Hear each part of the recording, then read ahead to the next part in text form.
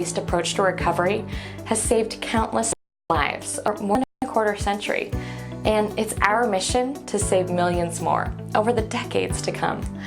We've been recognized and endorsed by leading government and medical institutions worldwide. But more importantly, we know what you're going through to gain independence from things like opioids, alcohol, or other addictive substances, as well as problematic activities like excessive gambling, eating, sex, shopping, and internet use. Our central philosophy is discover the power of choice. There are no labels here like alcoholic or junkie. We see addiction as a behavior problem that can be changed and resolved without judgment, blame, or shame. So how does smart recovery work? Well, we showed you how to use our proven tools and techniques drawn from many effective approaches to recovery, including cognitive behavioral therapy, rational emotive behavioral therapy, motivational interviewing, and mindfulness, and various relaxation techniques. Your recovery is all about realizing your strengths and building upon them. And to do that, we help you use our 4-point program and tools to help you learn to build and maintain motivation, cope with urges, manage your thoughts, feelings, and behaviors, and live a balanced life. The key is that we don't try to fit you in a box. We know that every recovery method is unique, just like every person is unique. For instance, many people combine SMART with other recovery strategies like meditation, mindfulness, or 12-step programs like Alcoholics Anonymous or Narcotics Anonymous. Whatever it takes. Our mission is to help you achieve success. But that's just the start. SMART also has a family and friends program for those who are caring for a loved one with addictive behavior. We also provide stigma-free support for people with opioid use disorders who are recovering with the help of medications such as methadone and buprenorphine. SMART's Correctional Institution program, Inside Out, which we developed with the National Institute on Drug Abuse, is used in hundreds of prisons to help inmates recover from addictive and criminal behavior. We also have special programs for teens and young adults. We're on college campuses across America, as well as in the top psychiatric hospitals.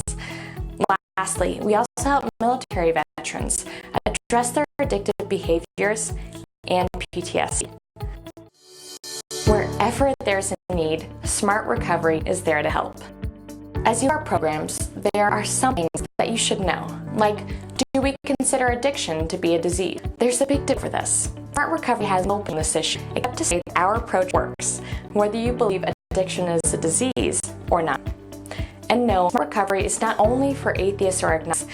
While religion and spirituality are not a part of the Smart Recovery approach itself, we encourage anyone to incorporate whatever belief systems they have into their recovery plan. Also keep in mind that Smart Recovery is abstinence-oriented. We are not a moderation program. We want to help you stop harmful addictive behaviors. But we also know that not everyone using our program is going to be 100% abstinent 100% of the time. Recovery can be a long journey, and slip-ups happen. We can all learn them. The point is we pick ourselves back up and move on.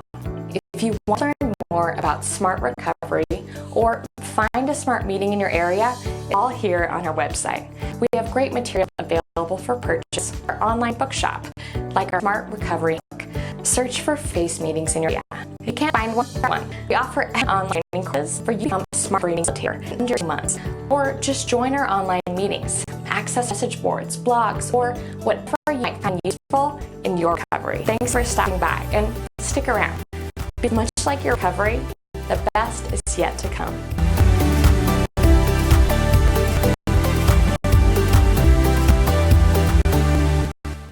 Thank you for joining Smart Recovery's live stream for 25th Anniversary National Conference. We hope you're enjoying wonderful speakers and events today. If you haven't already done so, please subscribe to Smart Recovery YouTube channel and don't forget to click the notification tab to get updates every time we add recovery-related content to our channel. And if you miss something today or tomorrow, don't worry. We'll be uploading presentations to our YouTube channel for you to enjoy and share anytime. Stay tuned for more great live stream events right here on Smart Recovery's YouTube channel.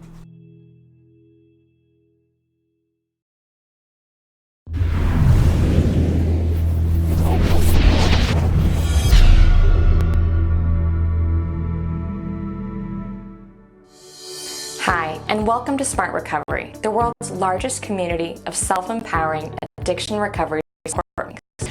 We started in 1904 as a small nonprofit with only... Thank you for joining Smart Recovery's live stream of our 25th Anniversary National Conference. We hope you're enjoying our wonderful speakers and events today.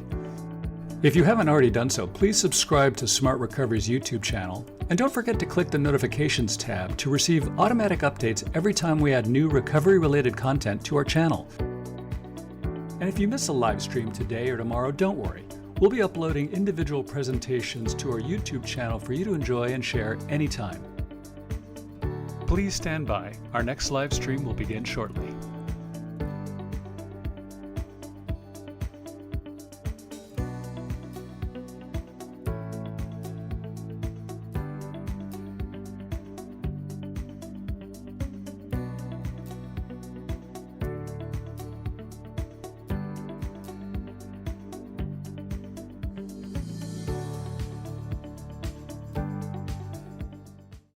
Thank you for joining Smart Recovery's live stream of our 25th Anniversary National Conference. We hope you're enjoying our wonderful speakers and events today. If you haven't already done so, please subscribe to Smart Recovery's YouTube channel, and don't forget to click the Notifications tab to receive automatic updates every time we add new recovery-related content to our channel. And if you miss a live stream today or tomorrow, don't worry. We'll be uploading individual presentations to our YouTube channel for you to enjoy and share anytime. Please stand by. Our next live stream will begin shortly.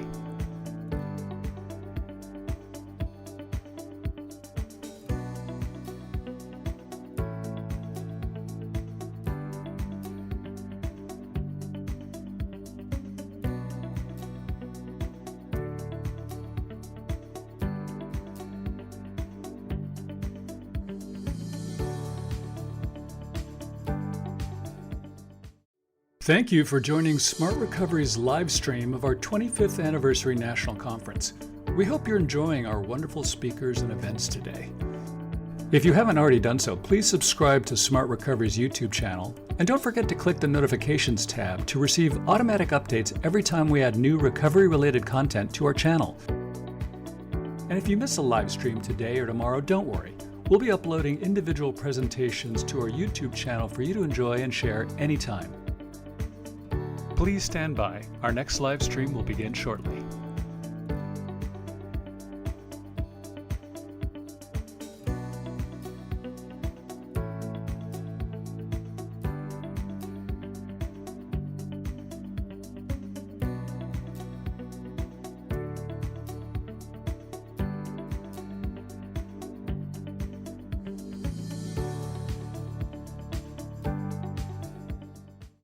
Thank you for joining Smart Recovery's live stream of our 25th Anniversary National Conference.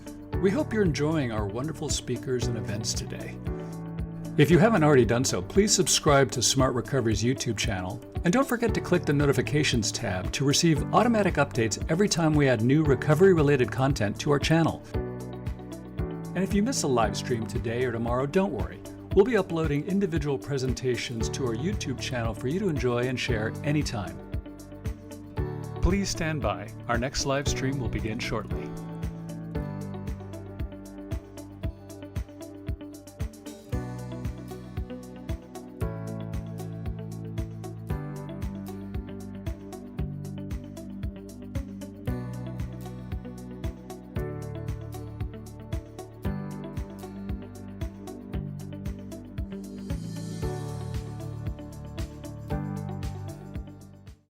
Thank you for joining Smart Recovery's live stream of our 25th Anniversary National Conference. We hope you're enjoying our wonderful speakers and events today. If you haven't already done so, please subscribe to Smart Recovery's YouTube channel, and don't forget to click the Notifications tab to receive automatic updates every time we add new recovery-related content to our channel. And if you miss a live stream today or tomorrow, don't worry. We'll be uploading individual presentations to our YouTube channel for you to enjoy and share anytime. Please stand by. Our next live stream will begin shortly.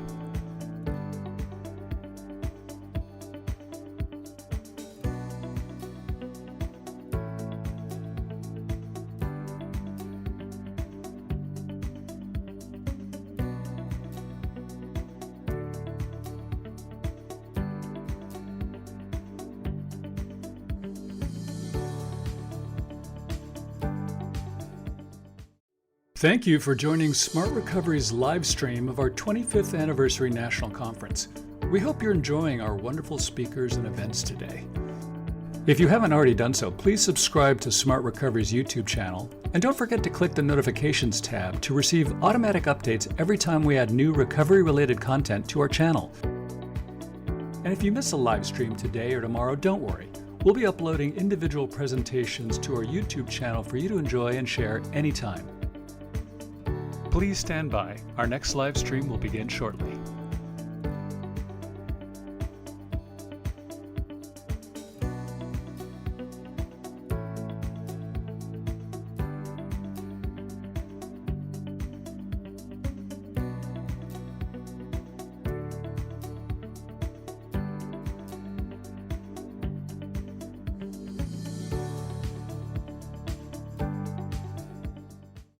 Thank you for joining Smart Recovery's live stream of our 25th Anniversary National Conference.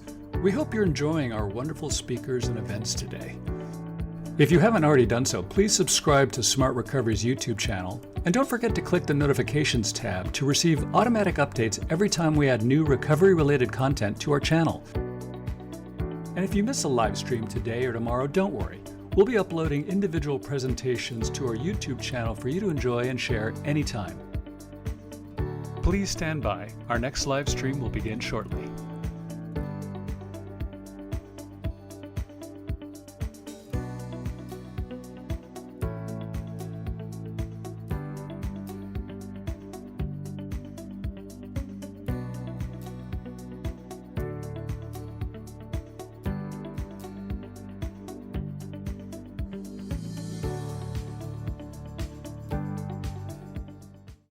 Thank you for joining Smart Recovery's live stream of our 25th Anniversary National Conference.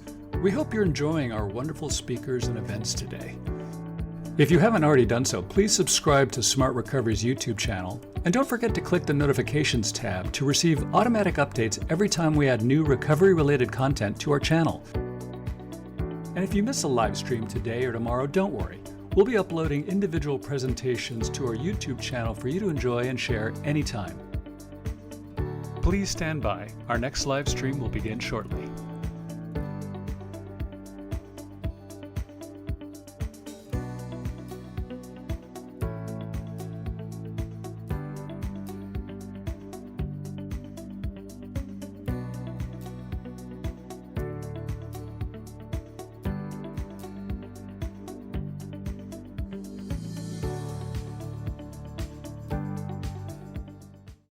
Thank you for joining Smart Recovery's live stream of our 25th Anniversary National Conference.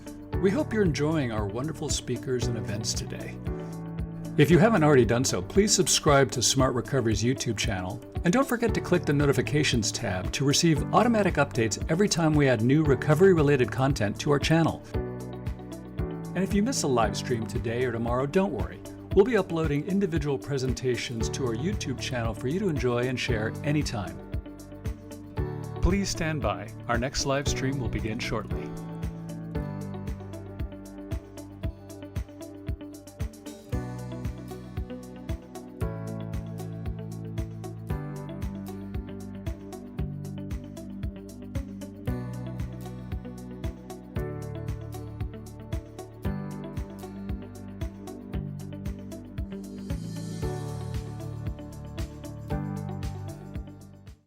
Thank you for joining Smart Recovery's live stream of our 25th Anniversary National Conference. We hope you're enjoying our wonderful speakers and events today. If you haven't already done so, please subscribe to Smart Recovery's YouTube channel, and don't forget to click the Notifications tab to receive automatic updates every time we add new recovery-related content to our channel. And if you miss a live stream today or tomorrow, don't worry. We'll be uploading individual presentations to our YouTube channel for you to enjoy and share anytime. Please stand by. Our next live stream will begin shortly.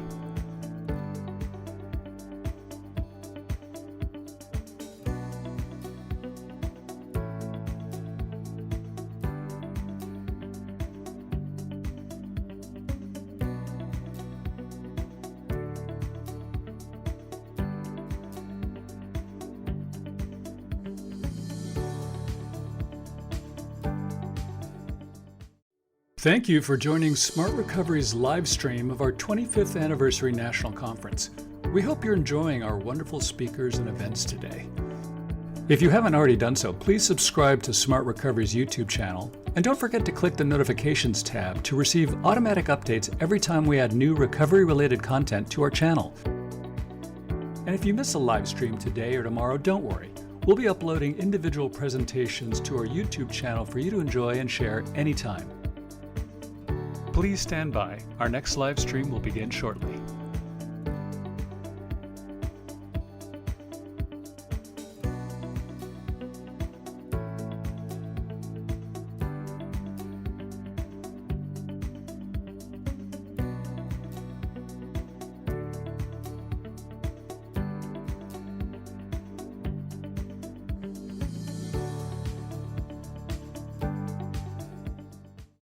Thank you for joining Smart Recovery's live stream of our 25th Anniversary National Conference.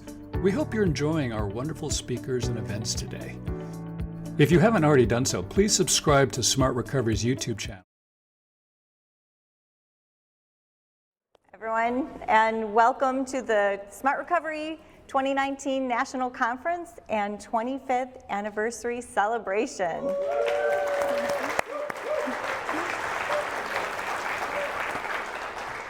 It's amazing to see so many people joining us for this spectacular event.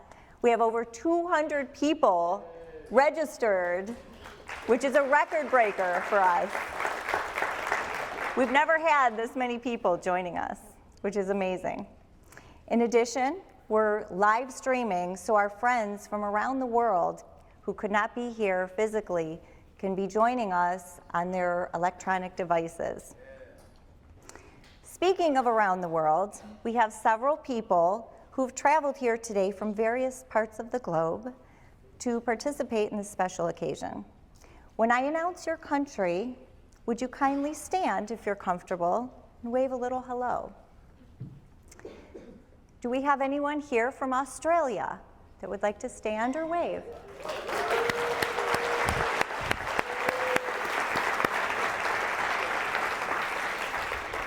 Welcome. What about our friends from Mexico?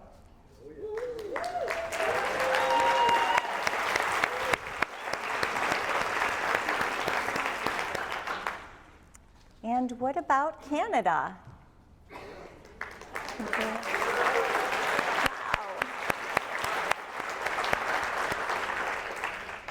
And I'm looking for our friend from Italy.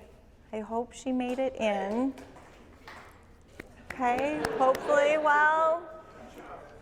Okay. And we have someone from the Republic of Ireland. Yay! Oh, good.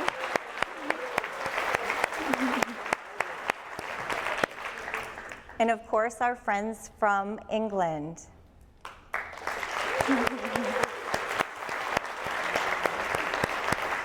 It's so wonderful to see so many people from all over joining us. Did I forget any countries? I hope not. And of course, the United States. It's wonderful to see so many people who have traveled from near and far to be here today. None of this would have been possible without the tremendous support from so many people who worked tirelessly to pull all of this together. So I'd like to thank the people who contributed so much to ensure this conference happened. Our local Chicago volunteers, especially Neil and Dan. I think I called on you for all kinds of requests throughout this planning, so thank you for your patience and help, especially. We have our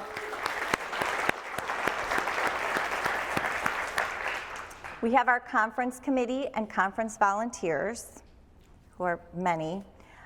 We have our conference production team who created the beautiful commemorative program and the materials that you'll be receiving throughout. Our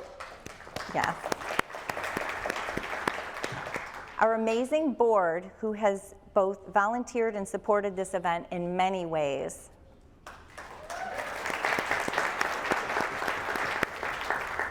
Our office team and executive director who has worked around the clock leading up to the conference to pull this off, and I mean around the clock.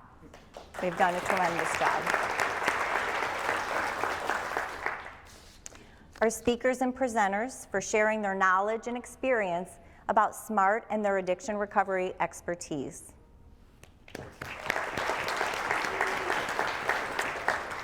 Thank you to our sponsors for their financial support of our conference. We have US World Meds, who is a platinum sponsor, Transom, who is a gold sponsor, Checkup and Choices, and Cigna, who are both speaker sponsors for this event.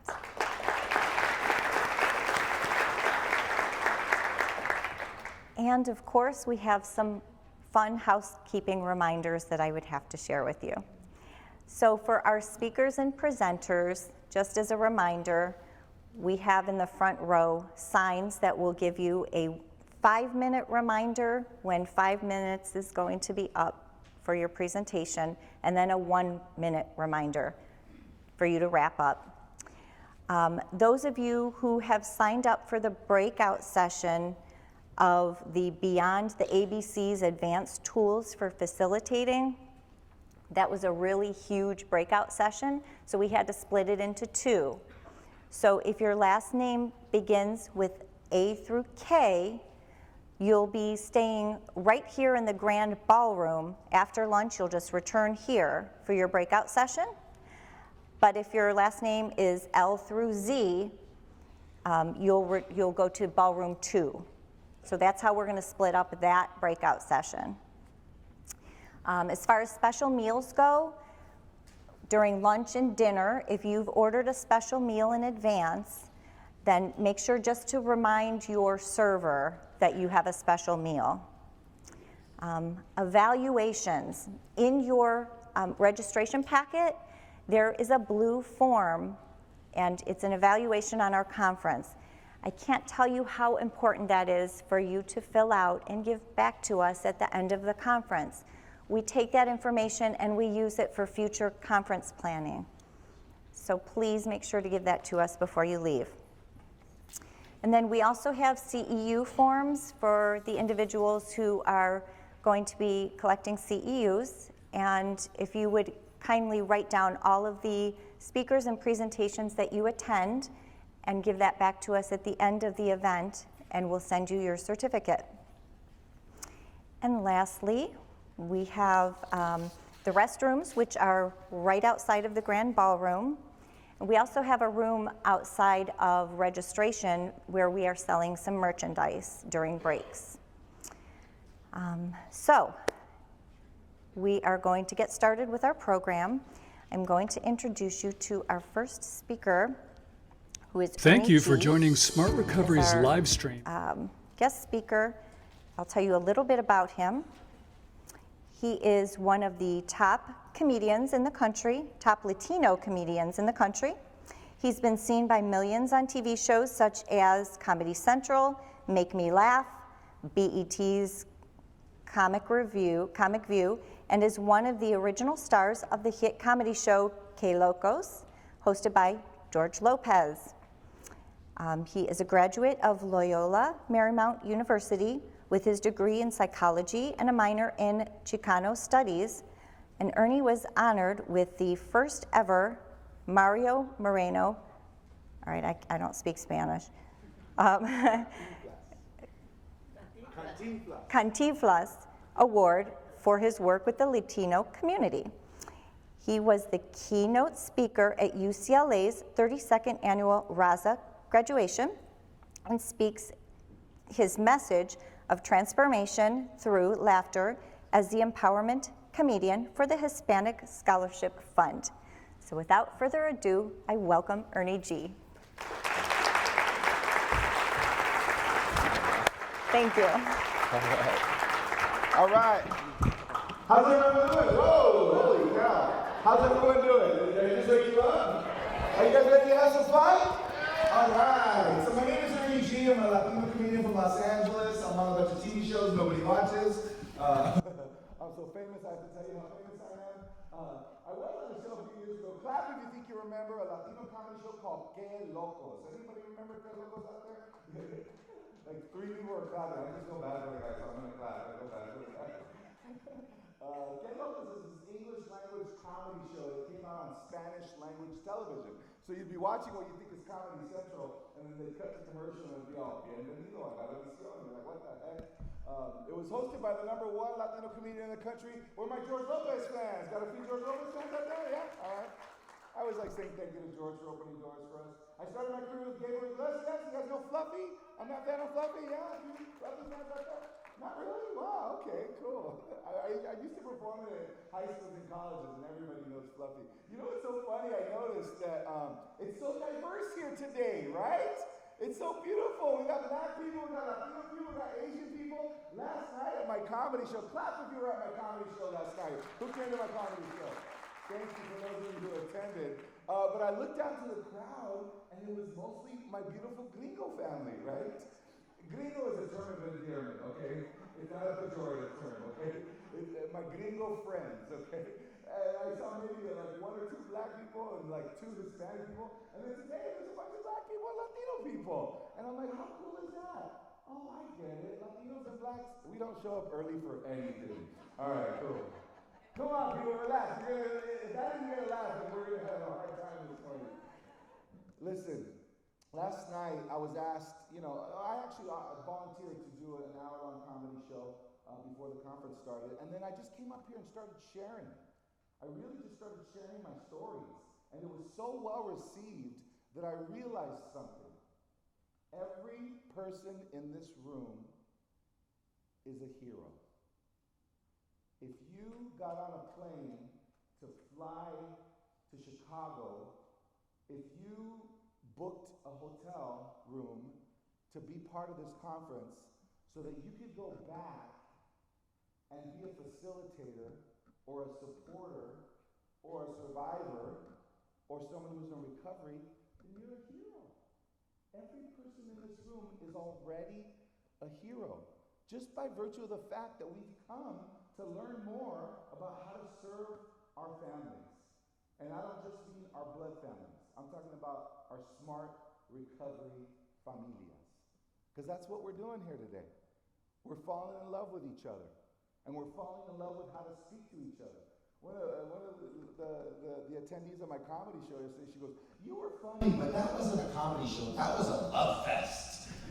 I really appreciate you saying that. Listen, I want everyone to know, I could do some jokes to make everybody laugh. What I'm really charged with is getting everybody excited about what we're doing here.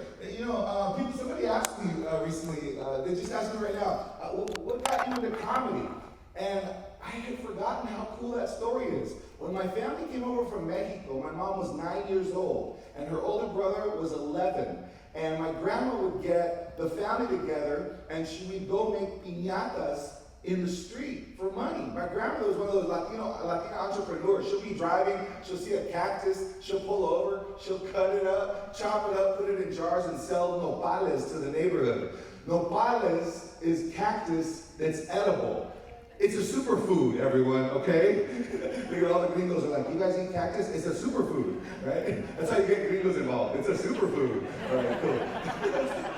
But my grandma knew this, and she was an entrepreneur. And so she would make the family make piñatas and then sell piñatas. And my uncle didn't want to get his hands all dirty. I don't know if you've ever done paper mache, but your hands get all colored up. And so he started singing and dancing in the streets for tips. And he made more money singing and dancing for tips than my grandma did making piñatas. And so they discovered him. They put him on some TV shows. He was on Bonanza and Gunsmoke. And I remember about 10 years ago, I'm watching TV about 2 o'clock in the morning, flipping through the channels, and on Animal Planet, they're doing reruns of Lassie. You guys remember the black and white show Lassie? And this little Mexican kid comes out to the screen with a sombrero and a sarape, and he's like, Señor Sheriff, we cannot find the Lassie, she is Messi. I'm like, dude, that's my uncle. So I'm watching in LA, he lives in New York, it's like 2 in the morning, I call New York, I go, Theo, they're rerunning your episode of Lassie on TV right now. Forgetting it's 5 o'clock in the morning on the East Coast. And I say, you just woke me up, mijo, they rerun that stuff all the time, go back to sleep. But my uncle had this uncanny ability of making people laugh. My family, Latino family, typical Latino family, people would show up for a Thanksgiving or a quinceañera or, Latinos, we don't need excuses to party. we have quinceañeras, party, baptisms, party, our cousin gets out of jail, party. Come on, people, that was another one. Let's get with it. We gotta wake up here a little bit. And my grandma, when everyone would drink, my mom was like, yeah, get out of my house. Get out of here. And my uncle, you guys, I got one. He would stand up and tell a joke. And Mexicans, we exaggerate jokes, right? Like a 2-minute joke becomes a 7-minute story. Then he would tell the punchline, bam, and then the family would be cracking up. And as a 7-year-old kid, 8-year-old kid, I was like, dude, we were all fighting right now. And now we're laughing. I want to learn how to do that. So I started memorizing jokes, and then my uncle would say, Neto, that's my Ernesto, short for Ernesto. He'd say, tell me that joke, tell me what they're saying at school. So I would tell him the joke, and then he'd say, don't tell him. And 20 minutes later, he's telling my joke 10 minutes funnier than everybody else, and 10 times funnier. My uncle learned that if you can make people laugh, for a moment, you'll make them forget what they're dealing with and what they're traumatized with. And, my parents were never married. I am the result of a noche divertida. My dad went salsa dancing, a fun night. My dad went salsa dancing, boom, 9 months later, Ernie G. And I used to be ashamed of that. I wouldn't say that to anybody. And then I said it on stage one time at a high school. And some gangster came up to me after the show. Cholo, you guys know what a cholo is? Like the guys with the bald head and the white t-shirts. Right? It's what most people refer to as a Mexican or Salvadoran gang member. It's what Mexicans and Salvadorans refer to as family members, right?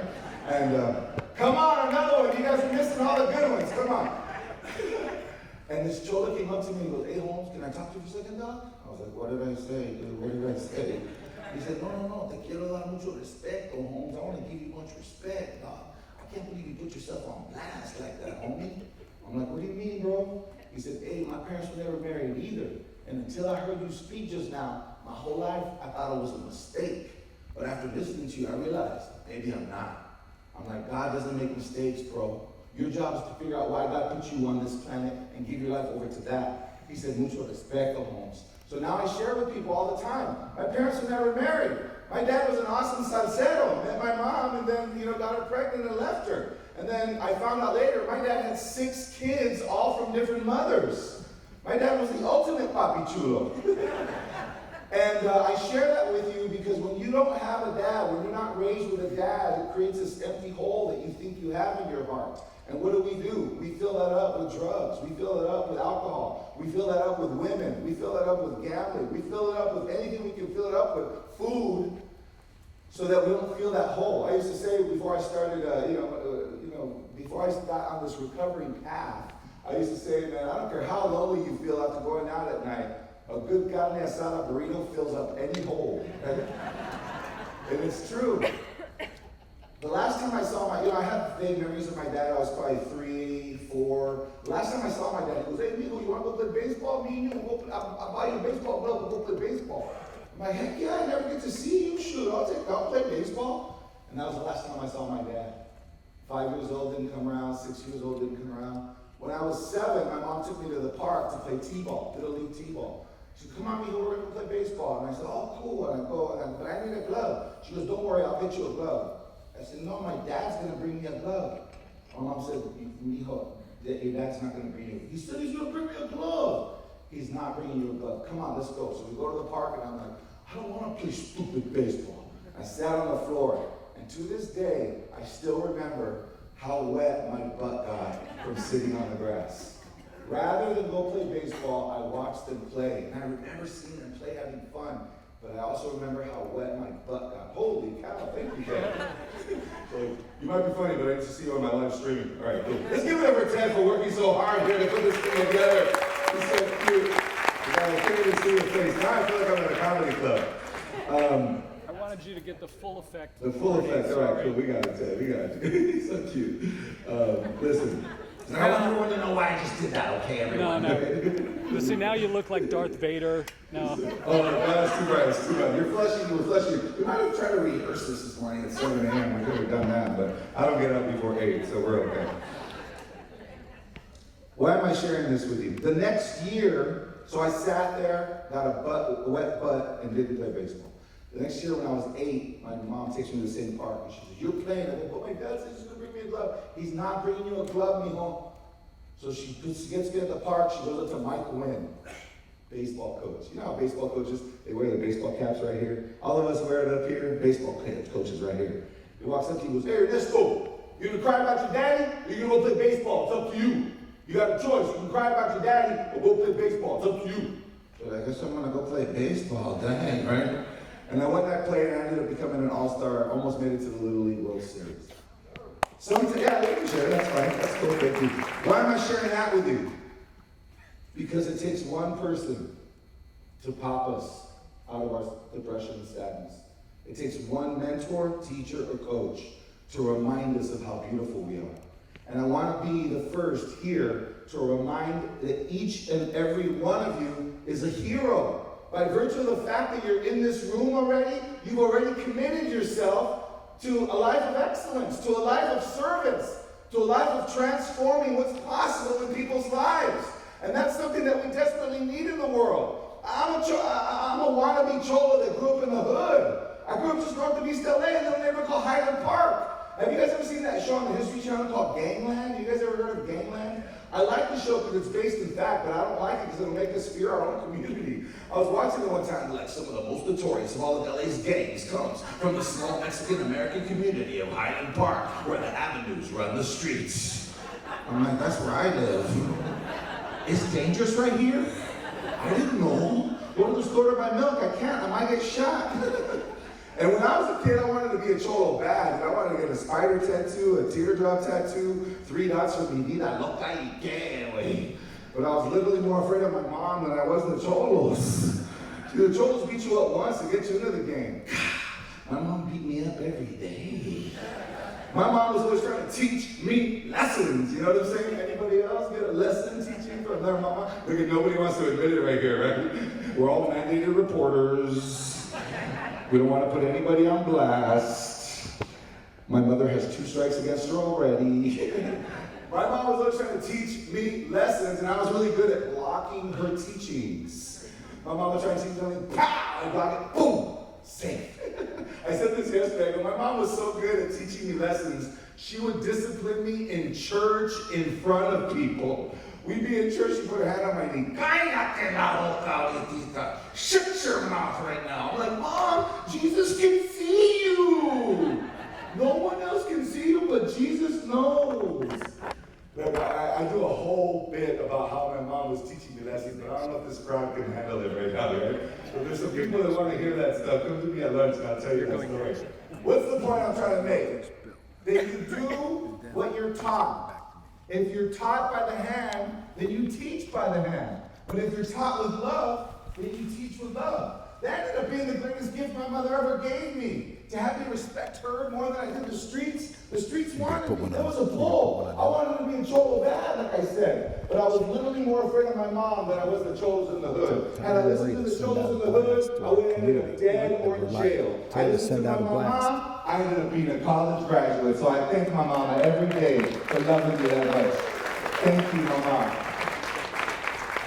Look, I want you to know that the world needs smart recovery.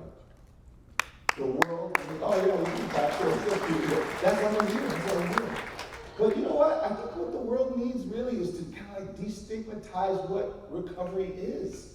Destigmatize what mental health is. I call myself a mental health coach now because I do leadership training in high schools and in colleges. And these kids, they don't understand the concept of being a leader in the way that we mean it. You know, they think a leader is the teacher or the boss or the general. Follow me, do it my way. What I tell students is, a leader is not someone who says, follow me. A leader is someone around whom others become leaders. A leader is someone around whom others become leaders. And how does that happen? Because the leader is authentic and genuine and transparent and real, and students can connect. When a teacher walks up in front of everybody and is very polished and just very mechanical and very robotic, the kids can't relate to that. But when it's a beautiful, authentic, genuine person that's just being themselves, the kids really connect to that. And I'm sharing this with you because I've had the honor to inspire thousands of students all over the country. And the way that I share with them so that they really connect with me is by telling my story. And the short version of my story is, my parents were never married. My dad, unfortunately, had a heart attack a few years ago. Oh, I forgot to finish that story. When I didn't see my dad for years, I just kind of forgot about him. And when I was 16 years old, my dad came looking for me. How long does he have? And my mom was like, Dad's looking for you. I was like, what? What does he want? I don't need to talk to him. For what? He wasn't there for me. Why should I talk to him? Talk to your dad, when he gets on the phone. Hey, Ernesto, what's happening, mijo? How you been? I'm like, did you bring my baseball glove? It's the first words out of my mouth. I never forgot that. And he said, what baseball glove? What are you talking about? I don't even like baseball. I'm a basketball man. Mijo, let's go play basketball. I'm like, are you gonna leave me at the park too? And I had all this anger and resentment toward my dad. And then I took a very powerful seminar called the Landmark Forum. In the Landmark Forum, they taught us, unless you forgive everyone who's ever hurt you, you'll never be successful in life. Especially your mom and your dad. You gotta forgive your parents for everything they've ever done and everything they never did. Now I know some of you just went, I hear you, but I just can't. I can't forgive my dad. I can't forgive my mom. I'd like you to consider that you can, but you won't. You can, but you won't. Because you don't think that the consequences will be sufficient to justify forgiving that person, right? But when you don't forgive that person over there, like they say in the 12-step program, it's like drinking poison, expecting them to die. And, right? It's like, you don't deserve my forgiveness. Die. Makes no sense, right? Why am I sharing this with you? In the Landmark Forum, they taught us how they catch monkeys in Africa. You guys heard this one? You got a bunch of bananas, put it inside a cage. The cage has a little sliver opening this big. The monkey sees the bananas, slides his hand into the cage, grabs a banana, and then he can't free his hand. The moment the monkey grabs a banana, he's so stubborn he will not let go. The moment they grab him, you can walk right up to him. The African tribesman, I actually Googled this and I found it. It was a berry inside of a rock cave, and he stuck his hand in the rock cave, grabbed the berry, he couldn't pull his hand out. The moment that happens, they won't let go. You can walk right up to them with a net and capture them easily. They'll flail. All he has to do, let go, pull his hand out, and he's free. But the monkey's so stubborn, he won't let go. Human beings love their bananas. We love having resentment. I'm still using and holding on to them and justifying our actions and our behaviors because our grandma did this when we were 5, because our brother did this when we were 6. Give yourself the gift of forgiveness and let it go. And the only way that you're going to get your friends and your people who are in recovery to do what you're sharing for them to do is by you leading by example. And I'll let you know that I called my dad. Right? I'm in the Landmark Forum, and they say, go forgive your parents. I'm like, this is dumb. He said, church of partner, share what you're getting out of this. I turned to my buddy, John Miller, 64-year-old John Miller, salt and pepper hair. He had that yellow ring around his eyes from smoking too much. He had red veins in his eyes. Never forget his eyes. I go, this is dumb, dude. I love my mom. My mom and I are cool. I love my mom. We're cool. But my dad, he wasn't there for me. I haven't seen him since I was a kid. He's a womanizer. I'm not getting anything out of this seminar. What are you getting out of this? He goes, son, I have a boy that I haven't seen since he was 3. My son's 19 years old. Go call your dad. He misses you. I'm like, out of the 300 people in the seminar, I had to sit next to you? And I realized God does not make mistakes. Call my mom. I said, Mom, can I have Dad's phone number? She said, you want to talk to him? I go, yeah, I want to talk to him. Get him on the phone. Hello. Hey, Ernesto, what's happening, mijo? How you been? I haven't talked to you in forever. What's going on, Ernesto? I'm like, Dad, I'm in a seminar they tell me if I don't forgive you, I'll never be free or successful in life. So I want you to know, Dad, I want to say thank you for my life, because if it wasn't for you, there'd be no me. I want to say I'm sorry for not being a better son to you. I probably could have reached out sooner. And I want to say I forgive you for not being my dad. He said, don't say that to me if you don't mean it. Don't you say that to me if you don't mean it. I said, I do, Dad. I'm tired of being angry. I'm tired of not being in a relationship. I'm tired of always thinking of all these reasons why to be mad at the world. I forgive you, Dad. I love you. He said, oh, mijo, I came over here from Puerto Rico when I was 16 years old, and because I know how to dance salsa, women just throw their bodies at me. What was I supposed to do? Say no? I was like, yo, if I knew how to dance salsa, I might have been in the same boat too. He said, I came over here from Bridgeport, Connecticut, because I had gotten 2 women pregnant out there. They both wanted to marry me. I didn't know these ladies. I come out here from Bridgeport to LA. I meet your mama dancing. I get her pregnant. I got 3 kids from 3 different women. What was I supposed to do? And then I realized something. Wow. My dad was a good-looking, sexy papi chulo. Bro, do me a favor, bro. You right there. Stand up real quick. Stand up. Stand up, bro. All right, imagine this guy, 19 years old. Ladies and gentlemen, that's my father right there. That's my father. I forgave my dad. I spent the last 20 years of my dad taking him to Dodger games. I never missed a Father's Day, never missed his birthday. My dad had a heart attack 3 years ago. And when he had a heart attack, my half-sister called me. And she called all of his surviving kids. 4 out of the 6 showed up. And it's weird when you meet your family. Oh, you're my sister? Nice to meet you, you know? Awkward. But my uncle, my brother, came up to me, hugged me, goes, bro, we're brothers, bro. You're my brother. We're brothers. I'm like, bro, you're just another kid my dad had, dude. He goes, no, dude, Dad did what he did, but we can't control that. The fact is your blood is in my body. My blood is in your body. We're brothers, bro. And when I knew he was my brother, we sat and we talked for 2 hours while my dad was in a coma. We have such similar lives. He was married 26 years. He raised 3 beautiful boys. He's a youth pastor at a church. When you don't have a good father figure, one of 2 things happens. You either become just like that guy and follow that same path, or you make a decision. Thank you for teaching me who I don't want to be, Dad. I'm going to be a great man. And I'm a great man today because thank you. I was going to tell you the story that I told yesterday about being the first person in my family going to college. I got kicked out of college, and I did that seminar and worked really hard to get back into college, and then graduated from college. I'll share that story some other time. I'd love to come speak at any of your facilities across the country. I just spoke at NASA, Langley Research Center in Virginia, because a lady there invited me. She saw me speak to high school and college students. She goes, adults need to hear this. Went to the Langley Research Center, performed in front of 200 scientists. They love me so much. They just brought me back 3 days ago to Washington, D.C., to the national headquarters. All the directors of diversity and equal opportunity from all over the country came, and I performed there, and I rocked it. So now I just found out that I'm performing at the Johnson Space Center in Houston. I'm going to be in Florida. I'm going to be in Ohio. Because when you let your light shine, when you are the authentic you that you know you're supposed to be, the you that God put you on the planet to be, you give permission to other people to let their light shine. When you are the real you, the authentic, genuine you that you know you are, every single one of you has a still small voice within that knows who you are. Not the one in your head that keeps you up at night. Not the one that you're like, please let me go to sleep, I promise. Just one more video, just one more video. Anybody do that? One more video, right?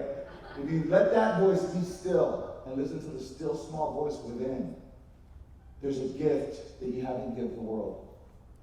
There's a story you haven't written, there's a poem you haven't written, there's a book, there's a movie, there's a conversation you haven't had, there's a forgiveness that you have not yet completed. And our job is to keep finding those things and keep sharing them with the world. So I'll end on this. People always ask me why I'm not married. I've never been married. I don't have any kids. I'm college educated. I'm pursuing my dream. I have a heart of gold. Basically, I'm a catch. And it's a joke, people. Relax. It's a joke. You can't be serious and then try and make us laugh. The problem is I'm looking for a beautiful, powerful, educated woman who has a little ghetto in her, right? told that story last night. But to honor, this year for Valentine's Day, I didn't even take out a day. You know what I took out for Valentine's Day? I took out my mom for Valentine's Day. That's right, that's right. I don't know why I'm sharing this. I just wanted to say, my first comedy CD is entitled Mama's Boy. And that's really my mom on the cover of my CD. I share that because I only had about 20 minutes, and so I talk about my dad, and then I talk about my mom, and then I introduce my comedy CD. My mom is the reason that I get to be who I am today. Single mothers are the backbone of a lot of families in this country. And I wish you love to my mom. Take one out if you have, if you can. But I'll end on this. I've given this postcard to thousands and thousands of students across the country. It's a beautiful little quote by Marianne Williamson, who Nelson Mandela read at his presidential inauguration, so he gets credited with this quote all the time. But it's actually Marianne Williamson from A Return to Love. She's one of our presidential candidates. If you don't know anything about her, she's all about love, and she's all about spirit, and she's all about source. I just want to say quickly, yesterday I mentioned God several times, and I know a lot of people in recovery have issues with God. It's not necessarily God for me, it is the love intelligence that governs the universe. There's something out there that created us all, and we're all connected by it. Whether you call him God or Jesus or Yahweh or the Spirit. Thank you for joining Smart. There's something that makes the blood in my body churn, and it's in every single one of you. And I think our job is to thank that, to give glory to that, and to keep sharing it. So my parting gift to you is this. If you saw the movie Coach Carter, you've heard this quote. If you saw the movie Keely Lee, you've heard this quote. But you probably never heard it quite like this. It's my gift to the 2019 Smart Recovery Conference. It says simply this: our deepest fear is not that we are inadequate.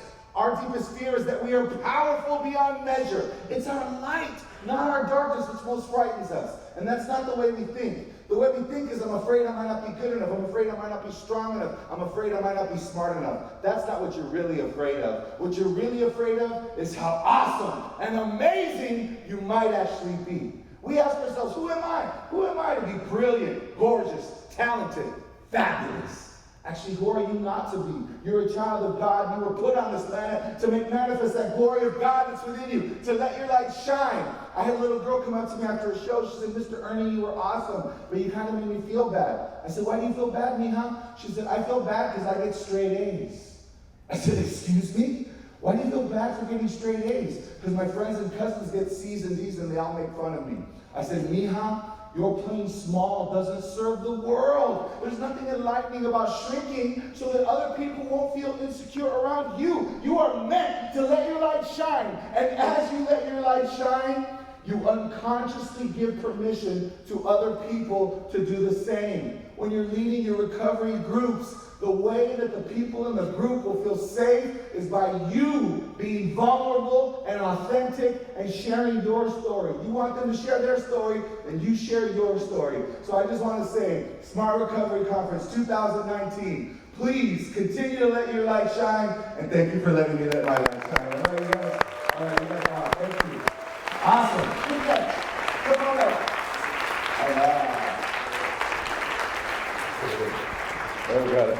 Let's give it up for Mark Ruth, everybody. Mark Ruth! I think it's more for Ernie G. So Ernie G, thank you so much. Appreciate all of your energy. And that's what we wanted, something a little different to start this conference off. And we appreciate the comedian side of it, but you have a motivational side as well. And thank you. Thank you. First of all, I apologize for the little delay that we've had, but we do what we do at SMART, which is we endure and overcome. So thank you for your patience. We are going to have Bill Greer, our board president, come up and speak. But before he does, I just wanted to say a few things about Bill. I have got the pleasure of working through my life with a lot of board members, and I have had nothing but great respect for our entire SMART Recovery Board, as well as our international folks and our team. So all of you should really be proud. You don't really understand the full scope of the work that they do. I'm talking about, I have seen a lot of organizations and boards that are on paper. Not this group. They're about as hardworking as you can get, and you should be really proud of them. Bill, in particular, has a background in communications, and every word matters to him. I like to write a lot, and he eliminates a lot of my words, so I have to endure with that. But I have learned a lot by that as well. We have Roxanne that does the same thing, really, really good at what they do on their proofing. Karen from my office does the same. So those are strengths that they have. But Bill has a background in nonprofits, has a background in business, and comes from the communication side of life, and that's so important to where we're going in SMART. So Bill, I'm looking forward to working with you on continuing to use your skills and the strength of our board and continue to advance the mission of SMART all across the world. I know our international groups are doing the same thing in their areas. So Bill, would you like to come up and start us off? Thank you, guys.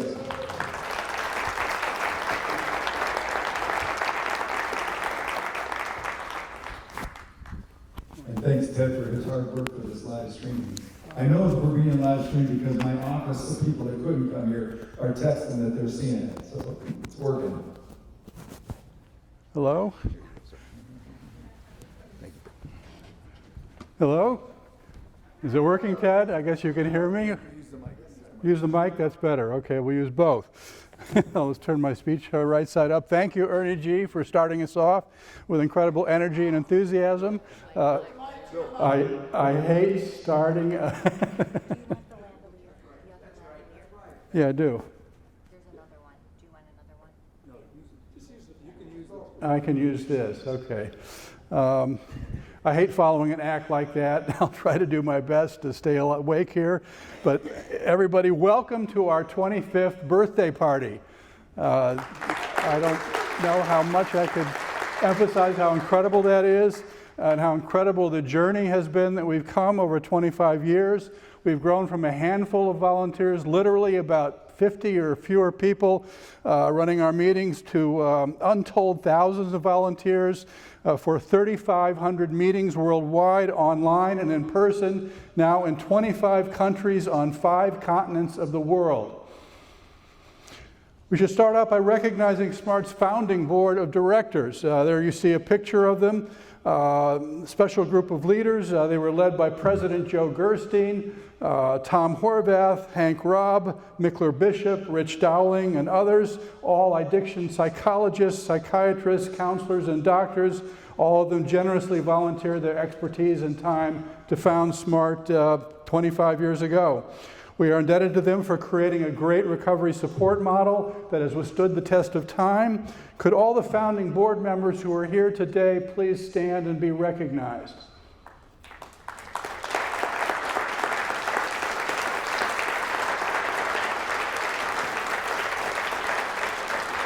A very extraordinary group. Thank you very much.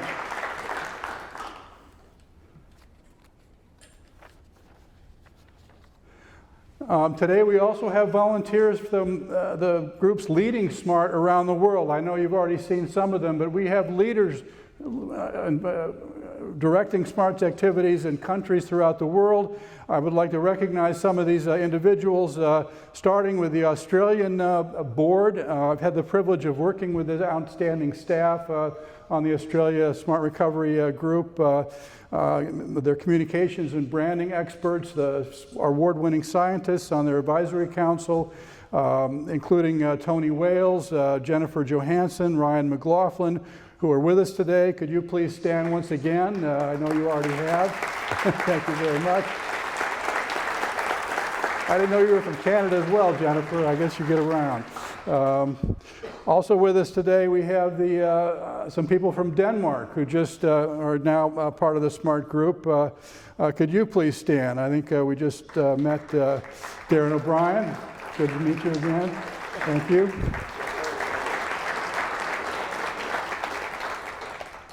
And we also have with us members of the UK Smart Recovery Group. I have visited their office in the lovely city of Stoke-on-Trent in England and attended meetings in London. We have 500 meetings there, the second most of any country in the world, overseen by Executive Director Angie King. Angie, are you here? I know you are, I hope. Oh, stepped out. Okay, well, that's all right. I'm honored to serve on the Smart Recovery USA board. As you can see, this is an incredible group. extraordinary group of leaders. I can't say enough about them, and I'm honored to be in this role right now. Could you all please stand and be recognized?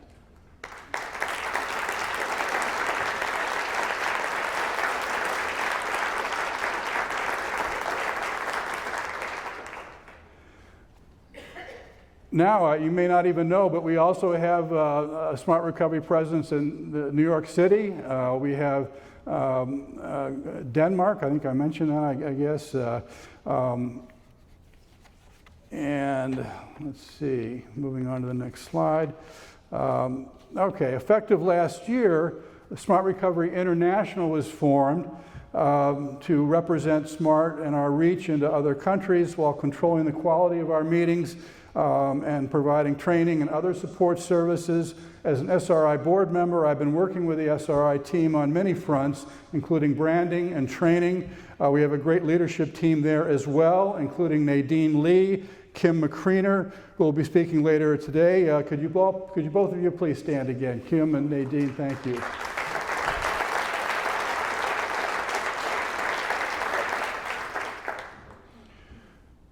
Now on this map, which you don't quite see yet, here we go, you can see that SMART has grown quite a bit, reaching to many countries around the world. Due to SRI's hard work, this map is difficult to keep updated. In fact, we recently added Iceland to the SMART group, so you don't see them colored yet. And just last week, we in fact added the country of Brunei. I didn't even know where that was, but it's a small, well-developed nation on the island of Borneo. If anyone, well, I know no one from Brunei is here, but perhaps you're looking in. It's 11 o'clock in Brunei right now, and welcome to the SMART community.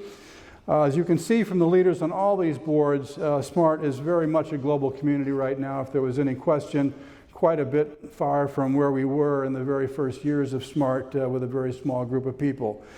So our growth, in a word, has been spectacular. You can see from this chart very much how tremendous this growth has been, particularly in the recent years. I think when I talk about SMART to other people, I note that this organization has grown from about 600 groups meeting weekly in 2010 to a projected 3,500 this year, at the end of this year. That's like growing by a factor of 5 or 6 in like 10 years. I mean, that's an extraordinary rate of growth. And you just wonder how our staff can keep up with that, and we're trying very hard to do that. I appreciate the journey that this staff has gone through the 25 years that we've been around. I know a lot about the nonprofit world from my own personal experience, having worked for 4 decades in the nonprofit world, mostly for industry associations. I've written several books on the history of associations, so I know a little bit about associations grow and the challenges that they have to face trying to grow. Learning about SMART, though, this story for SMART is very special and very different. I mean, it's hard to really do justice to what we've accomplished in 25 years. I think SMART has done more good, saving lives, renewing lives, reuniting families with fewer resources than anyone can possibly imagine. I mean, the work of the volunteers is just incredible, and that's what makes SMART so special and so extraordinary as an organization. And that is why we are celebrating our volunteers this year. When we're trying to figure out what the theme of this event should be, although we're calling it Past, Present, and Future, this is really a celebration of our volunteers more than anything else. And these are the people that lead our meetings week after week after week. Many of them are doing multiple meetings a week. Many facilitate giving hundreds of hours each year to serve our cause and help others.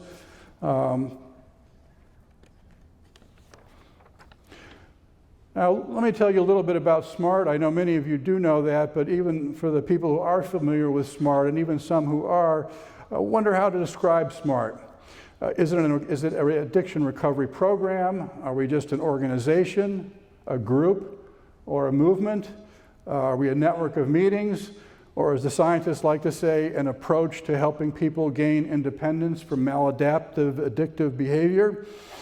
Yes, SMART is all those things, but I think they don't really capture the essence and the mission that what we do.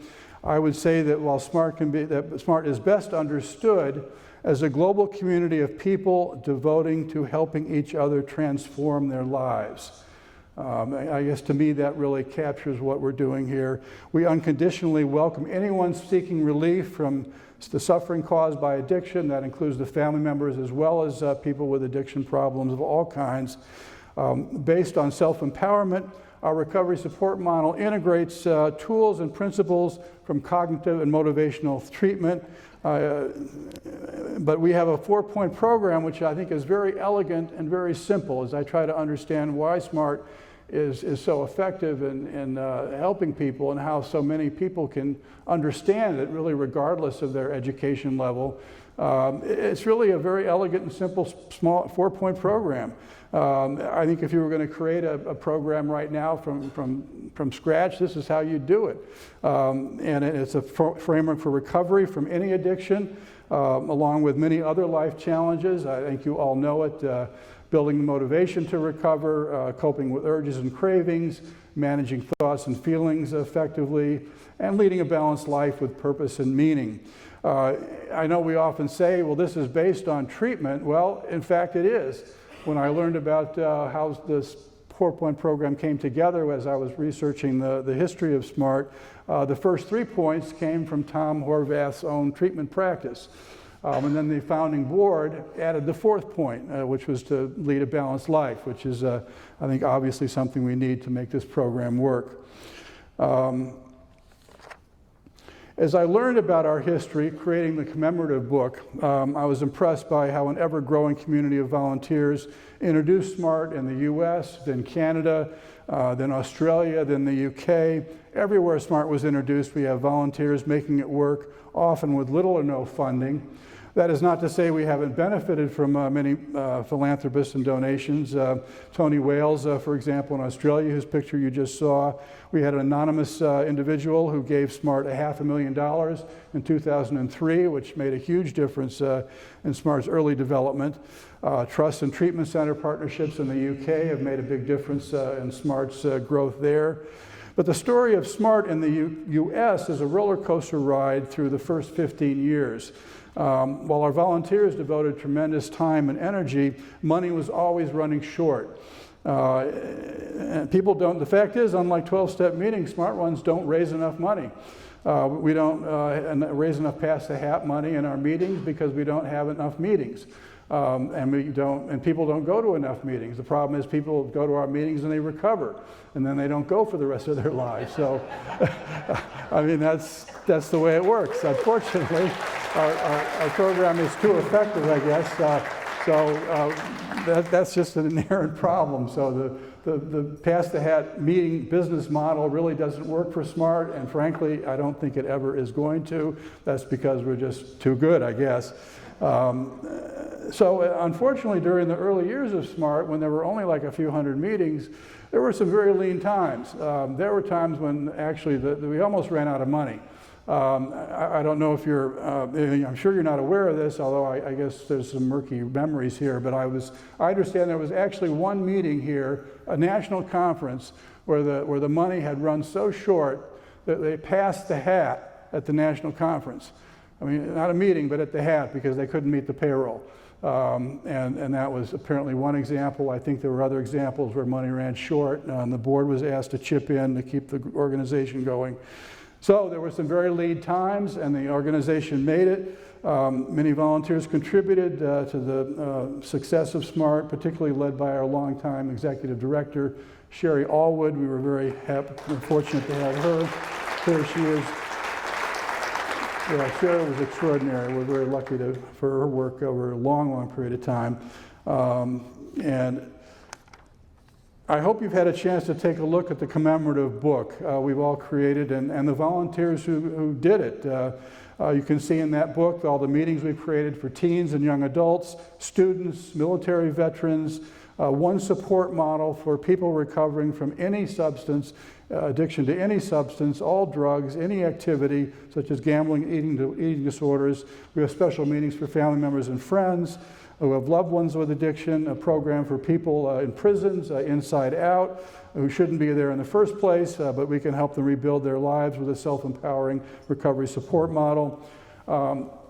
So we're really serving a very broad group of people, everyone who's really affected by addiction in one way or another, directly or indirectly, and we just need one approach to do that. We don't need a lot of different meetings for different addictions.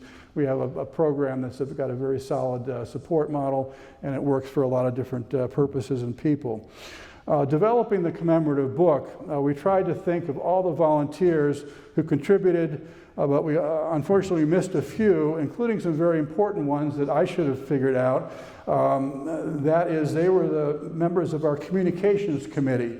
And you see signs at this event, other improvements on our website, our social media, and you may not know, but we have a very strong communications committee working on all of this. I formed this group 2 years ago when I first joined the SMART board. The members on this include a woman named Cheryl Franklin, who's not with us. She's a professional journalist, entrepreneur, and marketing expert. I don't know if Cheryl, you're looking in. I hope so. We also have Molly or Merrill Waring, broadcast news veteran, turned SMART trainer as well as a counselor. In fact, now Molly is an author.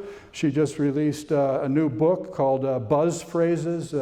These are short statements that encapsulate ideas that you hear at many SMART meetings, and I encourage you to get a copy. And I know Molly's appreciating that. Thank you. Also, we benefited from the work of Eliza Tapp, Smart Recovery New York, who's done a lot of the design work. Corey Oberden, a special social media expert in crisis communications. Volunteers with special skills and extensive SMART knowledge, including Autumn Gray, Alex Carday, Dan Hostetler, Hugh Delaney, Ann Giles. I know some of you are here today. Could you please stand up and be recognized? There's Autumn. Alex, good to see you. This group doesn't hold a lot of communications meetings. I guess we like to get work done. The committee does the work that needs to be done whenever they can, which is often over the last 2 years, especially since I became president and can't do as much communications work as I did before. So I'm very grateful for the work that they've done to help carry our communications work and actually bring us to a much more professional level from a communications standpoint. We've been very blessed with these gifted individuals. Finally today, I'd like to end with what I think is a very important point. We're figuring out how to sustain SMART and grow with a business model that works based on publication sales, training, grants, and donations. We're finding new revenue streams that will fund our growth, we hope, over the next 25 years and beyond. As we consider this history, all the sacrifices and hard work that brought us here today, I want to emphasize one point. And that is, today is our moment in time to make SMART a global force for recovery. We have an addiction epidemic, especially in the US, where the prevailing treatment methods are not working. They cannot solve this epidemic. We can see this happening year after year if the number of overdose deaths doesn't go down. The addiction problem is not going away here in the US. We seem to have it worse than perhaps in other countries. They are based on paradigms of the past that no longer work. They cannot solve today's addiction problem, especially the opioid epidemic that we're dealing with in the US. We're not dealing with it right. I know that because I've been seeing how it has worked in other countries. I'm on the Smart Recovery International Board. There are no opioid epidemics in other countries. I mean, I guess Canada has a little bit of a problem, but other countries, when they've had opioid epidemics, they've come up with medications to help people get over the problems. France had an opioid epidemic in the late 1990s. It took them 4 years to get over it. We're now at almost 50,000 overdose deaths a year just from opioids alone. That's more than the peak of the AIDS epidemic in the US, and we're still not addressing it. Thank goodness we have smart meetings who accept people and welcome people who are using the medications they need to recover from opioid addiction and recover without risking fatal overdoses that too often happen from people who are trying to recover and are not on these medications to protect them from fatal overdoses, which I think is incredibly tragic. And I feel very strongly that SMART must grow to help these people. Because it seems like we're about the only group that's there for them right now. We're developing the numbers that we can really make a difference to be there for these opioid affected people. I had an incredible experience earlier this year with a group called Faces of Opioids. You've probably never heard of them, but perhaps you will. This was a group that was formed in 2017 to represent the people who are struggling with opioid use disorders, the people who have family members who've died from opioid use disorders, and they have a special group of people, the children who've lost parents to opioid use disorders. This group was founded in 2017 with nobody. In 2 years, it grew to 60,000 people. And these are 60,000 people who have been directly affected by the opioid epidemic. I had a chance to do a Facebook Live event with them earlier this year. When they heard about SMART, they were ecstatic. I mean, here's an organization whose meetings will welcome people on opioid use disorders who are using the medications they need to recover. That was just incredible. We gave them free training. I think we'll continue to give them free training because we need their members to facilitate our groups. Because this is so incredibly important to deal with this crisis that we have here in America, and we're really not dealing with it the way we should, which I think is a tremendous tragedy. And as SMART grows, I think it's incredibly important that we help the people who make SMART work, and that is the volunteers that are really the heart of our organization. We need a lot more volunteers, but just as importantly, we need to support our volunteers. We need to show how much we appreciate their work. I know that firsthand because I've been a volunteer facilitating meetings for people with addictions, family and friends, people in correctional facilities. I know the hard work that you put in, and we need to support you and appreciate you because it's incredible the amount of work that you do. And I guess as president, I'm thinking, damn, I really got to do this right because if I don't do this, I'm not effective. So that's really important to me in my role here. We just can't grow and expect our volunteers to take care of themselves, and it's just not possible. We've got to support them. If in the U.S., I keep talking about, yes, we'd like to add another 1,000 meetings, maybe get to 5,000 in another 2 to 3 years, and that's a tremendous goal, and I think it's achievable, but it's not going to work unless we figure out ways to support the volunteers who make our program work. We got to support them with funding, with resources, with places to find their meetings, guidance to help them figure out how to make their meetings work. So I think that's incredibly important. We can't grow without first taking care of our volunteers. And this may be our greatest challenge as we try to make SMART the organization that our founders envisioned 25 years ago. I think we're on the way to doing that, but we first have to take care of our volunteers. That's so incredibly important, and I appreciate everything you all are doing and making our program work, and I just can't emphasize that enough. So I thank you very, very much. Now, yes, please. Thank you. Now, Ruth is going to talk about some of the things we're doing to take care of our volunteers because that is so important. And many other new initiatives that are underway to launch SMART into what we hope will be an incredible future. Mark is celebrating his 1-year anniversary with SMART. In fact, he actually started his job here at SMART like 3 days before the annual conference. Can you imagine that? The executive director starting 3 days before the annual conference. Yes, he really did that, and he kept the job. He didn't quit. He survived this trial by fire and has gone on to upgrade our fundraising. He's streamlining our communications. He's supporting SMART with tremendous energy and enthusiasm, and really appreciate everything, Mark, you're doing. I can tell you from my personal work with him, he wakes up about 4 o'clock every morning. That's about 3 hours after I go to sleep. So I can tell you that together we're looking after SMART almost 24 hours a day. So please join me in welcoming the Smart Recovery USA Executive Director, Mark Ruth. Thank you, Jeff. I'm going to give that to you, I guess. Thank you so much, Joe. And he is not wrong. We get up early and we talk.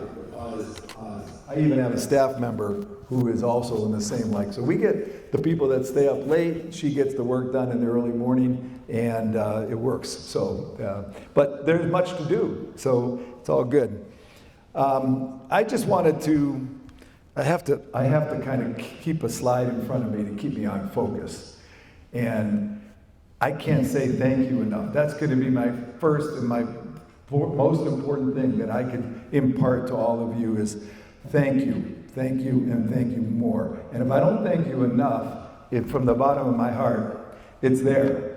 Because you guys make a difference. You're making SMART special. You've done it for 25 years. As Ernie G said, you're heroes. You're heroes. The other thing I'm going to talk about is some of those accomplishments that Bill referred to. And again, we should be proud of what has been done this year. Is it perfect? No. But what is? Whatever is. You just keep working, you adapt, you overcome. This is what SMART does as a business, as an organization, as a mission. So we do that in our central office. What used to be central now is the national office. Michelle, I got to pay 10 cents for that, so apologize. I just want to say start with thanks. Again, I've already said it about the board. Their vote of confidence in me gave me literally an opportunity to do what I love, and I switched from the for-profit industry over to the nonprofits so that I could use my business background in helping to reach more people, to help to give and help those organizations like Big Brothers Big Sisters to grow so that there could be more bigs. That's what I like to do with SMART. I'm just doing it on a literally with the help of our international folks on a worldwide level. And I don't know how you can get any much better than being able to reach that many people. So when we talk about growing meetings, we are all being heroes in so many different ways. As a big brother, I was able to have a mentor, an individual that I was able to serve, one person. And I carried that in my heart. In fact, I still stay in touch with my little. But at SMART, when you volunteer and you are facilitating a meeting, how many people are you touching from that 1 hour, hour and a half of your time? It is a crazy exponential number that we need to keep doing more of. When we talk about 3,000 meetings or 3,500 meetings, that's really not the right measurement. It's actually significantly more because one meeting runs once a week. So when we talk about that meeting, sometimes I think we don't do ourselves justice. We're talking about 200,000 meetings. We're not talking about 3,000 meetings. We're talking about 300, that many over the course of a year. So all that being said, you guys make a big difference. You touch many lives, and that's what is really awesome about volunteering for SMART. Also for the SMART community, I want to say thank you. When I first came on board, 3 days, as Bill said, I'm working in the conference last year. I was taking pictures just to see I could be of help and meet some people, and that allowed me to connect. I also got the opportunity at that conference to listen to the stories and to talk to people, and that turned my heart to SMARTs. I have a SMART heart now, just like you all do. Okay, I refer to SMART hearts all the time, and I couldn't be more proud of you because I know you all do have that. I also want to say thank you to Transit. Miguel's here and Julio's here. The reason I want to say special thanks is because SMART has grown tremendously. 25 years they have grown, and in these last 10, exponentially, as Bill alluded to.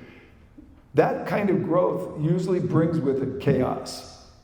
And that chaos translates to stepping on your feet when you're trying to do your jobs, which is to support the volunteers. So our national office has been trying to keep up with that with fewer resources. And Transom, and through their work with Michelle, who's on our IT committee, we've been able to start making great progress on the efficiency that's necessary for the organization to take that next step, which is to double and triple its meetings. So critical that we can do more with less. And using the technology, that's so critical to what we're doing. I'll give you an example. We were able to take what we call verification requests. Are you guys familiar with verification requests?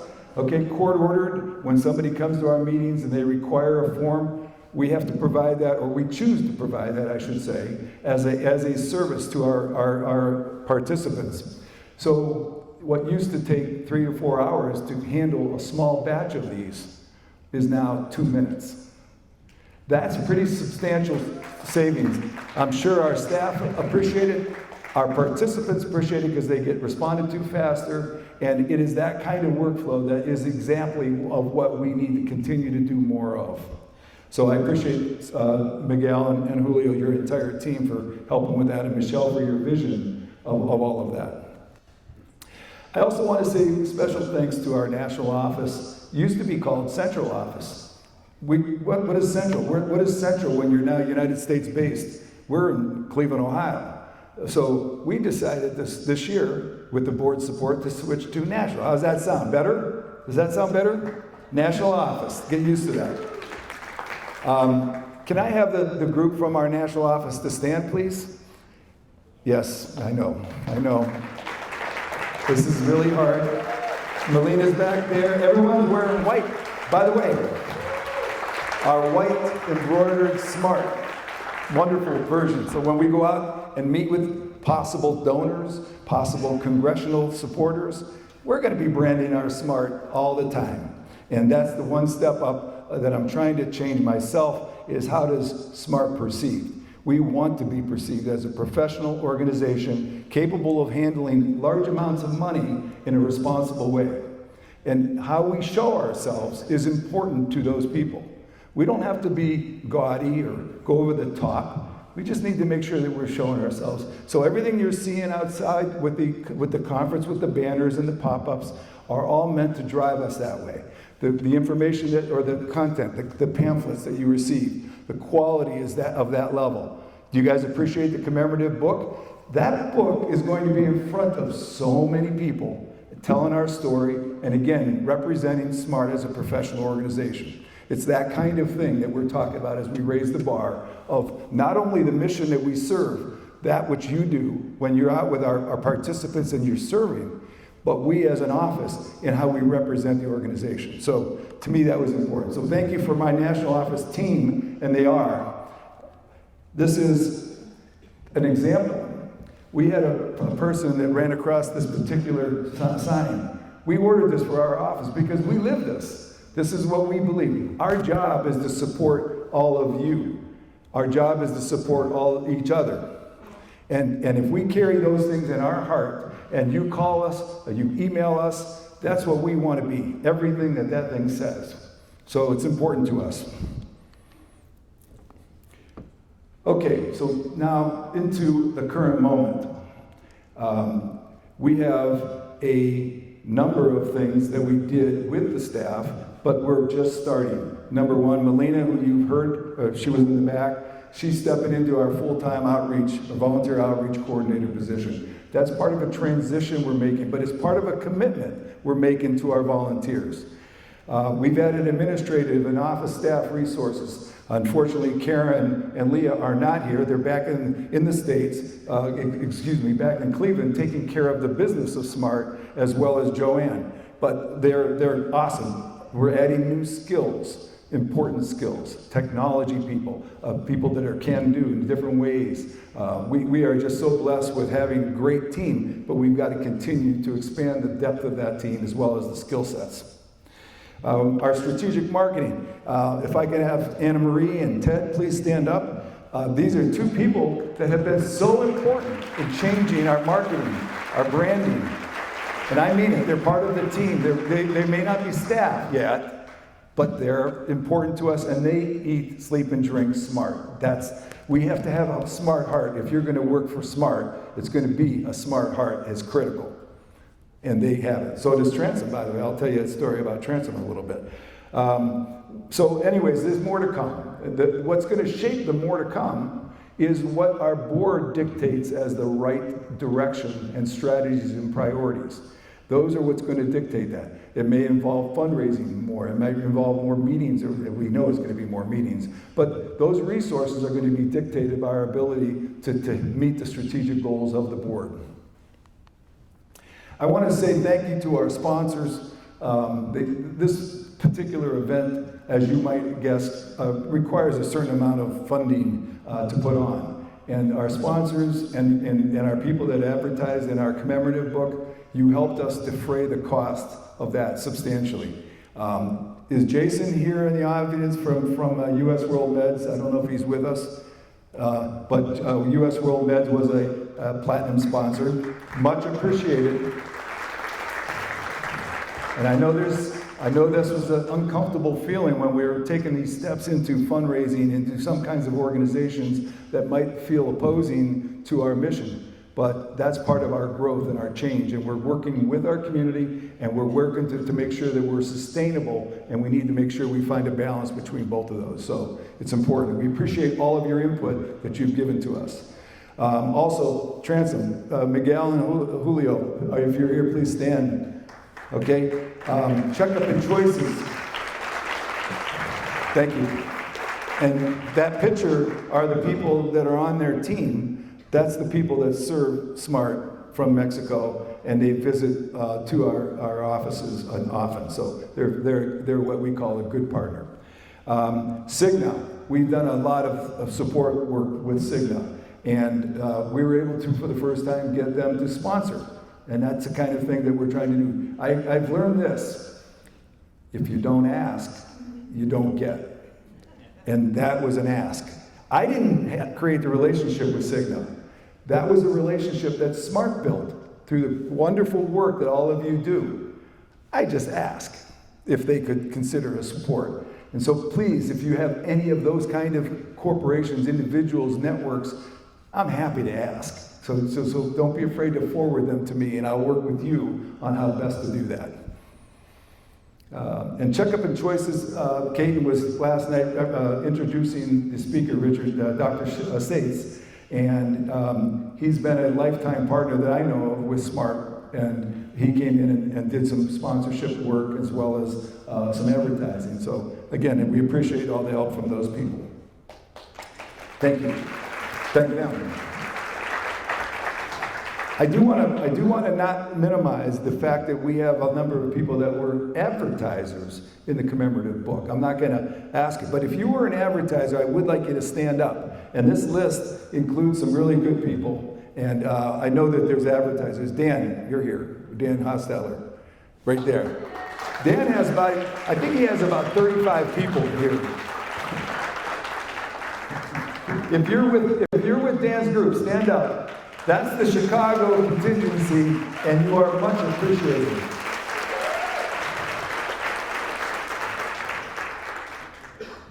Okay, so again, some of our board members came and put some of these advertisements together. All of our board created an advertisement and individually contributed to the commemorative program. So the board is not only active with regards to their volunteer time, and significantly, but also financially. So that's something that a lot of funders, philanthropists, they want to ask that question. Is your board engaged? And ours is. I'm going to ask Ron and Charles just to come up for a brief moment, and that's going to be hard because they like to talk.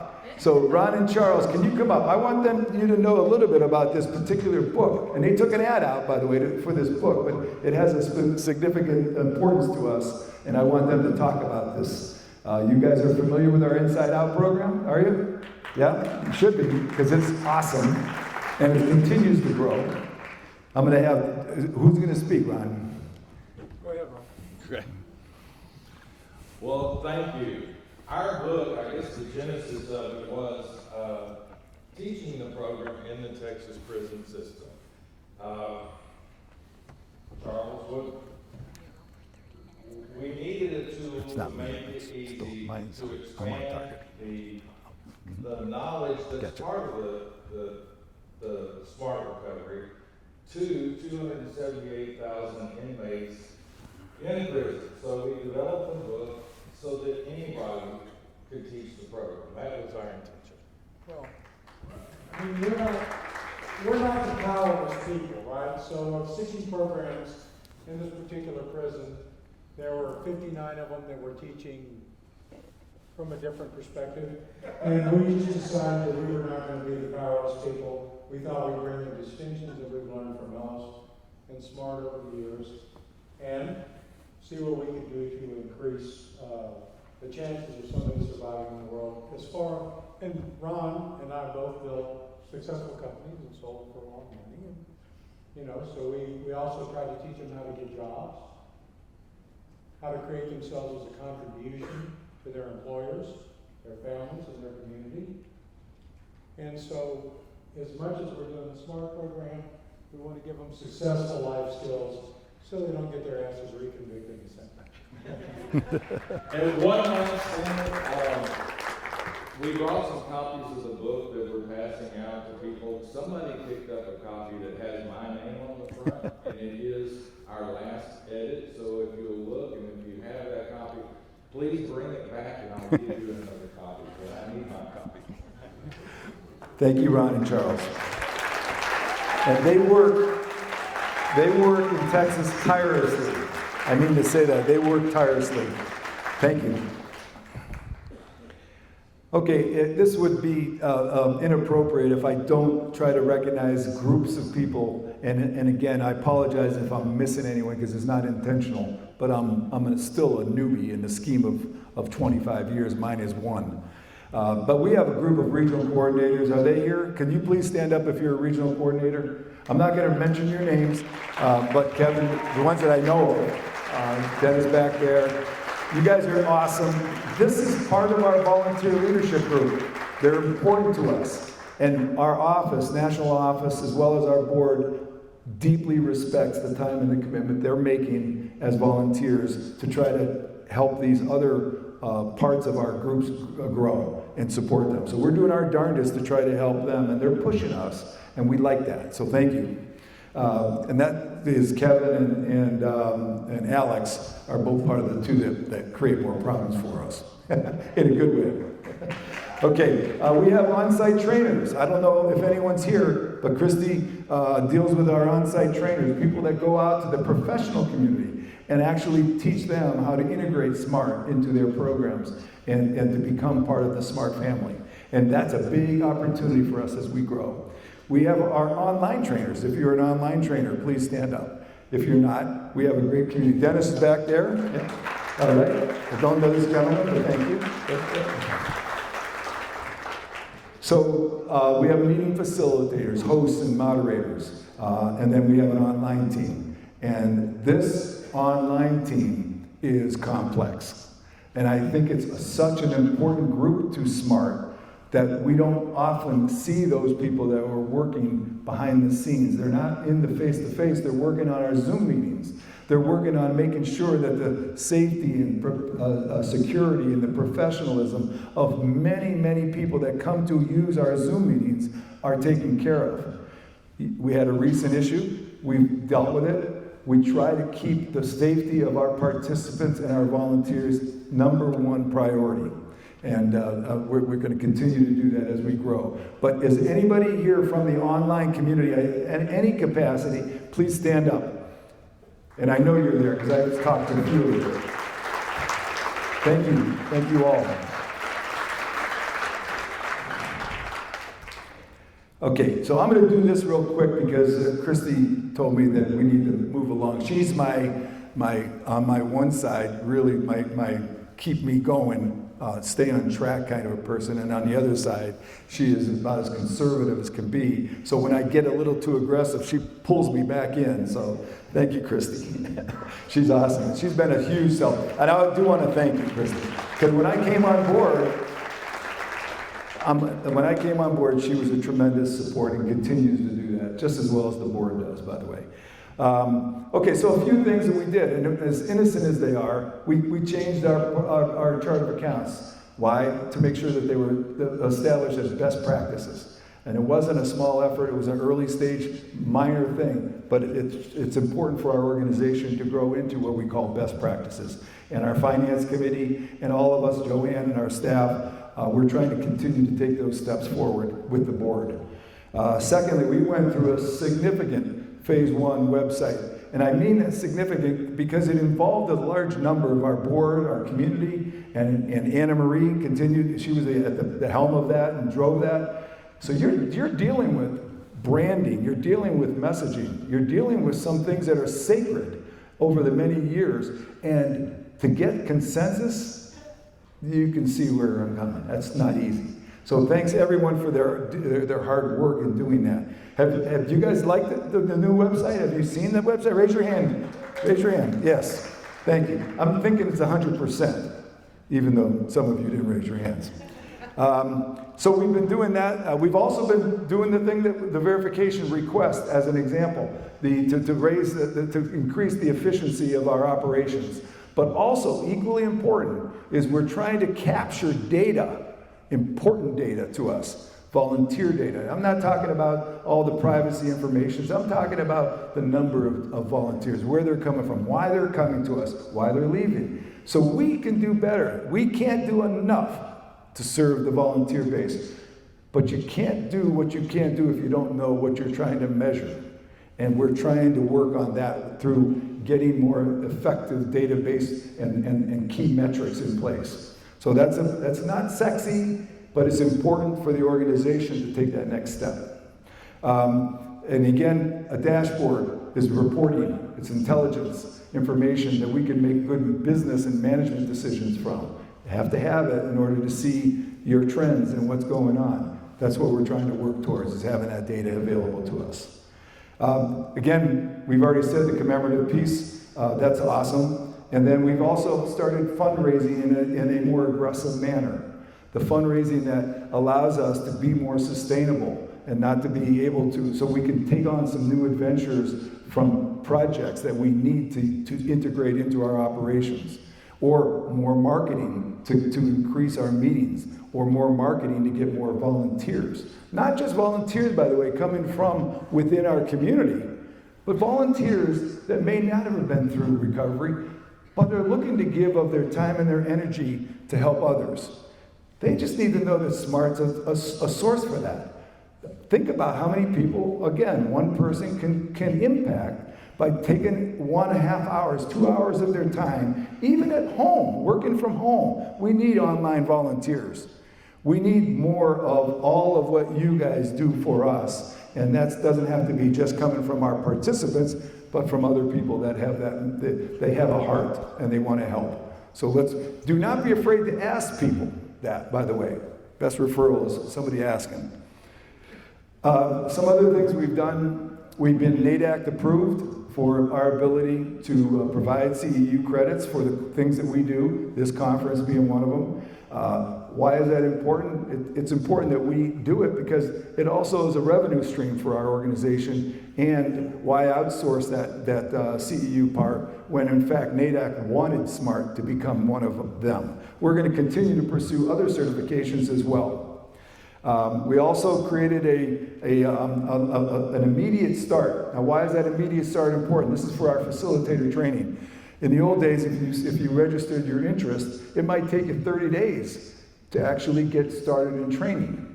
And that just is too long. Somebody comes to SMART and wants to get started, we want them to get started ASAP. And that's what immediate start did for us. It turned us in our ability to get that volunteer engaged with SMART sooner, so they didn't change their mind or some other cause came along. So this was important to us. And again, to our training team, Katie is here from our training team, and Jim is here. Where's Jim? Jim back there. Again, these guys do great work that we're going to continue to make differences even on our training. We're getting ready to roll out a beta professional training program to reach the treatment professional that will be on a different level than our facilitator training. It's going to be on a different scale for them so that they can learn SMART and how to integrate that into their community. into their work, into those serving those that we serve. So that's coming down hopefully fourth quarter. So all these things are part of that. Ted has done a wonderful job of bringing his skill set. Again, he has a talent, and he brought that to SMART. He is also a SMART facilitator, so he knows SMART. So between those two things, Ted, thank you for all that you've done to bring your skill sets to help our training and our video work, including what you're doing right now with this live streaming. Can't understate that enough. Okay, the on-site trainings, Christi leads that particular group, and we have a bunch of professionals that know SMART inside and out and know how to teach it. But we're also doing something in our national office to try to reach a smaller treatment provider, and that is to be able to invite them to our national office when they might have 1 to 5 professionals versus 10 to 20, which is what we go do our on-site for. But bring them to our national office, train them up, and we also are using Zoom Room to be able to bring people remotely into that type of training. Okay, so those are all part of the process. Just a real quick note, we engaged Brass Tacks, and this is an organization funded by SAMHSA.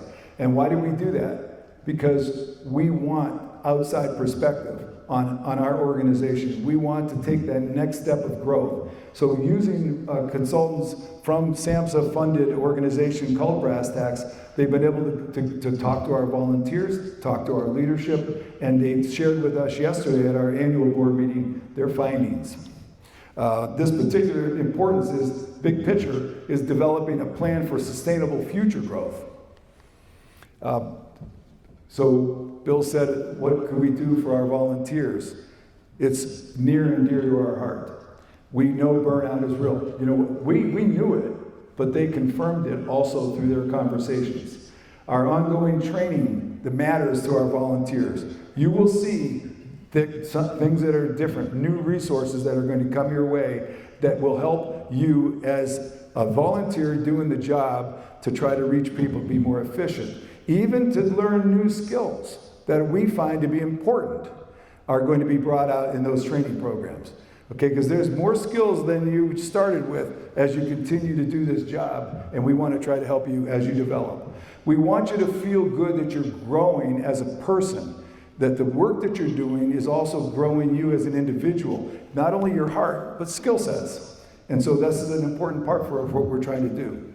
The good news is, while we received this report, with Bill's leadership and our board's leadership and my national office, they continue to drive me. They drive me crazy. They're always adding projects onto my plate. I don't know why. But the good news is it's all for good. And so a lot of the things that they brought out in their findings, in fact, are things that we are working on, but we also learned some new ones.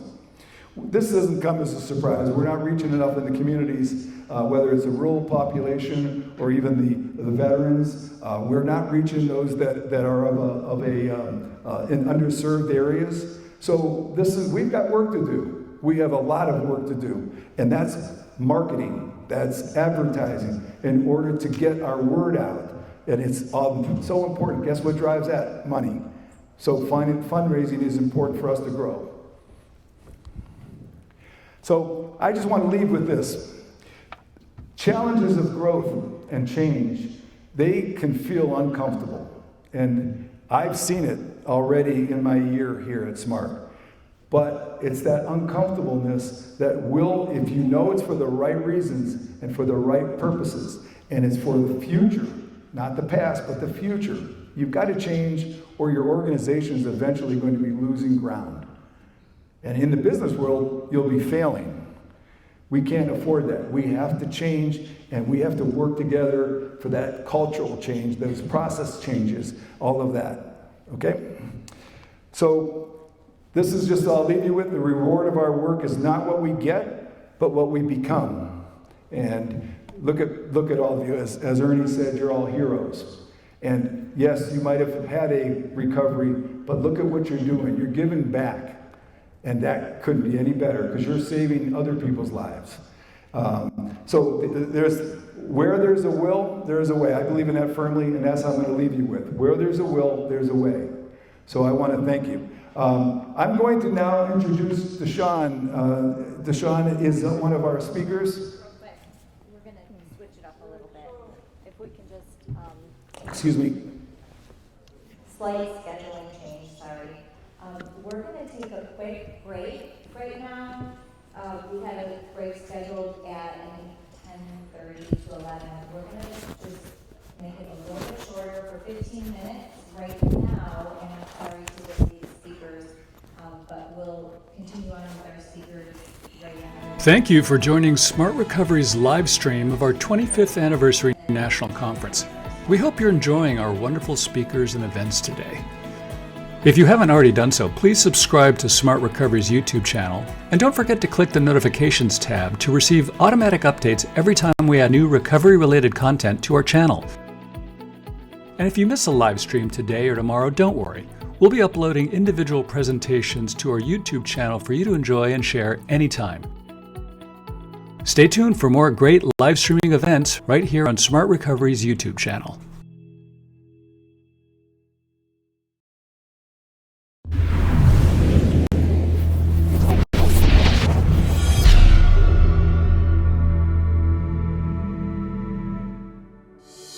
Hi, and welcome to Smart Recovery, the world's largest community of self-empowering addiction recovery support meetings. We started in 1994 as a small nonprofit with only 42 group meetings, and have since grown to thousands of face-to-face meetings all over the US and around the world.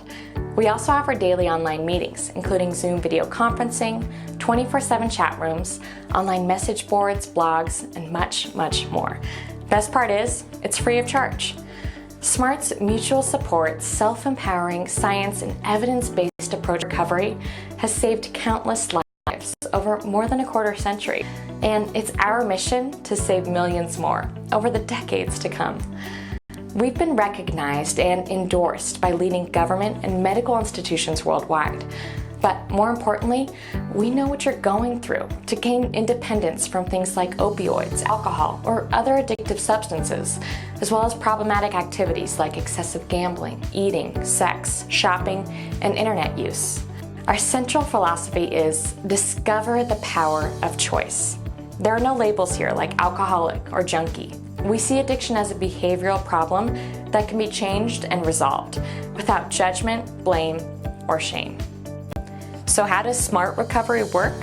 Well, we showed you how to use our proven tools and techniques drawn from many effective approaches to recovery, including cognitive behavioral therapy, rational emotive behavioral therapy, motivational interviewing, and mindfulness and various relaxation techniques. Your recovery is all about realizing your strengths and building upon them. And to do that, we help you use our 4-point program and tools to help you learn to build and maintain motivation, cope with urges, manage your thoughts, feelings, and behaviors, and live a balanced life.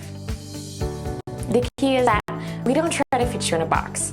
We know that every recovery method is unique, just like every person is unique. For instance, many people combine SMART with other recovery strategies like meditation, mindfulness, or 12-step programs like Alcoholics Anonymous or Narcotics Anonymous. Whatever it takes, our mission is to help you achieve success. But that's just the start. SMART also has a family and friends program for those who are caring for a loved one with addictive behavior. We also provide stigma-free support for people with opioid use disorders who are recovering with the help of medications such as methadone and buprenorphine. SMART's correctional institution program, Inside Out, which we developed with the National Institute on Drug Abuse, is used in hundreds of prisons to help inmates recover from addictive and criminal behavior. We also have special programs for teens and young adults. We're on college campuses across America, as well as in the top psychiatric hospitals. Lastly, we also help military veterans address their addictive behaviors and PTSD. Wherever there's a need, Smart Recovery is there to help. As you look into our programs, there are some things that you should know, like, do we consider addiction to be a disease? There's a big debate over this. Smart Recovery has no position on this issue, except to say that our approach works, whether you believe addiction is a disease or not. And no, Smart Recovery is not only for atheists or agnostics. While religion and spirituality are not a part of the Smart Recovery approach itself, we encourage anyone to incorporate whatever belief systems they have into their recovery plan. Also, keep in mind that Smart Recovery is abstinence-oriented. We are not a moderation program. We want to help you stop harmful addictive behaviors. But we also know that not everyone using our program is going to be 100% abstinent 100% of the time. Recovery can be a long journey, and hey, slip-ups happen. We can all learn from them.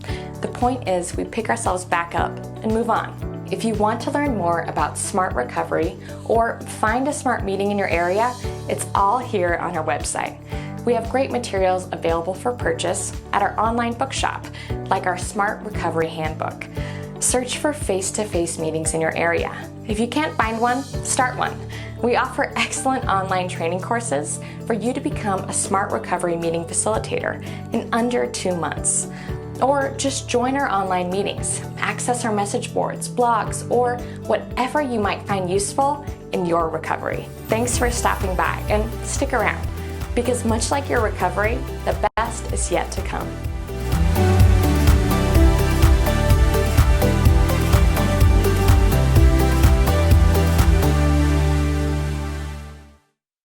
Thank you for joining Smart Recovery's live stream of our 25th Anniversary National Conference. We hope you're enjoying our wonderful speakers and events today. If you haven't already done so, please subscribe to Smart Recovery's YouTube channel, and don't forget to click the notifications tab to receive automatic updates every time we add new recovery-related content to our channel.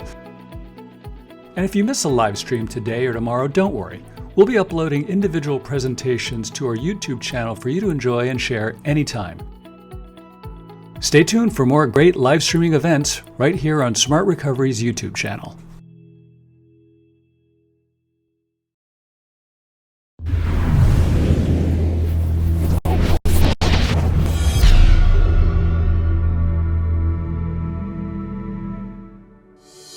Hi, and welcome to Smart Recovery, the world's largest community of self-empowering addiction recovery support meetings. We started in 1994 as a small nonprofit with only 42 group meetings, and have since grown to thousands of face-to-face meetings all over the US and around the world. We also offer daily online meetings, including Zoom video conferencing, 24/7 chat rooms, online message boards, blogs, and much, much more. Best part is, it's free of charge. Smart's mutual support, self-empowering, science, and evidence-based approach to recovery has saved countless lives over more than a quarter century, and it's our mission to save millions more over the decades to come. We've been recognized and endorsed by leading government and medical institutions worldwide. But more importantly, we know what you're going through to gain independence from things like opioids, alcohol, or other addictive substances, as well as problematic activities like excessive gambling, eating, sex, shopping, and internet use. Our central philosophy is discover the power of choice.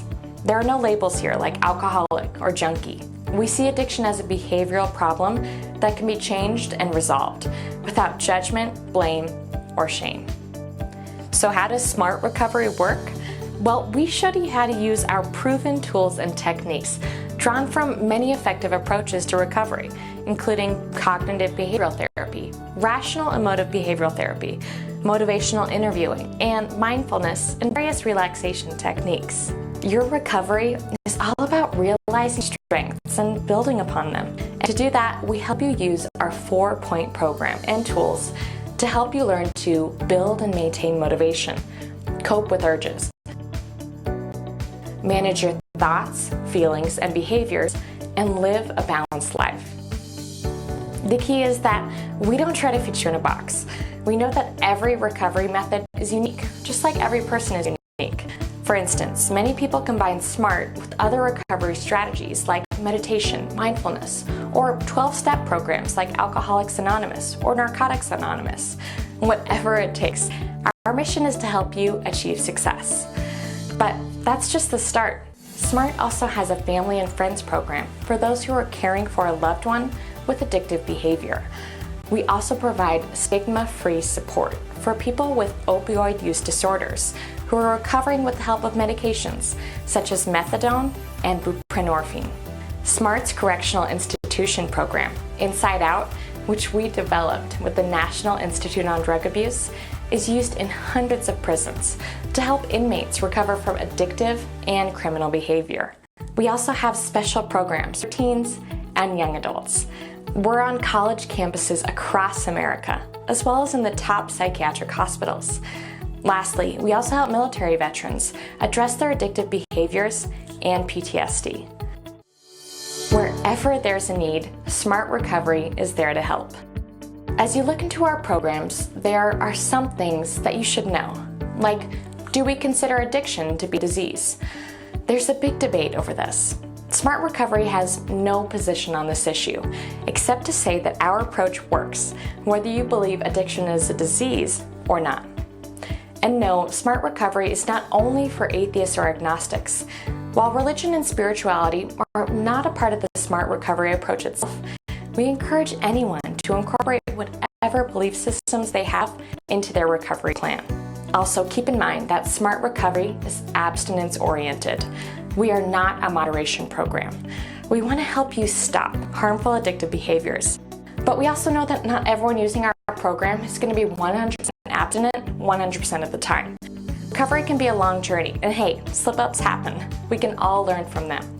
The point is we pick ourselves back up and move on. If you want to learn more about Smart Recovery or find a SMART meeting in your area, it's all here on our website. We have great materials available for purchase at our online bookshop, like our Smart Recovery Handbook. Search for face-to-face meetings in your area. If you can't find one, start one. We offer excellent online training courses for you to become a Smart Recovery meeting facilitator in under 2 months. Or just join our online meetings, access our message boards, blogs, or whatever you might find useful in your recovery. Thanks for stopping by, and stick around, because much like your recovery, the best is yet to come.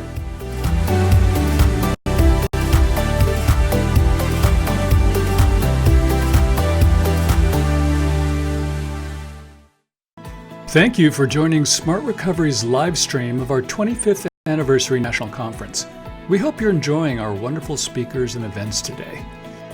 If you haven't already done so, please subscribe to Smart Recovery's YouTube channel, and don't forget to click the notifications tab to receive automatic updates every time we add new recovery-related content to our channel. And if you miss a live stream today or tomorrow, don't worry. We'll be uploading individual presentations to our YouTube channel for you to enjoy and share anytime. Stay tuned for more great live streaming events right here on Smart Recovery's YouTube channel.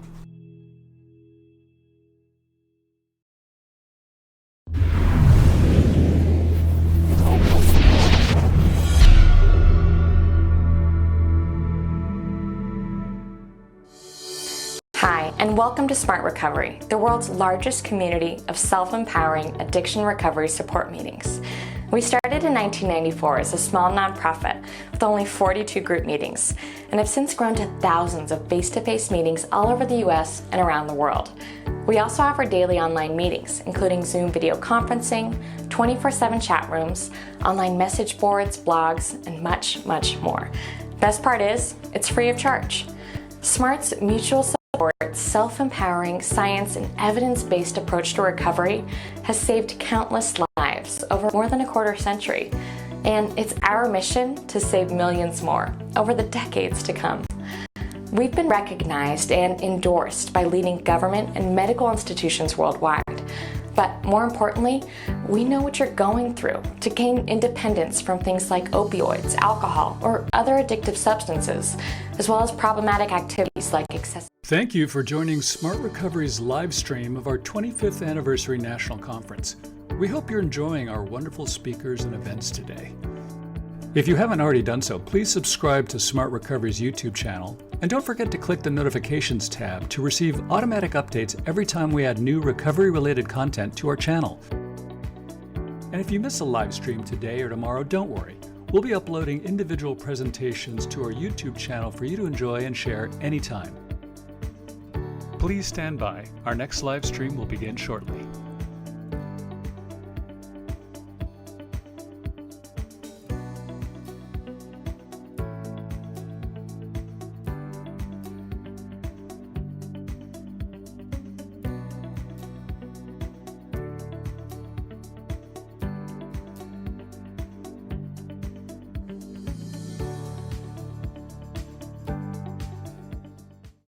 Thank you for joining Smart Recovery's live stream of our 25th Anniversary National Conference. We hope you're enjoying our wonderful speakers and events today. If you haven't already done so, please subscribe to Smart Recovery's YouTube channel, and don't forget to click the Notifications tab to receive automatic updates every time we add new recovery-related content to our channel. And if you miss a live stream today or tomorrow, don't worry. We'll be uploading individual presentations to our YouTube channel for you to enjoy and share anytime. Please stand by. Our next live stream will begin shortly.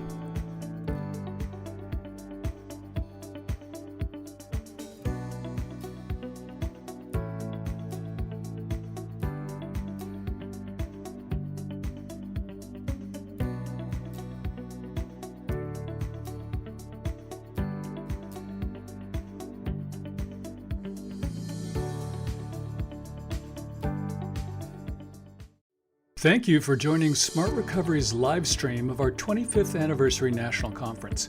We hope you're enjoying our wonderful speakers and events today.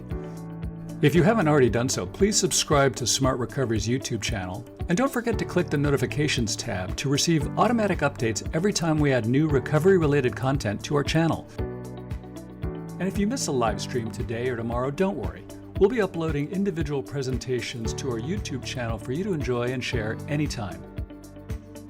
Please stand by. Our next live stream will begin shortly.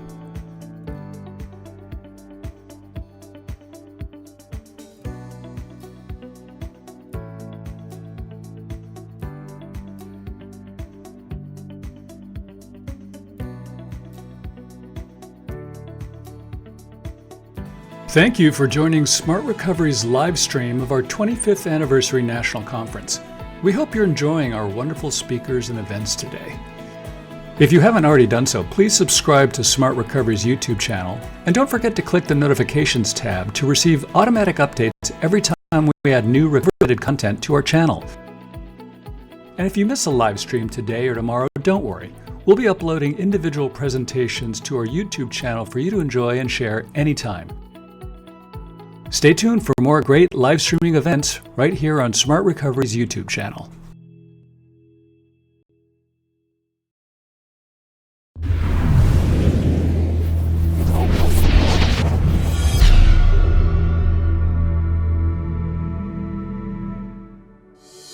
Hi, and welcome to Smart Recovery, the world's largest community of self-empowering addiction recovery support meetings. We started in 1994 as a small nonprofit with only 42 group meetings, and have since grown to thousands of face-to-face meetings all over the US and around the world. We also offer daily online meetings, including Zoom video conferencing, 24/7 chat rooms, online message boards, blogs, and much, much more. Best part is, it's free of charge. Smart's mutual support, self-empowering, science, and evidence-based approach to recovery has saved countless lives over more than a quarter century, and it's our mission to save millions more over the decades to come. We've been recognized and endorsed by leading government and medical institutions worldwide, but more importantly, we know what you're going through to gain independence from things like opioids, alcohol, or other addictive substances, as well as problematic activities like Please stand by. Live streaming is about to return. We're having just a quick scheduling change because of a last-minute scheduling problem, but live streaming is going to continue with some fantastic speeches by John Kelly, Kim McCreanor of Smart Recovery International, and several other eminent speakers that'll guide you through some of the nuances and cutting-edge research that's taking place in addiction science and treatment. So stand by. We're coming back in just a little bit.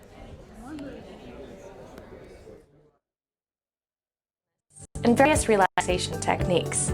Your recovery is all about realizing your strengths and building upon them. And that we help you use our 4-point program and tools to help you learn to build and maintain motivation, cope with urges, manage your thoughts, feelings, and behaviors, and live a balanced life.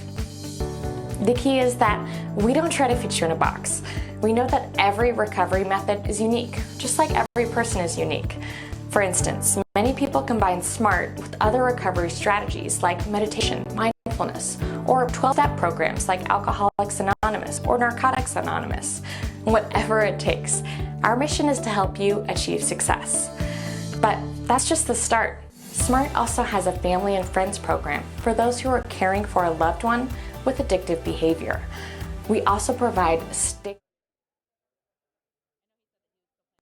Thank you for joining Smart Recovery's live stream of our 25th Anniversary National Conference. We hope you're enjoying our wonderful speakers and events today. If you haven't already done so, please subscribe to Smart Recovery's YouTube channel, and don't forget to click the Notifications tab to receive automatic updates every time we add new recovery-related content to our channel. And if you miss a live stream today or tomorrow, don't worry. We'll be uploading individual presentations to our YouTube channel for you to enjoy and share anytime. Stay tuned for more great live streaming events right here on Smart Recovery's YouTube channel.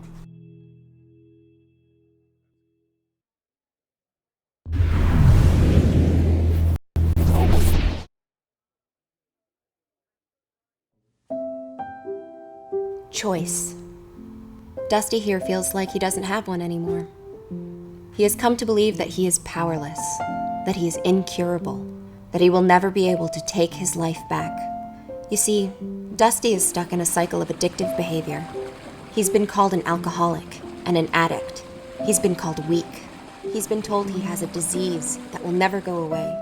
He hasn't been told that his inherent, transformative power over the choices he makes can set him on a path to a meaningful and satisfying life. This is Smart. Thank you for joining Smart Recovery's live stream of our 25th Anniversary National Conference. We hope you're enjoying our wonderful speakers and events today. If you haven't already done so, please subscribe to Smart Recovery's YouTube channel, and don't forget to click the Notifications tab to receive automatic updates every time we add new recovery-related content to our channel. And if you miss a live stream today or tomorrow, don't worry. We'll be uploading individual presentations to our YouTube channel for you to enjoy and share anytime. Please stand by. Our next live stream will begin shortly.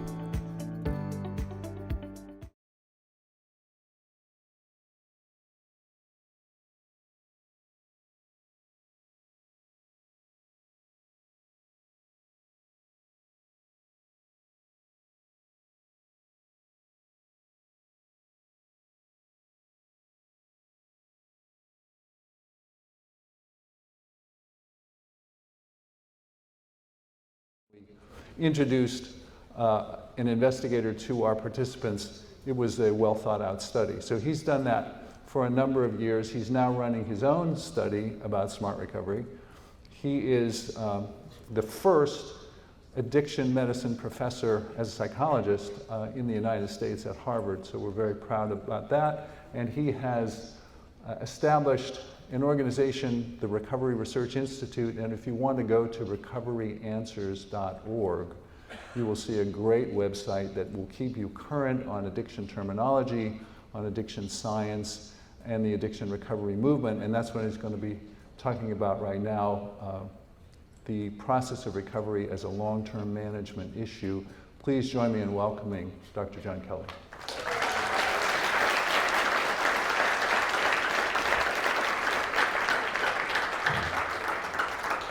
If I got any details wrong, correct them. Okay, I think that's yours. Hi, John. How are you? I've got this one. Doesn't matter. Thank you. Thanks. Great.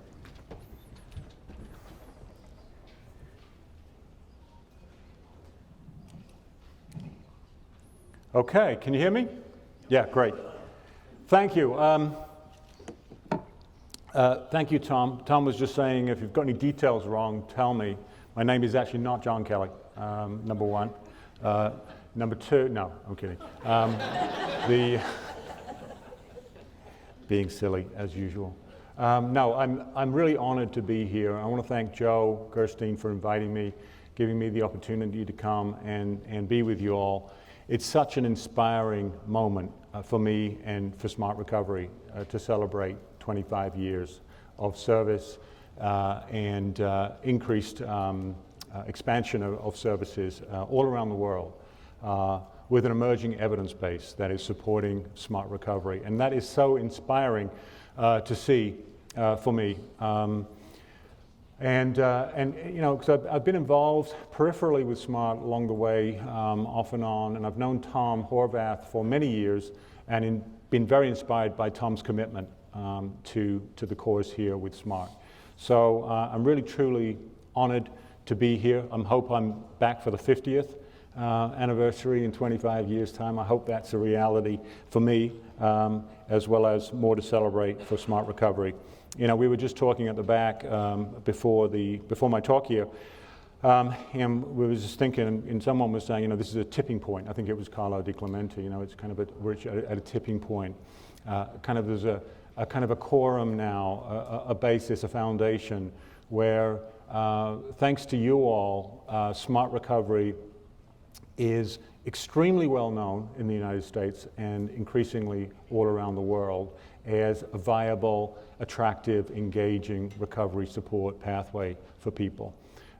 So I think that's really so encouraging and so inspiring. And it's really exciting also, isn't it, to look forward to the next 25 years. As Tom mentioned, I'm going to talk about a little bit. I'll talk to you about the first NIH-funded study that we have the privilege of having and running through our, under the auspices of the Recovery Research Institute. So I'm excited to tell you a little bit about that as well.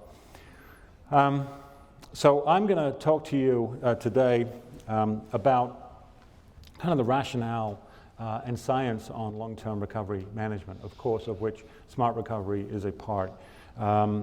And Tom mentioned our institute. Tom is actually a volunteer advisory board member, which we're very grateful for, having Tom's expertise and input. He's been so helpful and continues to be so. But we do publish a free monthly recovery bulletin through Recovery Answers. If you want to sign up for it, just go to recoveryanswers.org and you'll find the bulletin. Sign up. It's a freebie. What we do is we translate the latest science on addiction treatment and recovery for the benefit of the public good.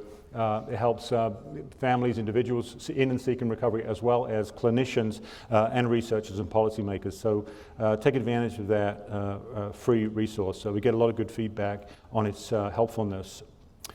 So in terms of an outline, I'm going to just briefly touch on kind of the magnitude of the problem. You all know that, so I'm not going to spend much time there. But I'll talk a little bit about our policy approaches to, quote unquote, the drug problem in the United States over the last 50 years. And the reason why I'm focusing on that is because it's coming up for the 50-year anniversary since the declaration of the war on drugs. So I think it's a time to pause and think about, well, okay, where have we come from in 50 years?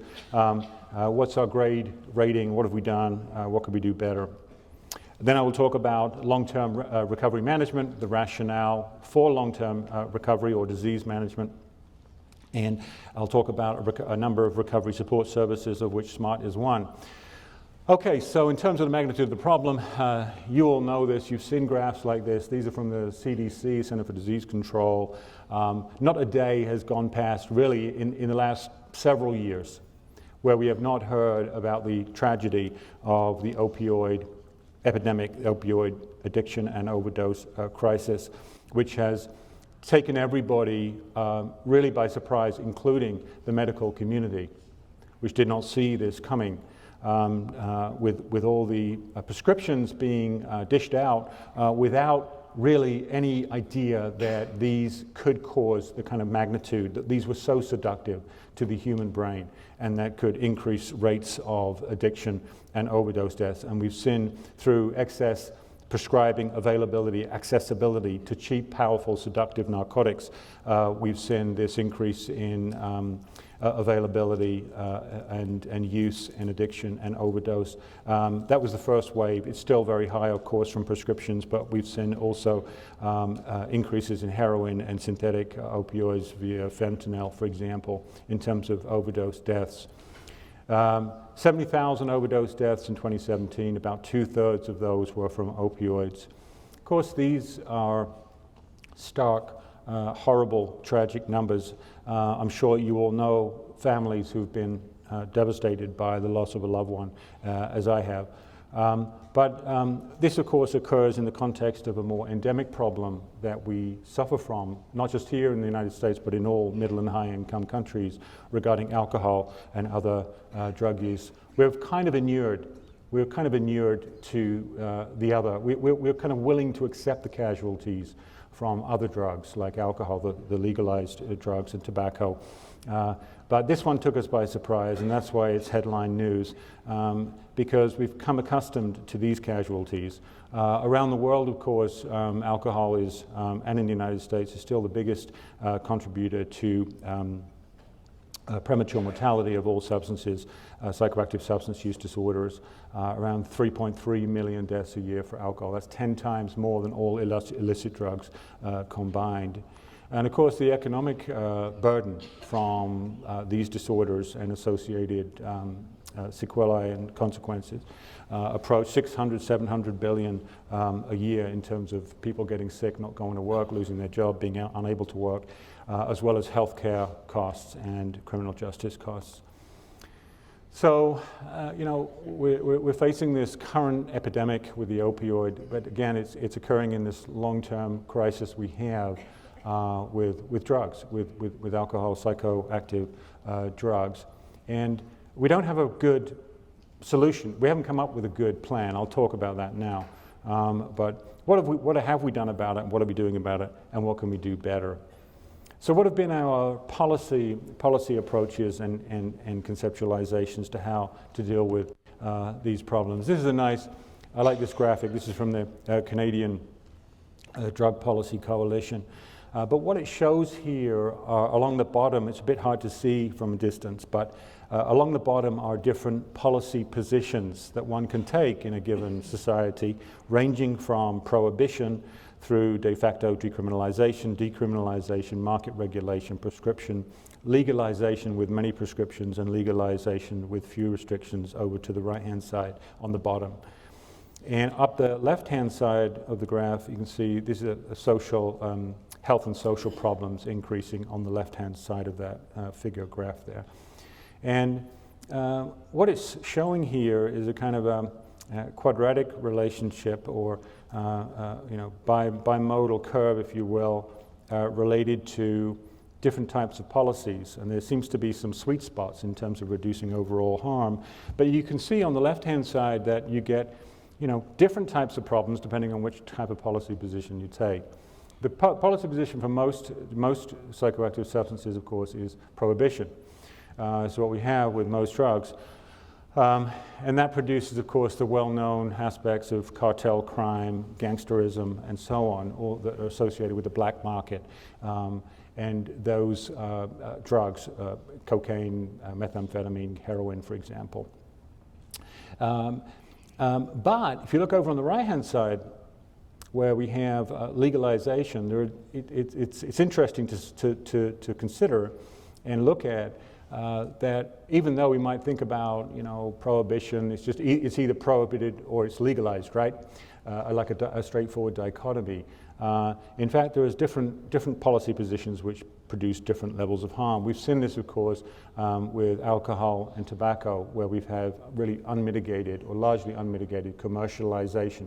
So it's not so much legalization as legalization plus commercialization, which produces public health harms and health and social problems that we've seen, for example, with alcohol and tobacco, and which we may well see with cannabis also. But you can see down the bottom here, prescription. You know, prescription is a low threat to health and social problems kind of scenario, policy position. You can see that down there. This is where prescription would lie, and you can see this is the rate of health and social problems, much lower there. But of course, nothing's perfect, right? Look what's happened with the opioid crisis. Over-prescribing, over-accessibility to potent seductive opioids has sparked this opioid crisis. So when we think about how to address these problems, you know, what have we done? You know, what progress have we made? Are we really just swapping out one set of problems for another? We get rid of gangsterism, cartels, black market, and then we introduce more health problems because of not so much legalization, but commercialization, allowing big industry to get in, start marketing, advertising, branding to increase sales. There was an interesting study that was done, just published in Addiction, which is the top journal in the addiction field, and they worked out for alcohol, if everybody in Great Britain were to drink within the normal low risk limits in Great Britain, there would be a 75% reduction in alcohol industry profits, okay? But of course they're advocating responsible drinking, but they don't want it because they go out of business. 80% of people are drinking, 20% of people are drinking 80% of the alcohol. So it's really that's what's keeping the industry going. To give you some idea of how those industries work. But here's a nice public health model again to kind of think about drugs in society. We think about this current problem with opioids, and you see the agent, the host, the environment. The agent is, in this case, the drug. It could be a virus, or it could be the flu in general for other public health problems. You can see the agent, and then you see the individual host, which is the person, and the environment, which is really the moderator. The environment can moderate the degree to which the agent can affect the host. And we can inoculate the host, try and inoculate the host, protect the host, or we can try and reduce exposure to the agent, okay? This is what we've done with trying to prescription monitoring programs, trying to reduce supply in the environment so that we can reduce exposure. But it's interesting, when you think about, different, our culture and society, we've kind of said, despite the fact that we know that's, availability and price are two major factors, how available something is and how much it costs are two of the major drivers which affect consumption on a commodity which is desirable to human beings, okay? If it's cheap and it's available and it's desirable, then consumption goes up. If it's less accessible, more expensive, consumption goes down. Look what's happened with tobacco. You can't smoke anywhere now. Prices skyrocketed. Consumption dramatically dropped. And so accessibility, price and availability and accessibility are major factors. And it's interesting, just the interplay, if we were thinking, another kind of more individualistic stance is kind of think about, well, this is America, right? So it's all about the individual. It's up to individual responsibility. So therefore, yes, we can let loose and let industry loose, and we can have as much alcohol, as much tobacco, as much marijuana, as much opioids out in the environment there. It's up to you to decide whether you want to be exposed to that or not, okay? Because you're a grown-up. Except for kids, of course, they're not grown-ups. And so there's that argument, right, as well. So as a culture, we have to decide, well, how much of this stuff do we let out into the environment? Is it really just individual responsibility? And this is where these policies, and of course there's different influences on policy, including industry, because industry will try to influence policy. Again, not in the interest of public health, but the interest of profits.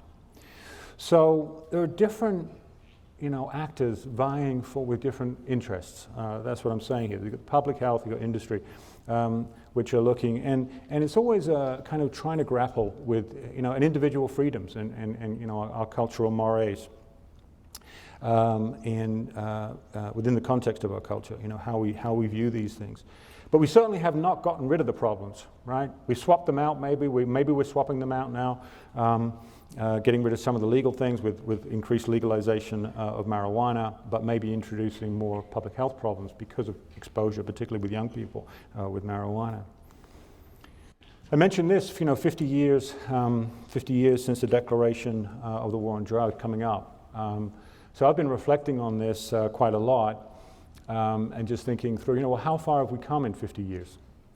One thing, Rich Sates was talking about this last night with you all, and I've been honored to work with Rich on a few papers in this area, but you can see here the language, the rhetoric of the war on drugs, as Nixon famously described it as public enemy number one. And again, think about the rhetoric of that, describing it as a public enemy. Usually that was attributed to a gangster, that kind of terminology. That there was an identifiable target that could be militaristically defeated, and this was the approach. And I think what's interesting when I've been reflecting over the last 50 years is, of the last 50 years, is the shift. The shift that's occurred over the last 50 years and moving away from the punitive stance and rhetoric of the war on drugs to a broader public health stance. I think now we would describe our approaches to addiction or the drug problems as the top public health problem, not so much as public enemy number one. Our laws reflect that. If you look at the laws passed, legislation passed in the 70s and 80s, they reflect the more tough on crime, tough on drugs approach of Reagan and Bush Sr. In terms of Controlled Substances Act, Anti-Drug Abuse Act, the appropriation of military, extra-military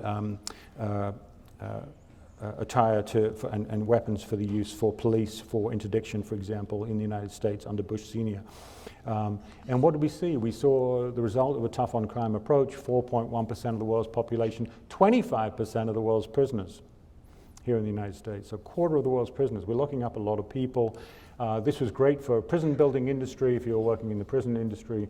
But even the prison industry couldn't keep up with the demand and the supply of prisoners coming into the system. This is a cafeteria in California with triple stacked bunks. Not all of that was drug. It was a general tough on crime approach stance. But about 20% of prisoners were there for drug offenses. Contrast that with the more recent legislation passed in terms of the Mental Health Parity and Addiction Equity Act, the Affordable Care Act, which allowed made substance use disorder a medical necessity that had to be covered by insurance so that people could get treated. Again, moving towards a public health stance, not just supply reduction, but so-called demand reduction. That is to say, prevention, treatment, and recovery support services. I was lucky enough to be invited to the first ever Drug Policy Reform Summit held at the White House on December 9th, 2013. And I was presenting some research there I'd done on stigma and terminology. And it was a landmark occasion because it was the first ever Drug Policy Reform Summit, which marked an explicit shift towards a broader public health approach away from the harsh rhetoric and punitive stance of the war on drugs. And I think in some ways in the last 50 years, we've gone from the war on drugs to the war on the war on drugs, where we've kind of now opposed the war on drugs and viewed that punitive and harsh stance as being one that maybe people thought was hopeful and was a threat, a deterrent threat that could reduce our drug problem, has not worked very well. I want to also point out, however, that stance, the focus, which was overlaid with this harsh rhetoric of being tough on drugs and tough on crime, was coupled with a concerted effort from the other side as well. Don't forget, NIAAA was founded in 1970. At the same time, the war on drugs was declared. The National Institute of Alcohol Abuse and Alcoholism. 1974, National Institute of Drug Abuse was founded. Those two institutes have produced 90% of the world's addiction research. Pretty much everything that we know in the world has come through American taxpayers, through NIAAA and NIDA. Later on in '92, SAMHSA was founded to help disseminate the findings from these major research initiatives here in the country. And this has produced a number of paradigm shifts, and I'm getting to the point of what I'm going to talk about more, which is long-term recovery. But there's been, on the way to understanding that we need long-term recovery support services, there's been a number of very important paradigm shifts which have occurred as a result of the great research that's been done over the last 50 years. Think about it. We didn't know, in terms of cause and controllability, which are two major factors that contribute to stigma, we didn't know that there was such a strong genetic contribution to addiction. Roughly half of the risk for addiction is conferred by genetics.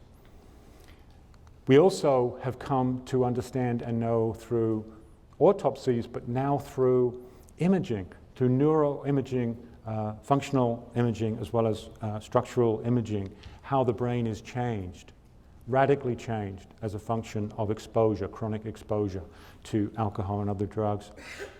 We understand, therefore, that addiction is a complex disorder. Just because you may have a genetic predisposition does not mean that you or your offspring will suffer from addiction. You have to have other things present in order for that to happen. And you can see here the complexity of the interactions between our biology, our genes, and exposure and development over time. And early exposure to substances also play a role before brain mechanisms begin to result in addiction, those changes in the brain which result from chronic exposure, which lead to neurotoxicity and maladaptive neuroadaptations.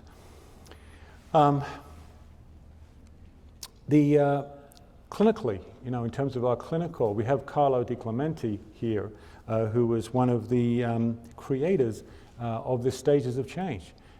Very powerful model. It's kind of out of fashion a little bit now, just because we're kind of used to it. It's not that new, but still very important when we think about how people change behavior.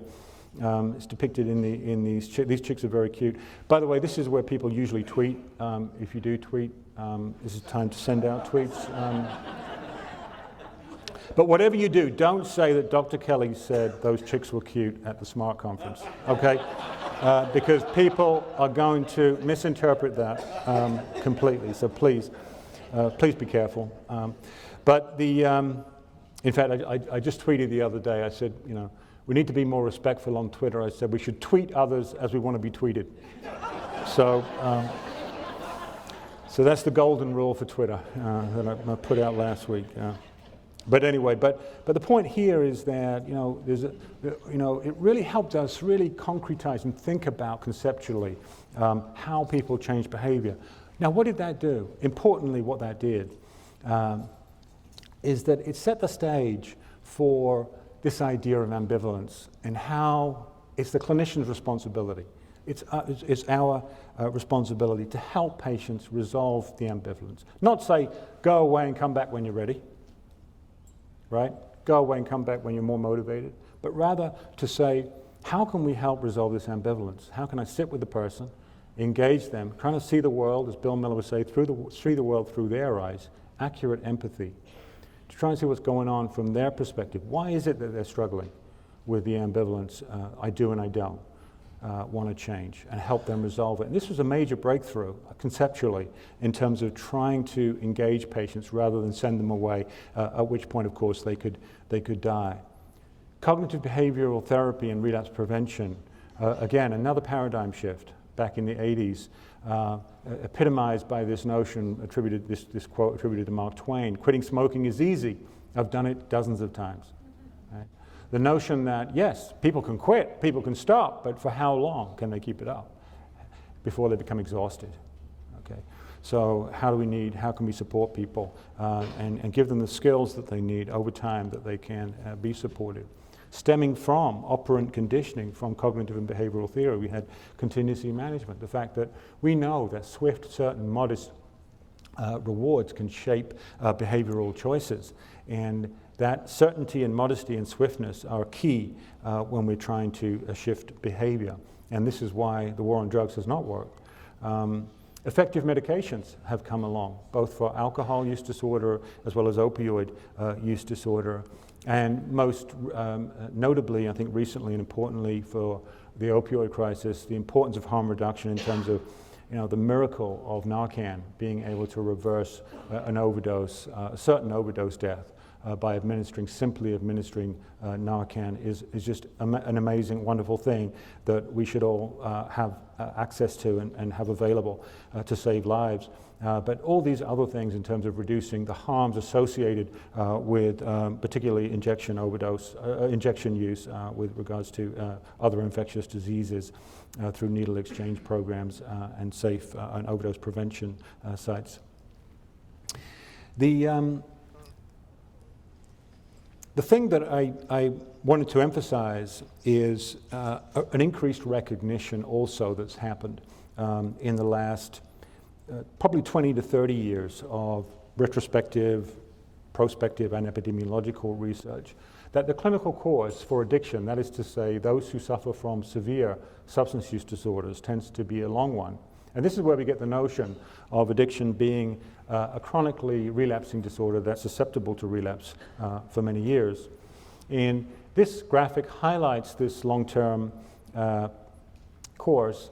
On the left-hand side, you see it takes about 4 to 5 years on average. These are from epidemiological data.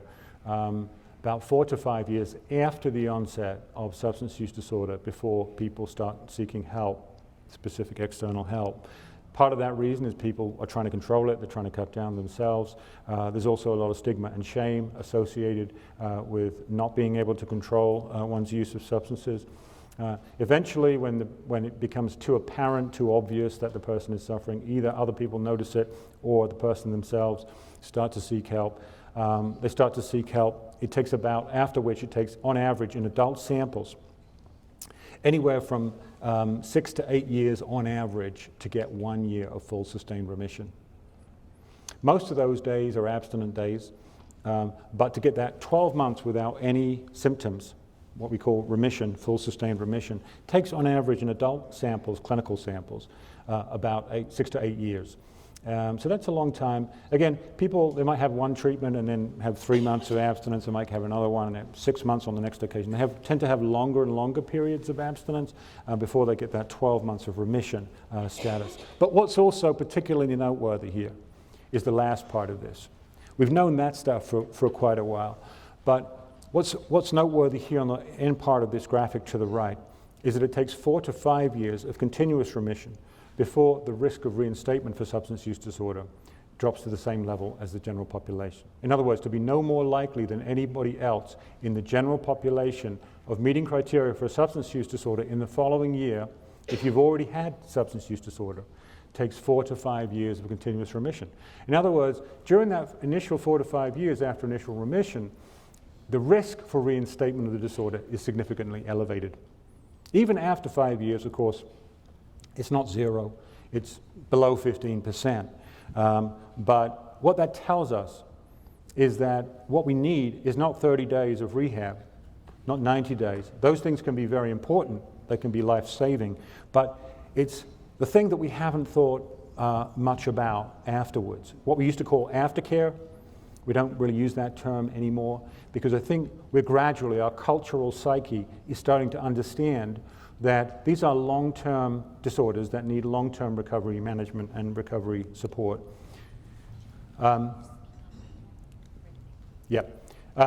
So I've been asked to speak up a little bit. I'll try to do that because you can't hear at the back. Is that better? Yeah. I can scream as well if need be, but my throat will probably only last about 5 minutes if I start doing that. Bill White, who you see depicted here, Bill's been in the field since the 60s. Many of you know Bill White, William White. He wrote Slaying the Dragon, that great book on the history of addiction treatment in America, and he's done a second edition. And I've had the privilege of working with Bill on various projects. And Bill has talked about for a long time, how many volumes of material that we have on the etiology and causes and short-term treatment of addiction, how little we have on how people achieve sustained remission and recovery. And that's been a major focus of my research and looking to see how we can understand more about how people sustain change over time and achieve that first 5 years of stable remission. I just want to give a shout out for this Surgeon General's report. It's a beautiful document. It's downloadable for free. If you haven't had a look at it, have a look. It's 7 chapters on everything from etiology, but it does have a chapter on recovery, which I wrote with Keith Humphreys. But it's a nice outline with lots of graphics. It's great, I think, a great read in terms of understanding the last 50 years of what we've learned about addiction, treatment and recovery support services, and it's good also to hand off to patients as well and people seeking help. So This idea of long-term recovery management, why is this important? Well, I've already alluded to that in terms of this elevated risk, even when people achieve remission, that we need to kind of pay attention, keep them involved, and there are different models that have emerged to support that. Many of them have come from the ground up, smart recovery, AA. People knew themselves that there was something that wasn't provided by the health system that they needed. But this is the trajectory in changes in quality of life over time that occur. These are data from our national recovery study.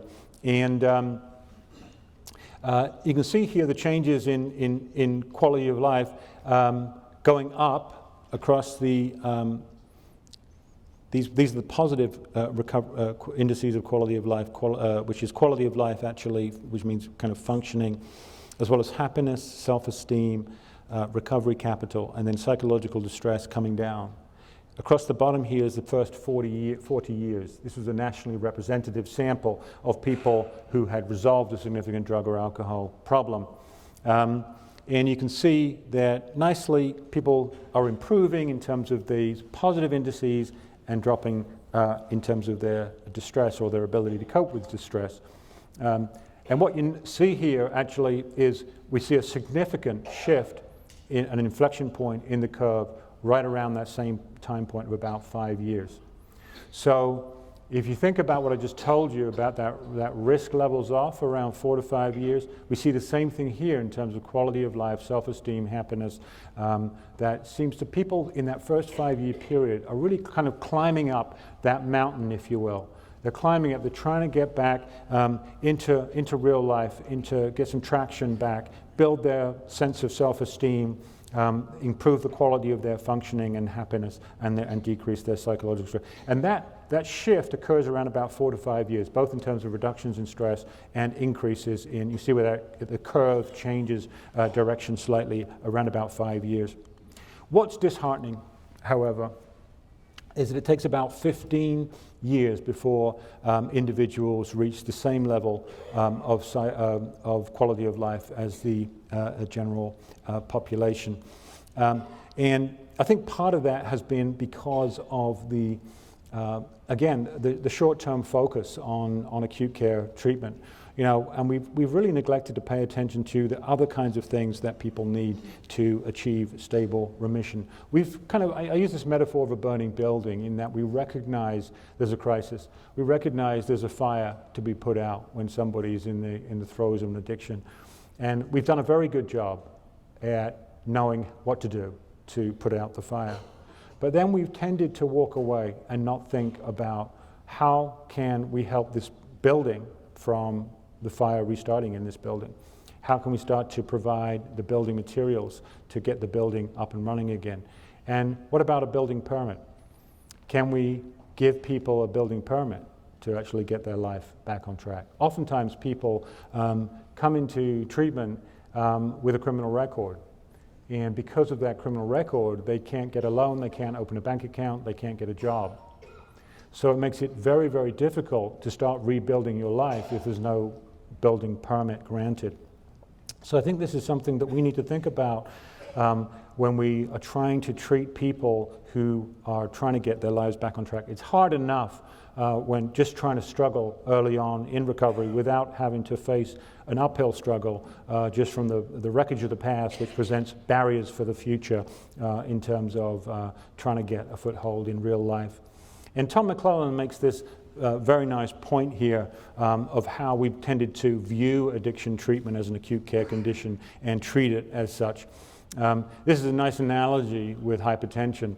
Tom makes the case depicted here that when people, to prove that a medication, for example, or treatment works for hypertension, you have to show this scenario to the FDA. Symptoms are high. You implement the treatment, symptoms go down. You take away the treatment, symptoms go up. That's evidence that the treatment works for hypertension. Okay, fair enough. For addiction, same thing. Let's look. Symptoms are high, give the treatment, symptoms go down, that's great. Take away the treatment, people relapse. That's proof that treatment doesn't work for addiction. Right? Exact opposite. So that will be the case if we were treating an acute care condition, but because we are treating a condition which is susceptible to relapse in the clinical cases, in the severe cases, that we need to think about it differently. Now, why is it that people are susceptible to relapse, so susceptible for these early weeks, months, and years to reinstatement of the disorder? Well, we've known, again, from the neuroscience that has been accumulated in the last 30 years in particular, that we understand much more clearly exactly where in the brain these neurocircuits are affected in terms of reward, memory, motivation, impulse control, and judgment. All of these subcortical and cortical areas of the brain are radically affected in a dose-response chronicity type function where the more exposure for a longer period of time creates more impairment. Not just functionally, but also structurally. You don't have to look very long or very hard to see the kind of impairment structurally as a result of chronic exposure. On the right-hand side here, here's someone with alcohol addiction compared to a moderate drinker. And when we see these structural images, it helps us understand perhaps more clearly when we see someone in a smart recovery group or a family member or a patient who is struggling with addiction, who promises that this is the last time, who really means it, why they struggle to follow through with that intention. And how, you think about an organism with a propensity for life of 80 years, self-destructs and poisons itself to death 30 years on average, 30 years earlier. There's some kind of medical malfunction that's gone wrong in that organism that has produced that premature mortality. And we can see more clearly from these images just how radically, we can't see it always or notice it from an interaction with a patient or an individual coming in. But if we looked under the hood, this is what we might see, some structural and functional abnormalities, which we have a clearer indication now exactly what the nature is. When we think about recovery, there are two broad stroke things that I think about that people struggle with early in recovery. One is an increased sensitivity to stress, and the other is a decreased capacity to experience normal levels of reward. So the stress regulation system is severely impacted as a result of exposure. That whole neuroendocrine system is messed up, and it can stay messed up for many months, even years after people achieve abstinence. Not only that, but think about the reward capacity. When the brain has become accustomed to abnormally high levels of stimulus reward, when you take away that high level of stimulus reward, it can't hear. It's like a hedonic deafness. It can't hear normal levels of pleasure. So what used to be fun, going to the movies, a nice day, reading a book, chilling out, all those things that we might think are just wonderful when you have normal levels, normal capacity to experience reward. People who are in early recovery just cannot feel that normal level of reward through this downregulated dopamine D2 pathway in the brain. What we try and do, of course, in providing treatment and recovery support services to help mitigate these relapse risks of stress, cues, and substance exposure is to change the biology, try and change the biology and neurobiology of the brain by providing medications, but also by providing recovery support services.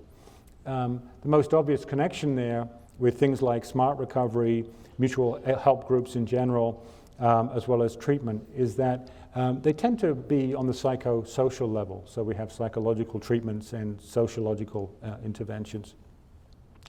But what's interesting, as I'll show you, is that it looks like they also change the brain too, of course. And there are a number of these different mutual help or recovery support services which can help people offset that chronic burden of stress and decreased capacity to experience reward over time in those early months and years of recovery. Mutual help organizations are the oldest, starting with AA. And following on from that, peer-based recovery support services more generally, which includes recovery coaching, sober living environments like Oxford houses, other kinds of sober living environments. There are clinical models of long-term recovery management designed to keep people on track over the long term. Very few, actually, and I'll show you one good example of that. There are recovery community centers. We're just finishing a big study on recovery community centers, which are kind of like recovery hubs in the hearts of communities, which provide access to recovery capital that can give people the resources and help them get connected to employers who are Corey friendly, so they can get a job and get a foothold in recovery. And then there are also recovery support services in educational settings, so that people, young people, adolescents leaving treatment can find a recovery-friendly environment, both in a high school and also increasingly in collegiate settings, where they have collegiate recovery programs.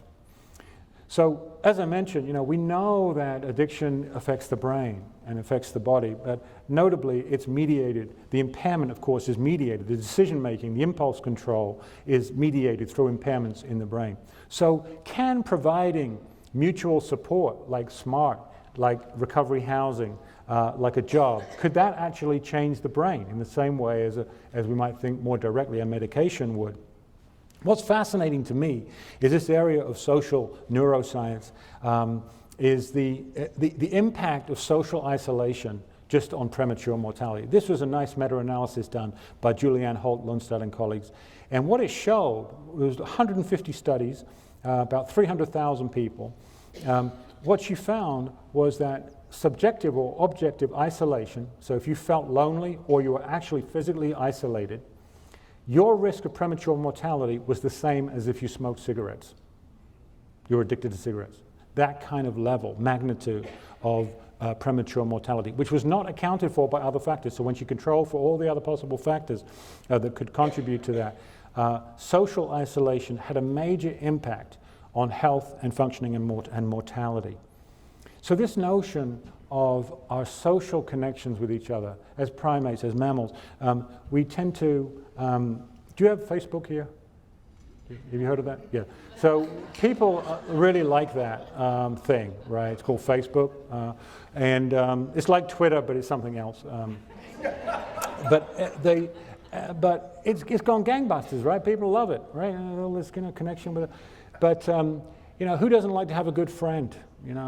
It's something very rewarding that as human beings we like, this interdependence that we have on each other to help us feel better, to mitigate stress and produce reward. And there's increasing research now in understanding exactly what the mechanisms are through which these social interactions can buffer stress. And there's a number of neuroendocrine factors which are affected by our social interaction with each other, which can mitigate this stress. Also, in terms of the other major factor, I told you about the stress pathway and also the deficit in reward. And we also are learning how our social interactions and access to social resources can affect our neurobiology in terms of our reward pathway and increase the capacity to experience reward. This is a nice study looking at the correlation between dopamine D2 receptors, so this is the capacity to experience reward, level of reward experience, and social status and social support. And you can see what this line shows is a very strong co-variation or correlation between increased social status and increased dopamine D2 receptors, and increased social support and increased dopamine D2 receptors. So that's a correlation. We don't know the direction. Is it because people who have these high capacity to reward are more likely to get more social support because they go out on Facebook and get it? Or is it the opposite? Is it that providing people with more social support could actually, and more resources, could increase these dopamine D2 receptors? And here's a nice study where they actually looked at that. So they manipulated the environment to show this.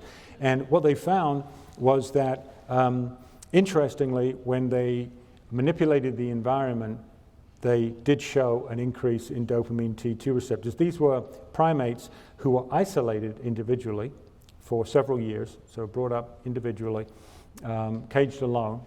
And monkeys like us, they like to be with that. They don't have their own Facebook yet, but they're working on it. I think it's Banana Book. It's going to be Banana Book, so if you want to invest now, look out on that. It's BNN on the stock exchange.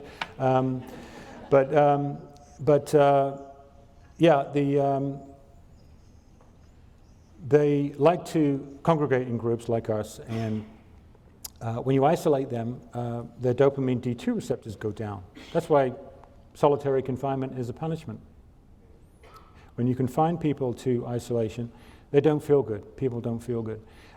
What they found in this study was when they had all the monkeys were isolated, they measured their dopamine D2 receptors, no difference. No difference between any of the monkeys on their dopamine D2. When they put them in with troops, so they had troops of 4, and the monkeys loved to play one another, patting each other, playing around. They also had access to cocaine. Okay, so all of them were taking cocaine, which they enjoyed and liked the experience of. But of note, the monkeys that had more access to the resources available had a higher level of dopamine D2 receptor density, which was protective against relapse to cocaine. Okay? So when they introduced them back in, and the ones that were able to get access, the subordinate monkeys who were able to get access to the resources, had higher levels, significantly higher levels of dopamine D2 receptors, which was protective against relapse. So what does this suggest?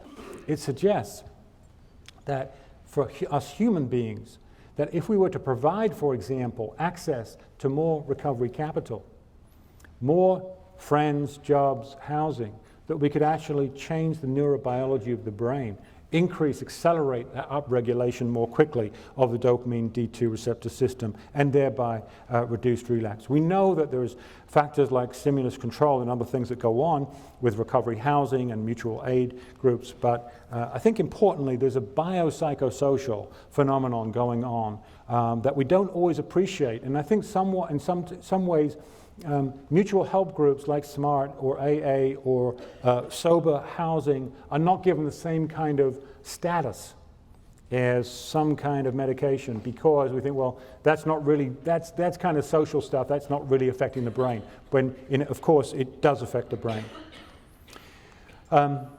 I think when we talk about treatment and recovery support services, this is what they should be: available, accessible, affordable, attractive, evidence-based, and diverse. And as I mentioned, there's a cadre of these growing entities. What's the goal? It's to enhance remission and quality of life. And recovery support services, we know, do that. What's the mediators? The mediators through which it does that is through building recovery capital, and that increase in recovery capital helps to shift people's biology, their neurobiology, their psychology, their sociology, their spirituality, their meaning and purpose, and give them new meaning and purpose, and help, therefore, achieve remission. So what do we know about these recovery support services? Well, mutual help organizations, as I pointed out, was one major one, starting with AA in the 1930s, which is by far the biggest and where most of the research has been done. Think about these resources. They're community-based. They're available and accessible for free over the long term, round the corner typically from where people live.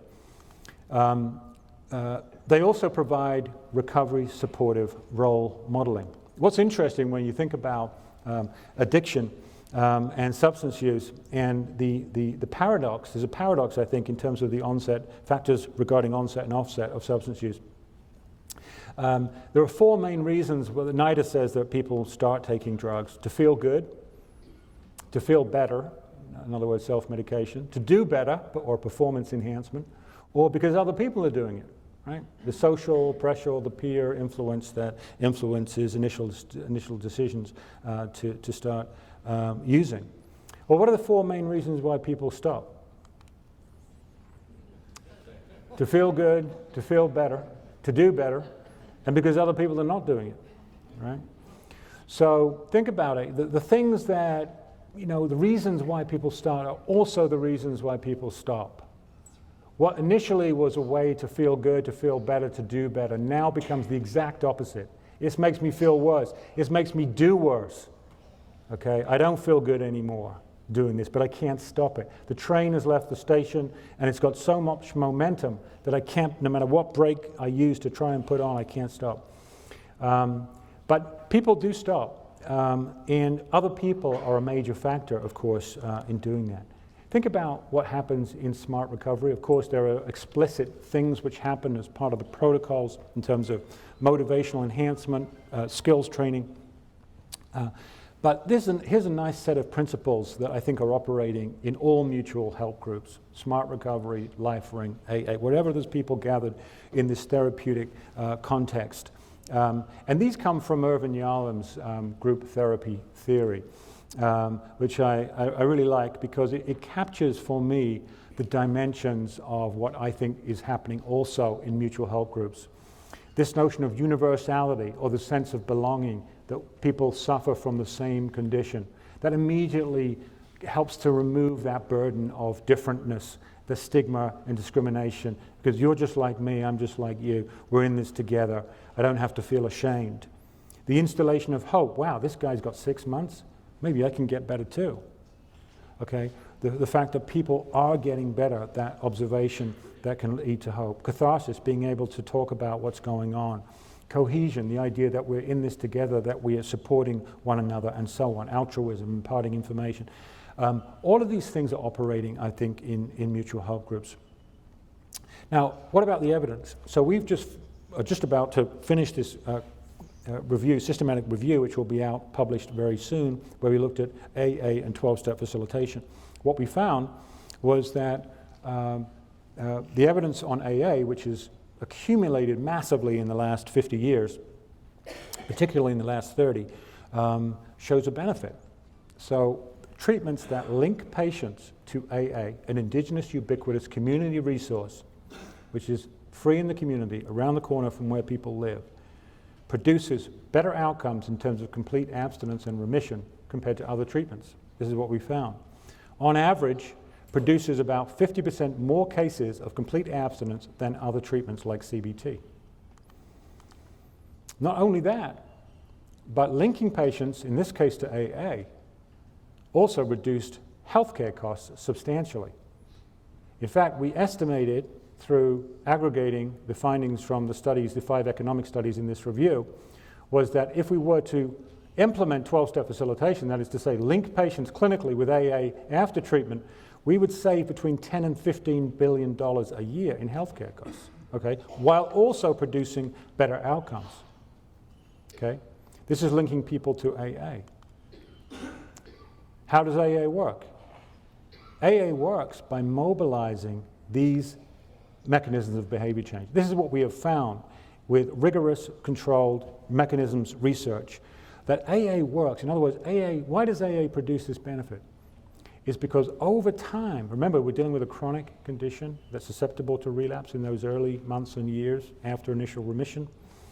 It works by helping people to change their social network, by reducing impulsivity and craving, by boosting people's coping skills, by boosting people's confidence, their self-efficacy in being able to cope with high-risk social situations and negative affect situations, and by helping people reframe stress through using spiritual ideas.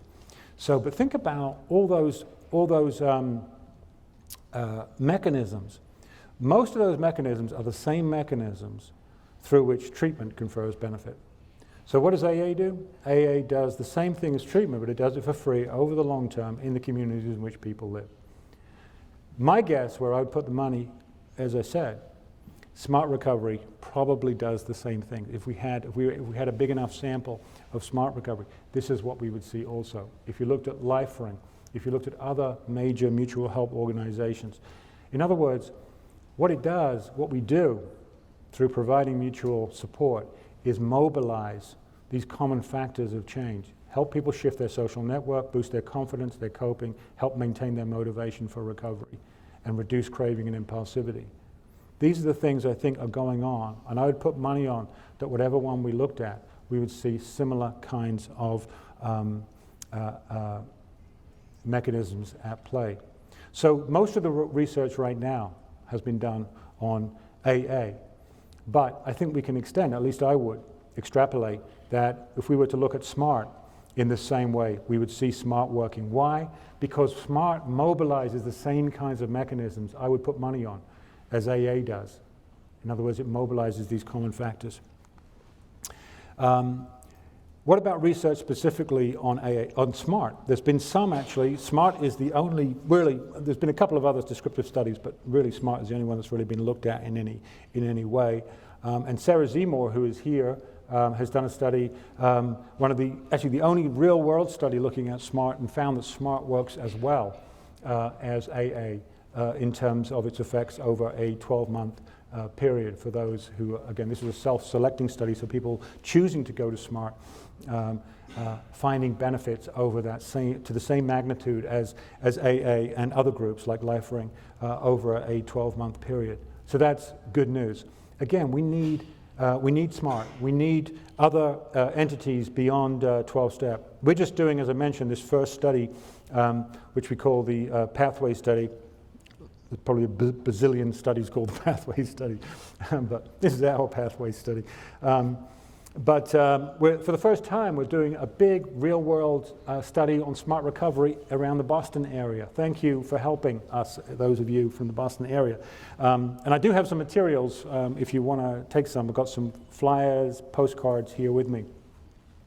The idea here is to recruit people who are starting a new recovery attempt, and we're going to have different pathways. So we'll have people who are following a SMART recovery pathway, those who are following SMART plus AA, those who are following just AA, and those who are following nothing. So they're not using anything. And we're going to follow these folks up for 2 years to see what happens. Now, there may be migration across these different pathways. Undoubtedly there will be, so it'll be interesting to see what happens to people as they go along in their journey of recovery using SMART or using combinations of SMART and AA. These are for people with alcohol use disorder. Okay, so this is funded by NIAAA.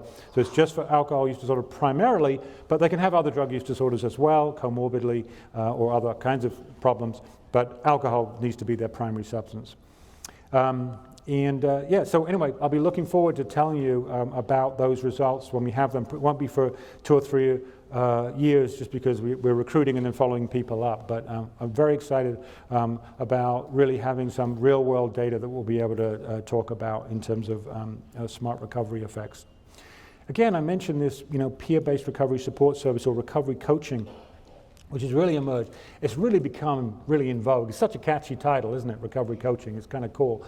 It's a cool concept name, and it's caught on like gangbusters. We have 20 recovery coaches where I work at Mass General Hospital. The idea is we get people with lived experience in recovery. They come in, they're part of the clinical team, and they help. And again, that universality that Yarlin talked about, that we see operating mutual help groups, universality, installation of hope.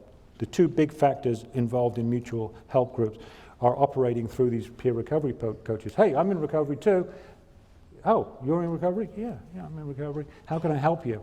So immediately, that installation of hope and universality can really help dismantle the kinds of structural barriers, psychological structural barriers of stigma and shame that people often have when they come into treatment, that we can help connect with them, engage them, and then get them connected to recovery support services. Interestingly, there's been a few studies, but not as many as you would think, given the uptake. But there's more studies coming down the pike in terms of understanding exactly how those peer recovery coaching mechanisms work. But many of these studies show that have been done show that having recovery coaches does in fact lead to greater initial engagement, retention, and better outcomes. Recovery residencies have been around a long time. This is another very important recovery support services. I was just down last week or the week before speaking at the Oxford House Convention, 2,400 homes in the United States, peer run, with some very good data supporting them. It was actually broadcast live on C-SPAN, would you believe? They actually had C-SPAN there broadcasting it. Much to my chagrin, they couldn't get my slides to work, so there I was on C-SPAN. But I managed to swing it. I made up something. Yeah. It wasn't true, but it was a good story. No, it was reasonably true. But it was good. But the point is that these things are very important when you think about it. When people are homeless and don't have anywhere to live, providing a safe, sober living environment can be really helpful. In fact, this is a randomized study they found that when patients were randomized after initial treatment to either sober living or going back home, over a 2-year period, those who were randomized to the sober living environment had substantially better outcomes, substantially lower recidivism rates to crime, less likely to be arrested, and much more likely to be employed at a savings of about $30,000 per patient over that 2-year period in terms of societal costs. So good news in terms of, again, providing a recovery support service that can help people adjust and adapt to recovery. Recovery community centers, you can think of these as like recovery hubs in the center of communities which can provide recovery capital. We've just done a study in the New England area, just finished this study and just writing up the results now. And they provide a number of different things within these, under the auspices of these centers, including family support, recovery training, recovery coaching, recreational activities. These are actual data from our study, just showing the different referral sources, many coming in by themselves, hearing about the fact that this recovery community center exists and going there just off the street, going into the center. Interestingly, about 1/3 have never had any prior treatment at all. So this is their first instance of exposure and access to some kind of intervention to help them with a substance use disorder. And in terms of primary substance, who's using? These were 35 centers around New England and New York State. These are the primary substances. Again, a lot of opioid, a lot of alcohol. So, 41% were opioids, primary substance, 38% were alcohol, primary substance, and then a smattering of other substances. Of course, this may vary by region, depending on what's more prevalent, accessible, and problematic in certain regions. What's also really interesting to me is this configuration here of this is the number of years in recovery, okay, that are people using these recovery community centers. You can see, obviously, early on, you got about 31% in their first 6 months. You got 5% who are actively using the centers, 17% in the 6 to 12 months, but 27% in that 1 to 5 year period. Okay, so one in 4 of those people using the recovery community center are in that 1 to 5 years. And also, even after that, 20%, look at the 20% there, 5 or more years, still accessing these recovery community centers. Now, it may be that we don't know why yet, are they utilizing resources or are they giving back? So that's something we need to figure out.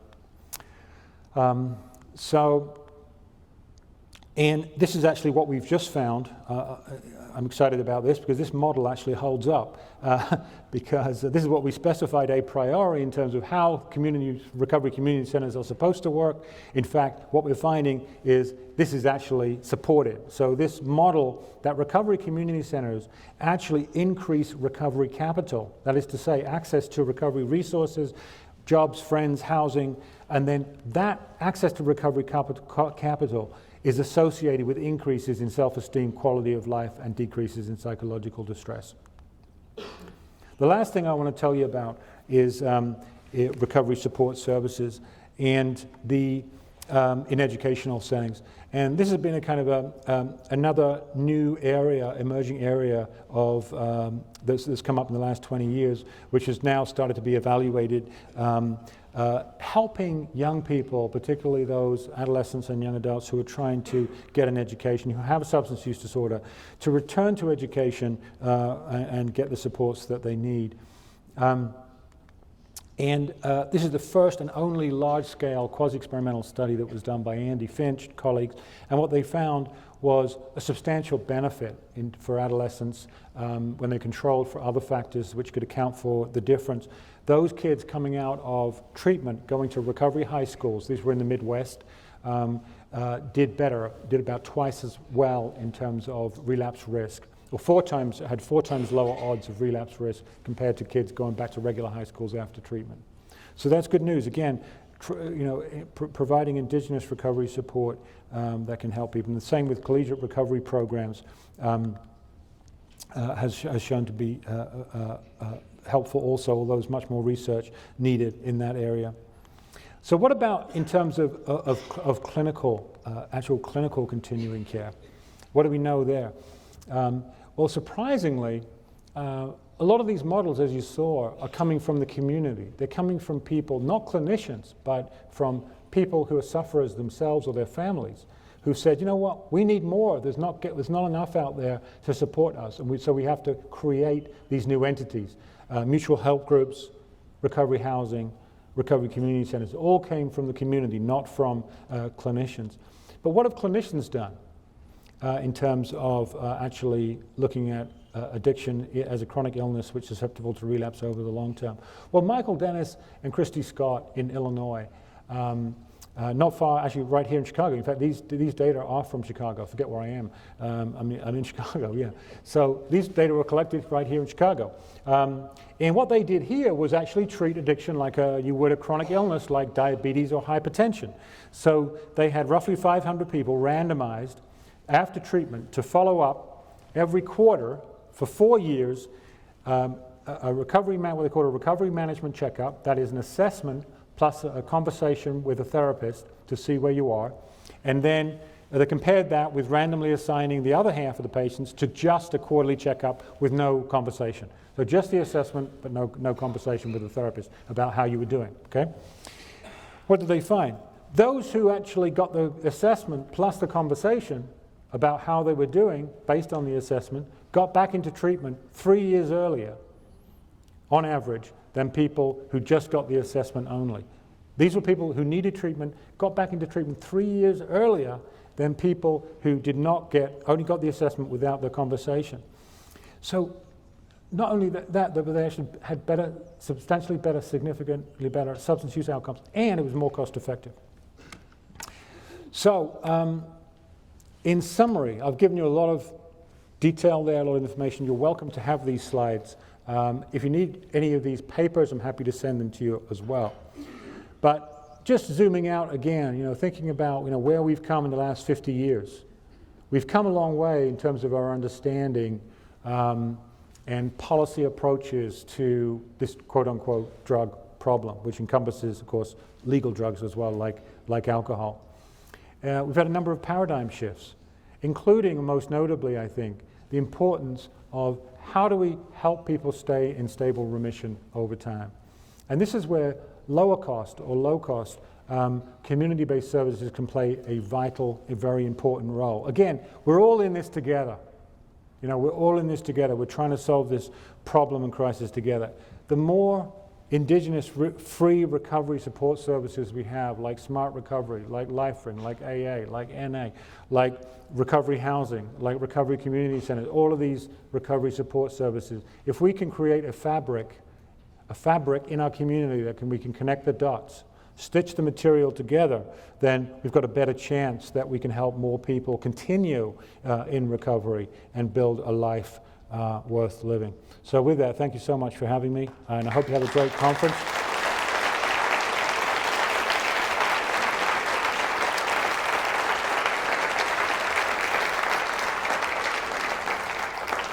I'll see you in 25 years. No. Or next year, maybe. Anyway, thanks for having me. Much appreciated. Thank you for joining Smart Recovery's live stream of our 25th Anniversary National Conference. We hope you're enjoying our wonderful speakers and events today. If you haven't already done so, please subscribe to Smart Recovery's YouTube channel, and don't forget to click the Notifications tab to receive automatic updates every time we add new recovery-related content to our channel. And if you miss a live stream today or tomorrow, don't worry. We'll be uploading individual presentations to our YouTube channel for you to enjoy and share anytime. Please stand by. Our next live stream will begin shortly.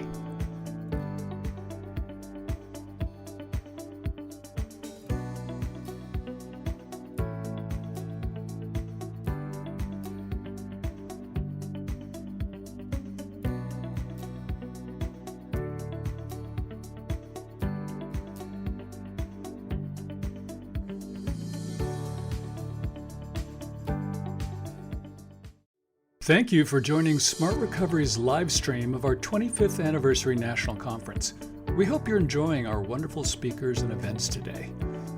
If you haven't already done so, please subscribe to Smart Recovery's YouTube channel, and don't forget to click the Notifications tab to receive automatic updates every time we add new recovery-related content to our channel. And if you miss a live stream today or tomorrow, don't worry. We'll be uploading individual presentations to our YouTube channel for you to enjoy and share anytime. Please stand by. Our next live stream will begin shortly.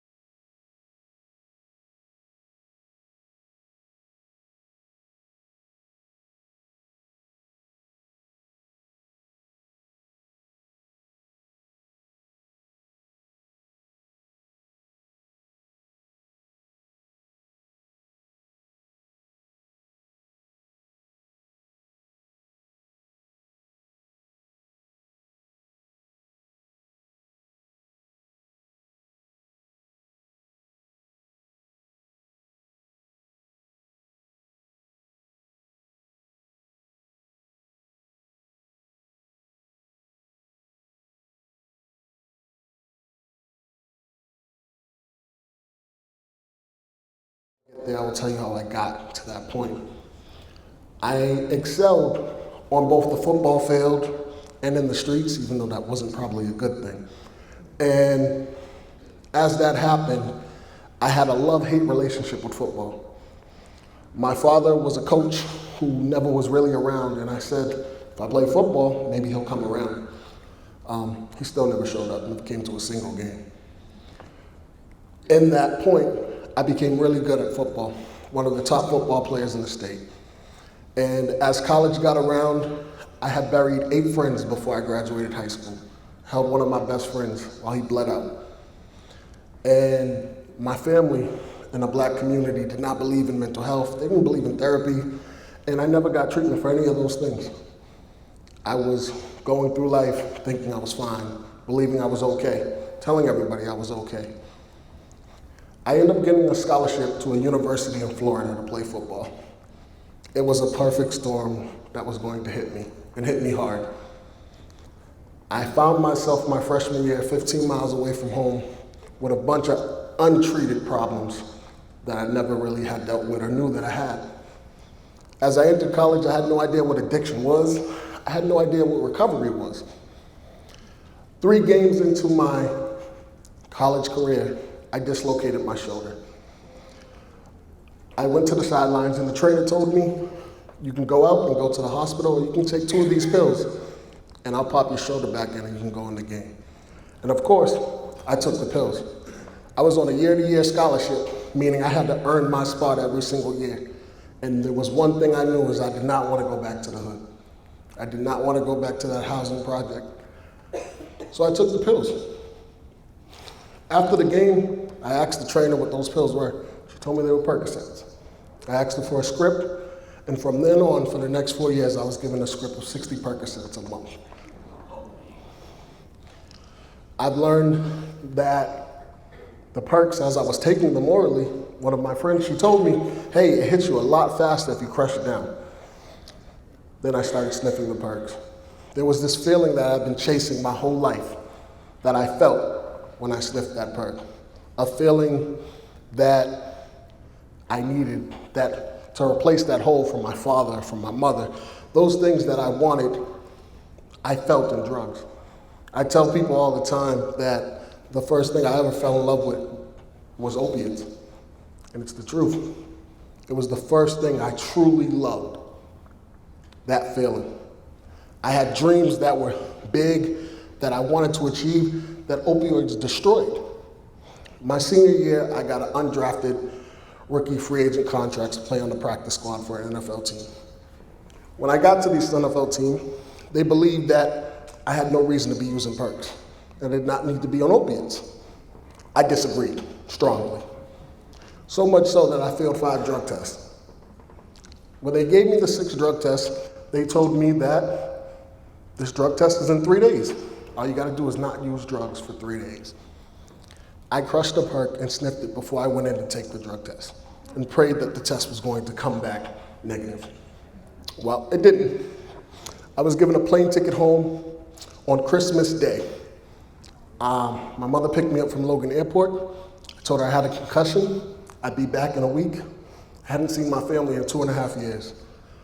I kissed my mother and didn't see her for another 6 months. Most of my friends that I went to school with were also into drugs. I was surprised. I didn't know I had a problem. And I began using drugs on the street of Boston. During that time, I was sent to more than 30 treatment programs. I was sectioned 3 times by my mother, and during one of those sections, I discovered heroin. And I fell in love even more, deeply in love. There was this warm sensation I got every time I did heroin that I could not explain. There was a feeling I couldn't explain. And every time I tried to stop, I was told, you have to admit that you're powerless and give it over to your higher power. That's the only way you could be sober. And for me, that just did not work. Didn't have a higher power, and I didn't care to have one. Eventually, I ran into a nurse who was amazing, and she told me, this treatment thing, you're becoming a treatment all-star. You know every treatment facility, they all know you, they all love you, and you can get into any treatment program you want. But you also have a solid family foundation, and I want you to go to this outpatient program. When I went to this program, I discovered Smart Recovery. I didn't want to be in the program. I wore sunglasses, sat in the back row. I was high off marijuana half the time. And it just so happened one day, I was sitting in the corner with my sunglasses on, half asleep, and I heard them say, if you have a higher power, great, but if you don't, you can still get sober. And that was the first time I'd ever heard that. Now, I've been to 35 treatment programs, and that was the first time I ever heard that. And I sat up, and I began to listen, and I began to realize that there were people that thought like I did. I didn't think I was powerless. I felt like I needed to find a way to get my power back. I needed to find a way to become somebody more than DeSean the gang member or DeSean the football player, because that was the only identity I had. I remember people asking me, what are my morals? What are my values? I had no idea. I'd always been good at being a part of the group. I never knew how to be an individual. I didn't know who DeSean was. Smart Recovery gave me a way to discover myself. They gave me a way to find out who I was, what I wanted to do, what I wanted to be. I constantly would say I needed to find a new approach to an old dream. I had been in recovery for 6 months, and I still was miserable, completely miserable. Meetings, they served as a placeholder, and eventually, I don't like meetings. I like facilitating meetings. I do not like going to meetings at all. And I had a coach that reached out to my mother and said, how about, you ask DeSean if he wants to coach? And it was something that changed my life in that moment. I found something that I was passionate about. I had this level of intimacy being on the football field, again, in coaching. I found a new approach to an old dream, and it took off from there. Eventually, I found a mentor, Matt Robert, who does like 12 meetings a week, something insane. And I would go to every meeting with him. Every meeting, I learned how to be a facilitator. I went to these meetings, and I said, this is what I want to do. One thing that Smart Recovery lacked when I came in, though, in the Boston area, there were no facilitators of color that were active in the Boston area. There were areas in Boston that didn't have Smart Recovery meetings, that should have had Smart Recovery meetings. And there was times where they couldn't get into different places. I was able to start a meeting in the heart of Roxbury. From that meeting, there has been 5 black facilitators trained that run Smart Recovery meetings across Boston.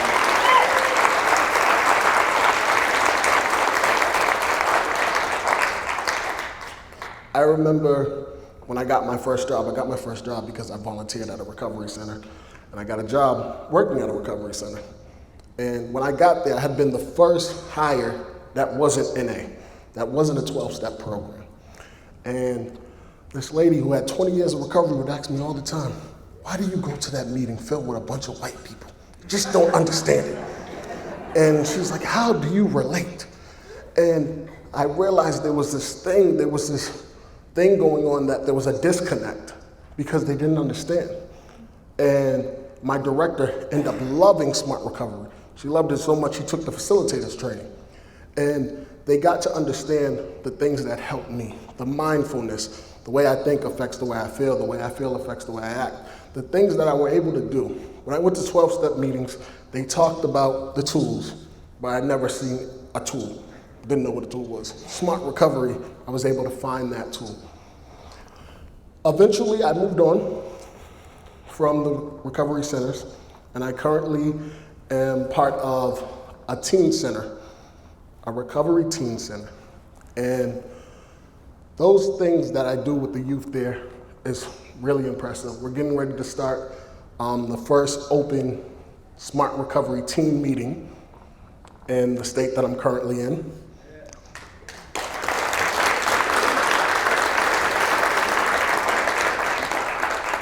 And the youth feel empowered.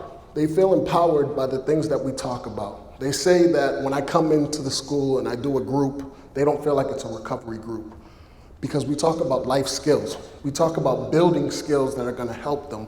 We talk about developing talents and finding a meaning. We go back to the quote I made in the Boston Globe. I had no purpose in life. There was nothing that I felt like I wanted to do. I was no longer using drugs to get high. I was using drugs to die. And that's what I wanted. It no longer became fun. There was no purpose in my life. Now today I live a meaningful life.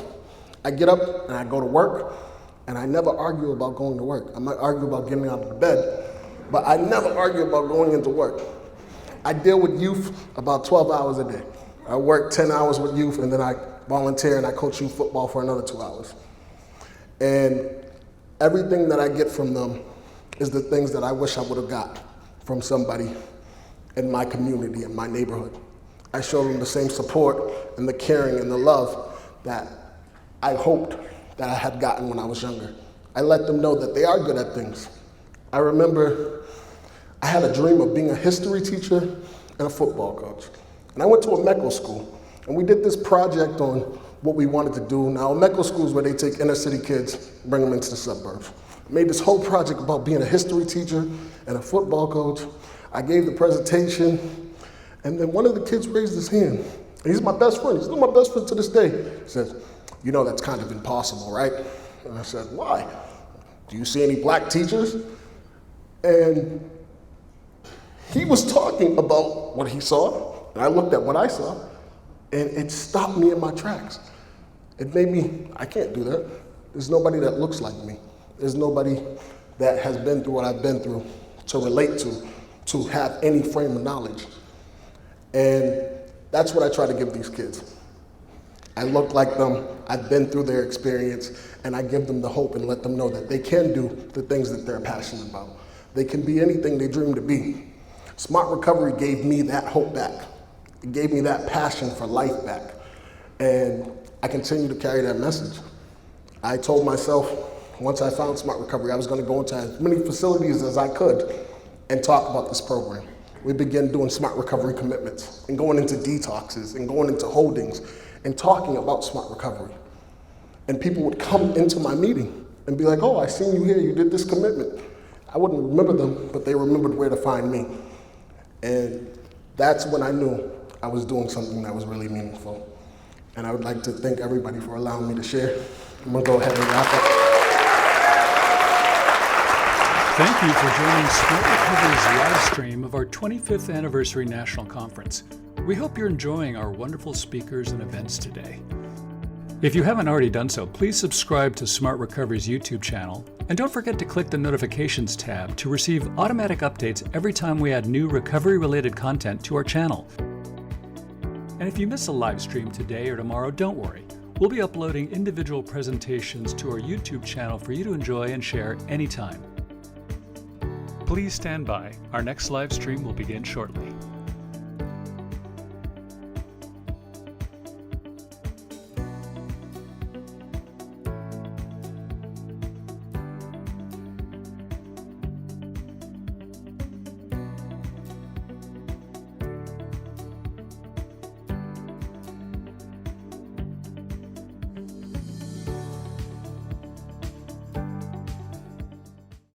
Thank you for joining Smart Recovery's live stream of our 25th Anniversary National Conference.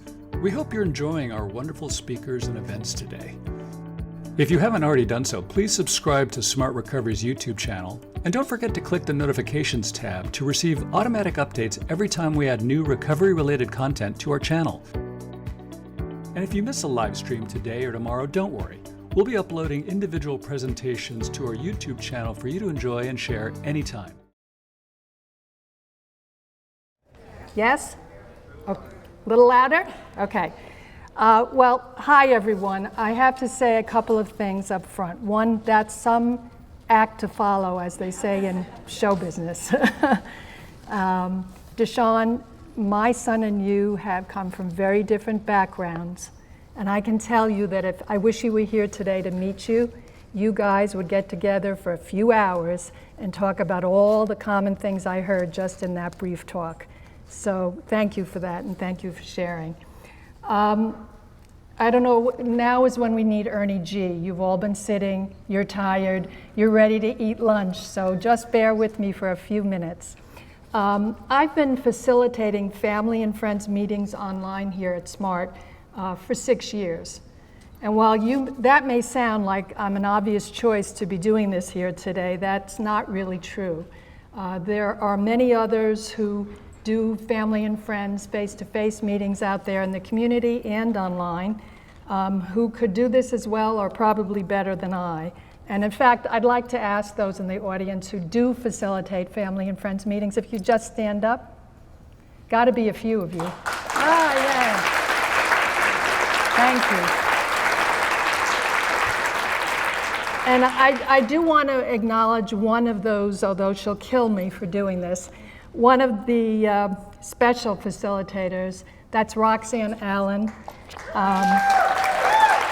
who really, to me is the face of SMART Family and Friends.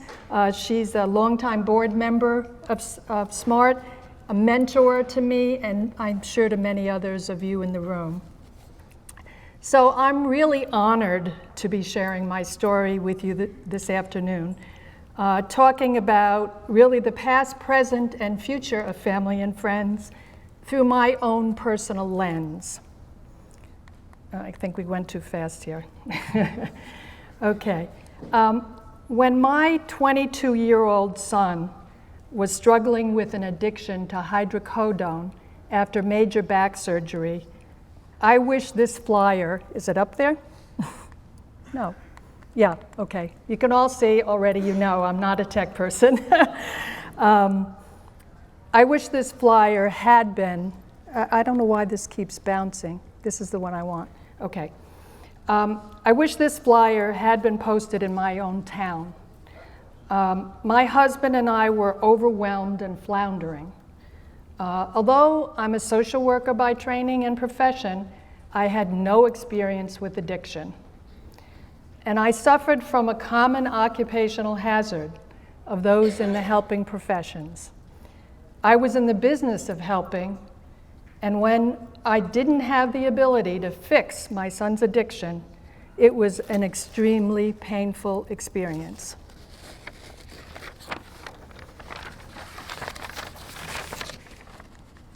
There it is. What I heard from others, professionals included, was he has to hit rock bottom before he's willing to change. And I believed it. And the story is no different than those I hear every week in my family and friends meeting. My son continued his addiction. He ended up in jail. Aha, we said, he's hit rock bottom. So he returned to our home, and at our insistence, he entered a day rehab program, went to work, moved out, and relapsed. My husband and I then lived with the fear that we would get a call that he had overdosed, and the hope that he would contact us ready to give up the opioids. We got the call, and he's been sober for almost 9 years.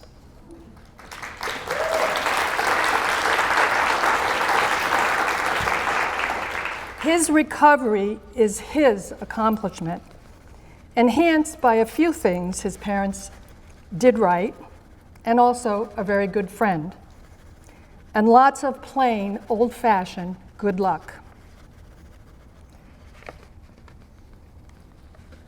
There might be a few of you in the audience who recognize this photo. I use it as my icon in my video screen at my meeting. It's me and my granddaughter, now 7, my most cherished of my son's many accomplishments during the last 9 years.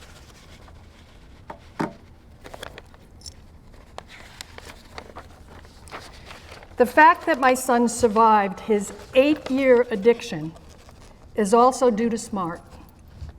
He entered an inpatient treatment program requiring that participants supplement their treatment by attending daily support group meetings. However, they were ahead of the curve and not insisting it be a traditional 12-step one.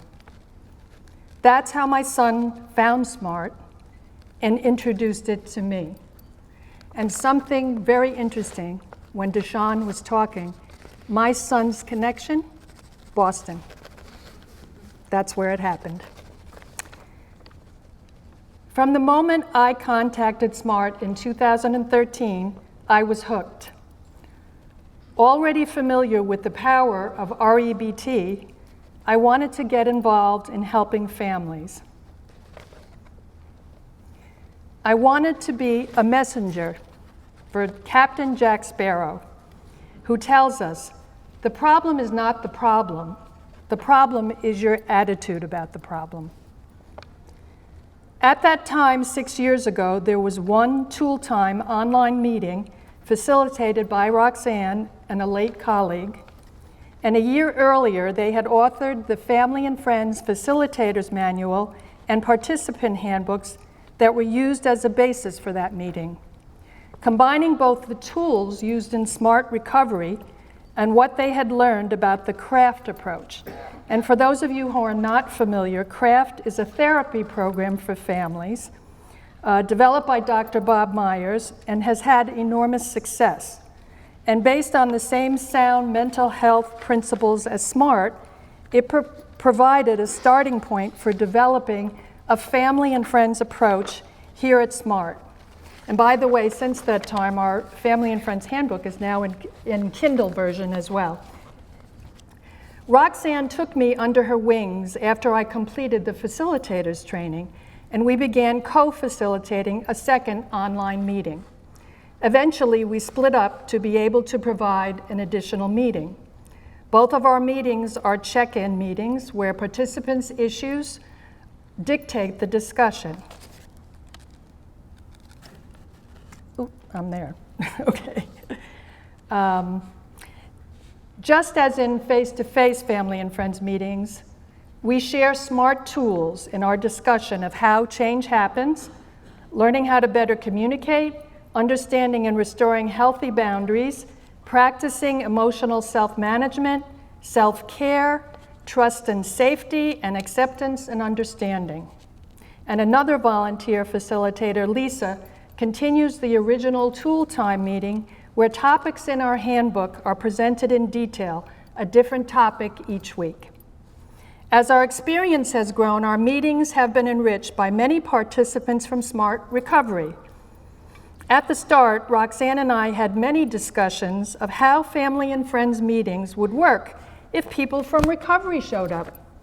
That seems a very silly idea to me now. Our loved ones from recovery meetings have contributed so much to our participants' understanding of addiction, and feedback from those in recovery indicates they greatly benefit from participating.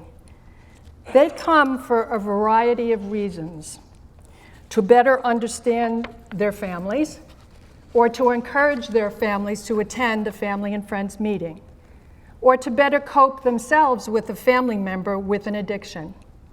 And sometimes they show up accidentally, thinking they are attending a recovery meeting, and they decide to stick around for a while. And whatever the reason, They often return many times. Whoops. We missed one here. I think that's, okay, I think we're right. Here are just a few of the benefits in understanding to them. Why family reacts to their addiction in fairly predictable ways, how their family can provide meaningful support, how tensions in family relationships can be diminished, what kind of communication works, and why self-care for family members is important. And the most important outcome for those in recovery is what many have told us, that they are happy when their family attends family and friends meetings because both their families and their own lives improve. They have experienced the reality that family members can be a powerful support for recovery. More recently, attendance by professionals at our meetings, and especially professionals in training, has grown. Those working towards certificates or degrees in counseling or social work who are interested in work in the addiction field. I've lived through 3 online meeting platforms, barely. And Michelle, Dennis, Roxanne, and others can attest to that. And please, let's not do another one too soon. But if I could learn to do an online meeting, anybody can do it. Trust me on that. One of the positive things is that practicing tolerance is a really good skill to be able to improve on. And my participants in my meeting learn how to practice tolerance with my lack of tech savvy. But even I can recognize how much better our technology is now. During this time, face-to-face meetings have grown. In 2012, the year before I joined SMART, there was a small pilot program of 3 face-to-face meetings. And by the end of 2013, we had 10 meetings. By 2015, there were 40 in North America, and currently there are nearly 140. Very importantly, we have developed a Family and Friends Facilitators training as an adjunct to the Recovery Facilitators training. Since its inception only last year, 500 people have completed this training. The present feels lots better than the past. We reach family and friends of those struggling with addictive behavior and let them know, no rock bottom.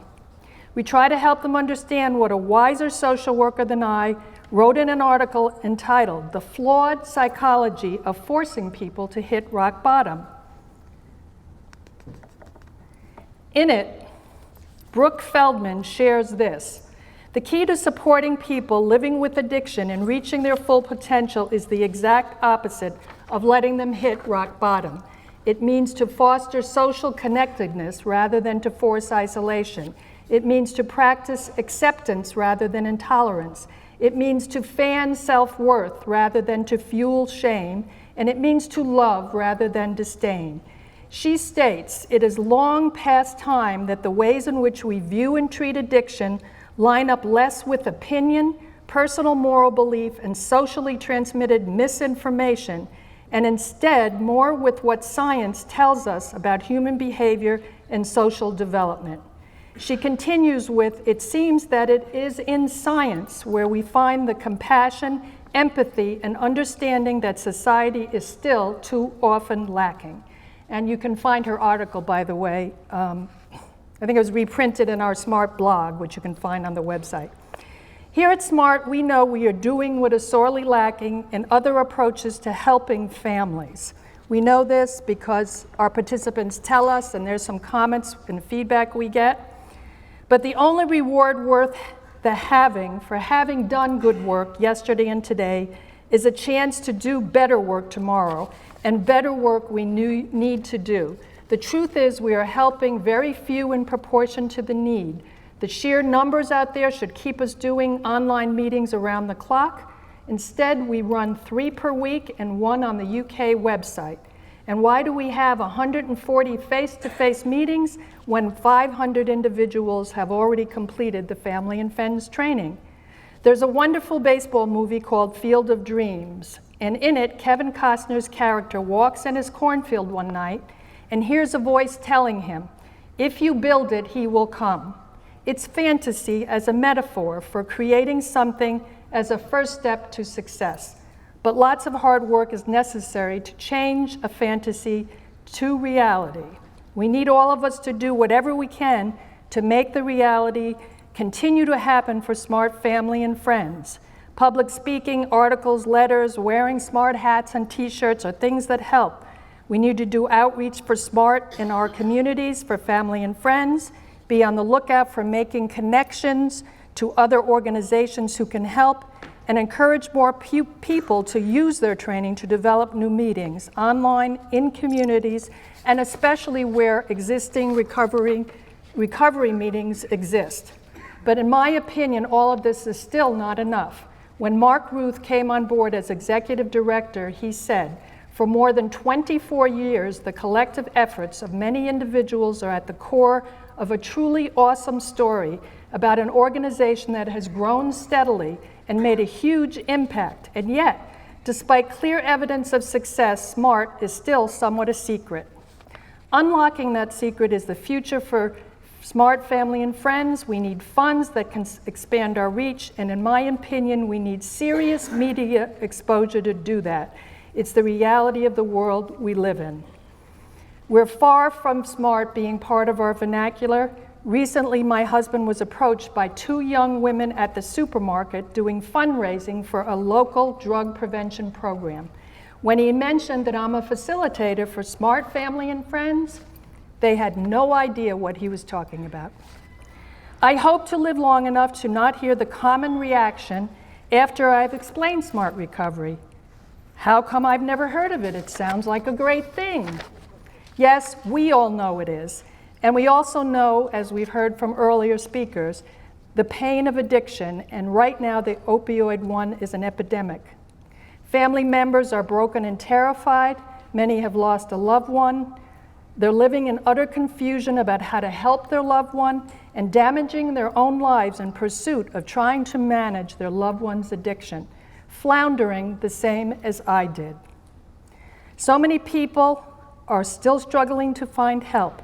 And something we have learned is that it's critical to provide that help early, before relationships with their loved ones have been poisoned by fear, anger, pain, and suffering.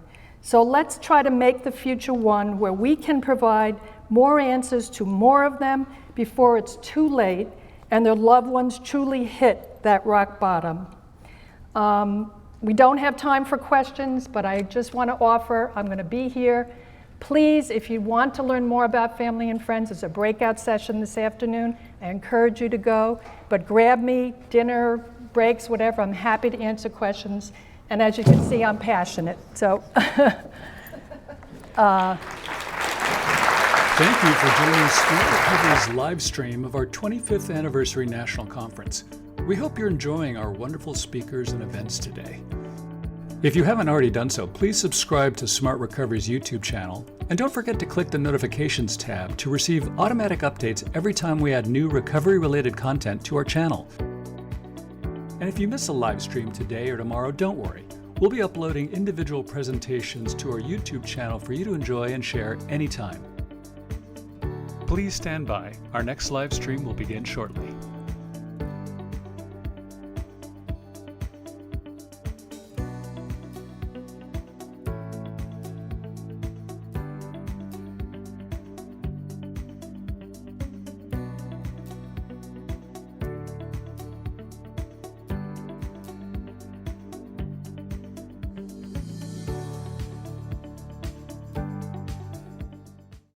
Thank you for joining SMART Recovery's live stream of our 25th Anniversary National Conference. We hope you're enjoying our wonderful speakers and events today. If you haven't already done so, please subscribe to SMART Recovery's YouTube channel, and don't forget to click the Notifications tab to receive automatic updates every time we add new recovery-related content to our channel. And if you miss a live stream today or tomorrow, don't worry. We'll be uploading individual presentations to our YouTube channel for you to enjoy and share anytime. Please stand by. Our next live stream will begin shortly.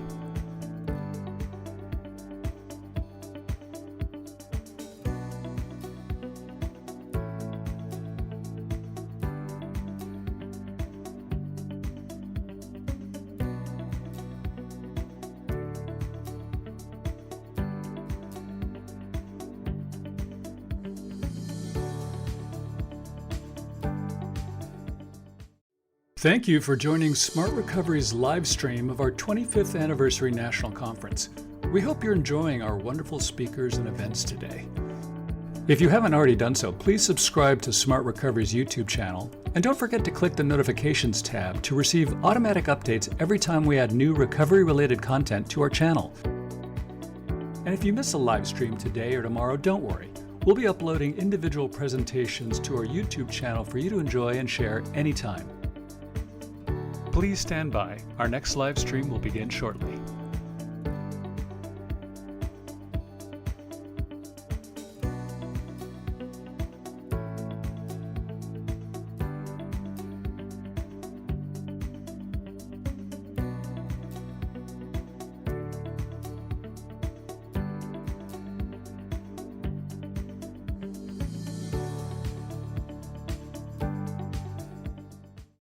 Thank you for joining Smart Recovery's live stream of our 25th Anniversary National Conference. We hope you're enjoying our wonderful speakers and events today. If you haven't already done so, please subscribe to Smart Recovery's YouTube channel, and don't forget to click the Notifications tab to receive automatic updates every time we add new recovery-related content to our channel. And if you miss a live stream today or tomorrow, don't worry. We'll be uploading individual presentations to our YouTube channel for you to enjoy and share anytime. Please stand by. Our next live stream will begin shortly.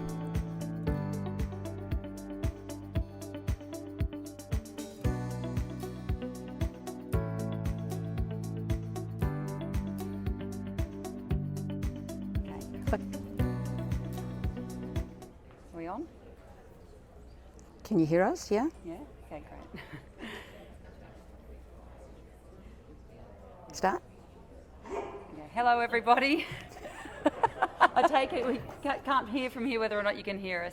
So I'm Nadene Lee. I'm president of Smart Recovery International. Can't hear you. Is this one? Hold Is it. that better? All right.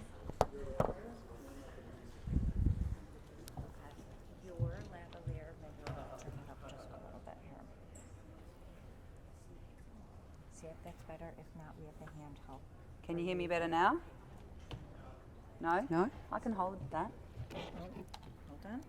Oh. Can you hear me now? On now. It's amazing what an on switch will do. Let's hope it gets better from here. So, hello everybody. I'm Nadene Lee, President of Smart Recovery International, and I'm joined here by Kim McCreanor, our relatively new Executive Officer. I've travelled a long way around the world from Australia to be here today.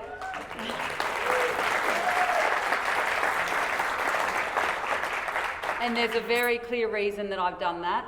For me, it's about being, even though I'm here just for the weekend, it's about being face to face with everybody that's here and hearing the stories like Kathy's and DeSean's that really embed the reason that Smart is making such a difference in the past and in the and will do in the future to so many lives. So that's what drives me to be a part of this wonderful organisation.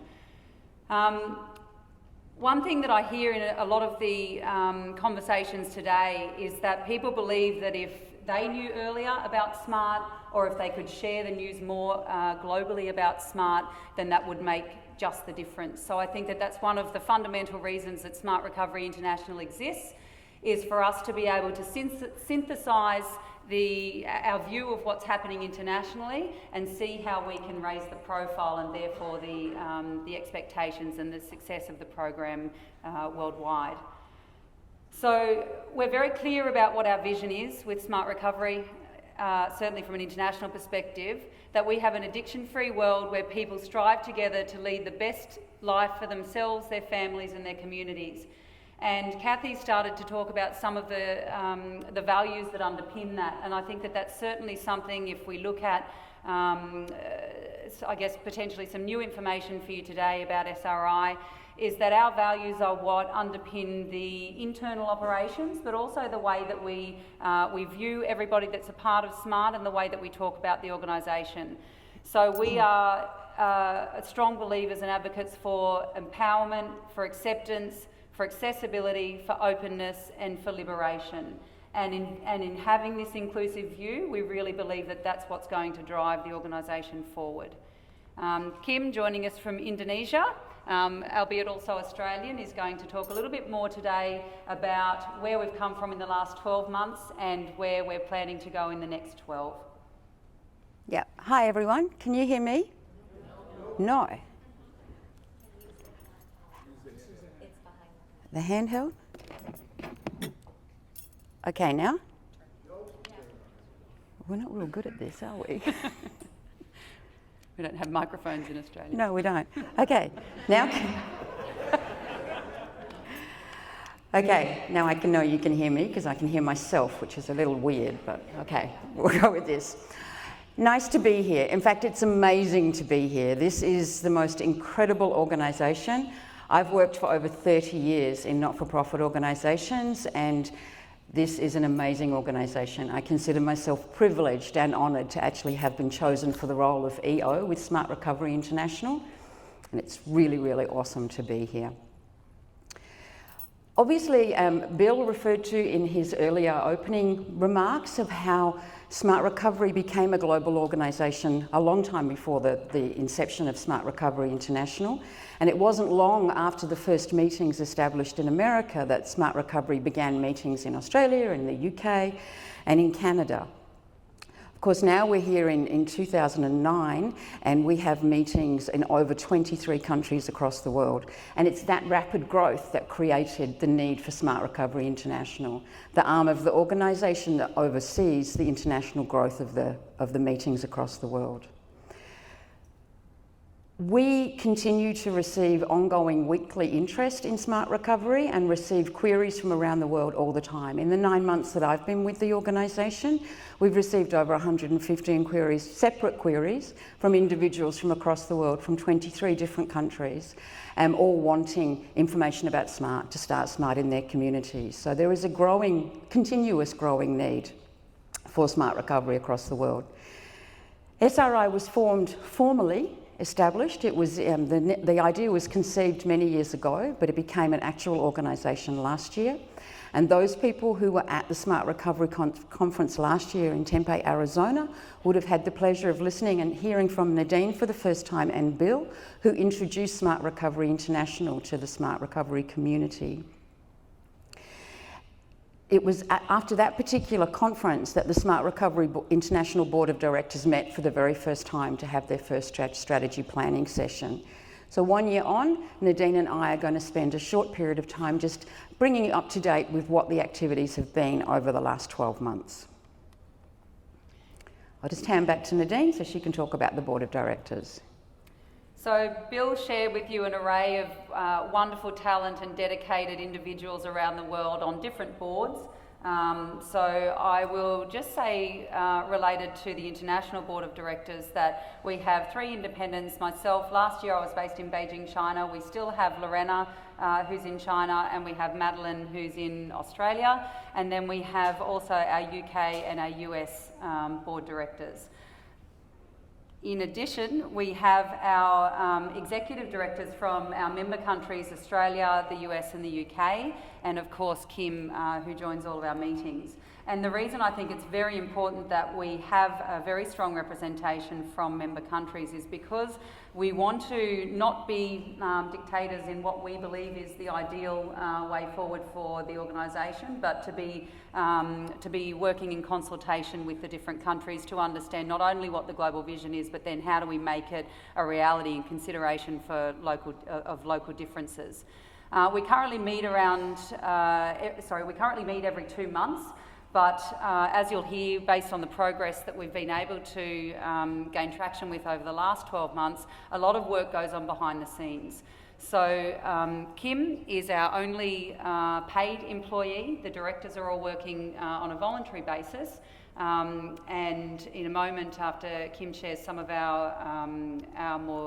some of the detail around what we've been doing, I'll share with you how we're actually managing to progress in that regard. Yep. Okay, I mentioned before that last year at the last Smart Recovery Conference, the SRI directors met for the first time to develop the strategic plan for the organisation. Coming out of that were the 4 strategic themes that you can see on the slides there, and they have been fundamental to all of the work that's been happening over the last 12 months. So establishing a new organisation has meant, I mean, whilst Smart Recovery is not a new organisation, SRI is a very new part of Smart Recovery, and therefore a great deal of investment of resources and time has had to go into building those governance structures, those fundamental structures to ensure legal process is covered for the organisation. It's been through the generosity of one single donor that Smart Recovery International Board of Directors were able to employ myself as the EO. So we're thankful to that particular person who's been able to give the impetus for us to actually get traction under these strategic themes.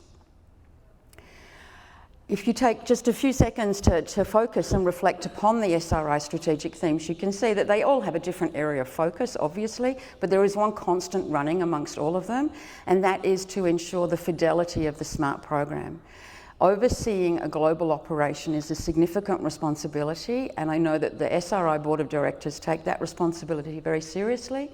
And ultimately, one of the constant themes that comes out in every discussion is the need for the brand to be true, to be smart. So whether people are having a meeting online, whether they're meeting in Romania, whether they're meeting in Brazil, Indonesia or India, it's a smart meeting, no matter what language it's being carried out in. That's really important. So fidelity of the brand is a hugely important part of the role of SRI. Some of the key achievements over the first 9 months was being able to employ an EO, which is me, of course. Kim. Yeah. It was odd, wasn't it? That came out wrong. Let's talk about me. Yeah. We've laid the foundation stones for a strong governance framework. Smart Recovery International has taken legal ownership of all of the intellectual property and copyright of Smart Recovery in general. We've developed a suite of international licensing agreements. We've developed a set of facilitator competencies that have been agreed upon by member countries. That facilitators will come out of training having these particular competencies. We're embarking on a training analysis of all the curriculums across the member countries. We've developed a fundraising strategy. We've developed a communication strategy. We've launched social media and web presences. We've developed communication systems for facilitators, and that's for facilitators who are outside of existing member countries. So for the one facilitator that's facilitating meetings in Thailand every week, or in Romania, or in Hong Kong, those facilitators are operating as lone wolves.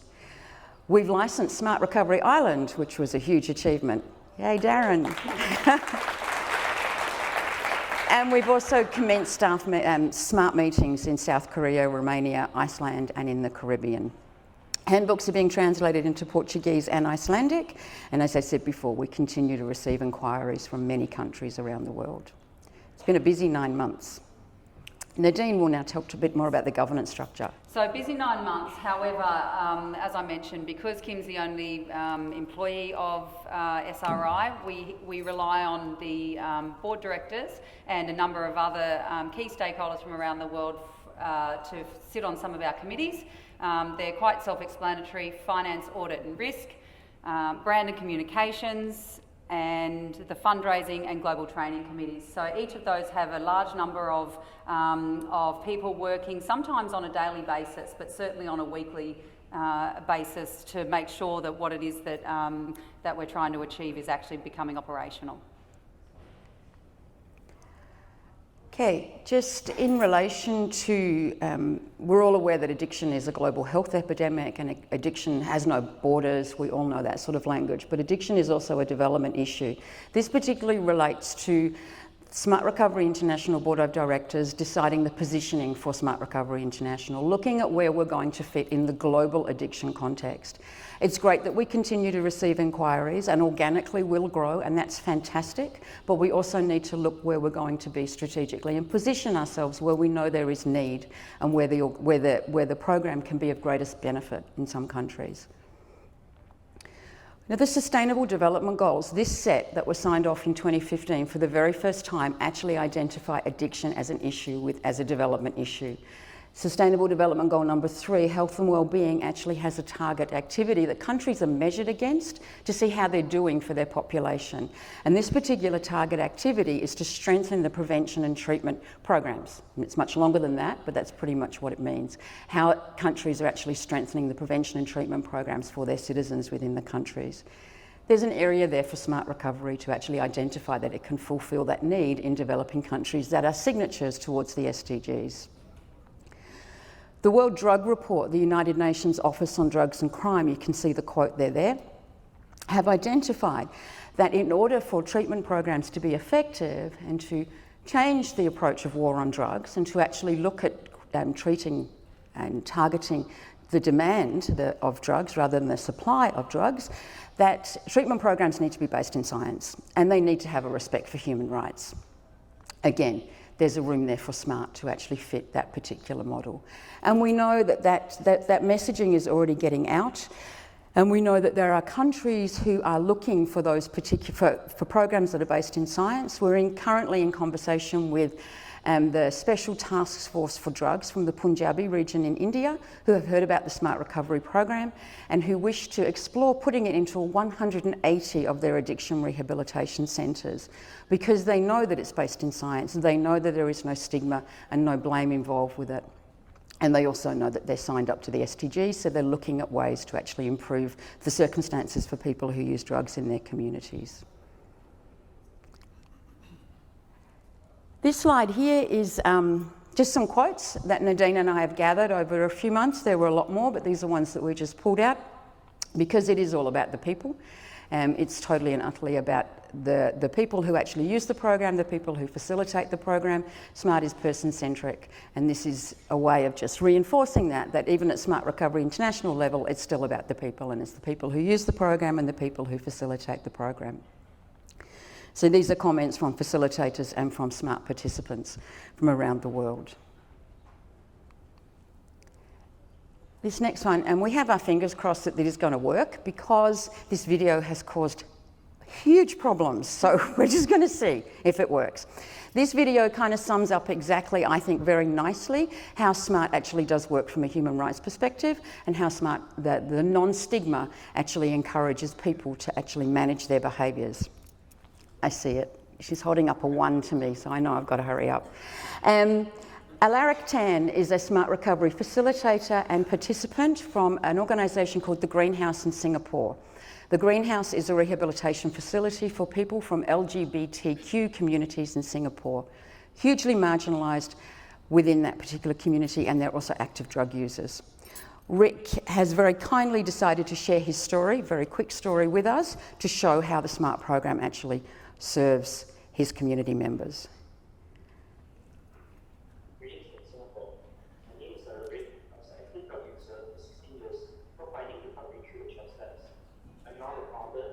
Can you hear it?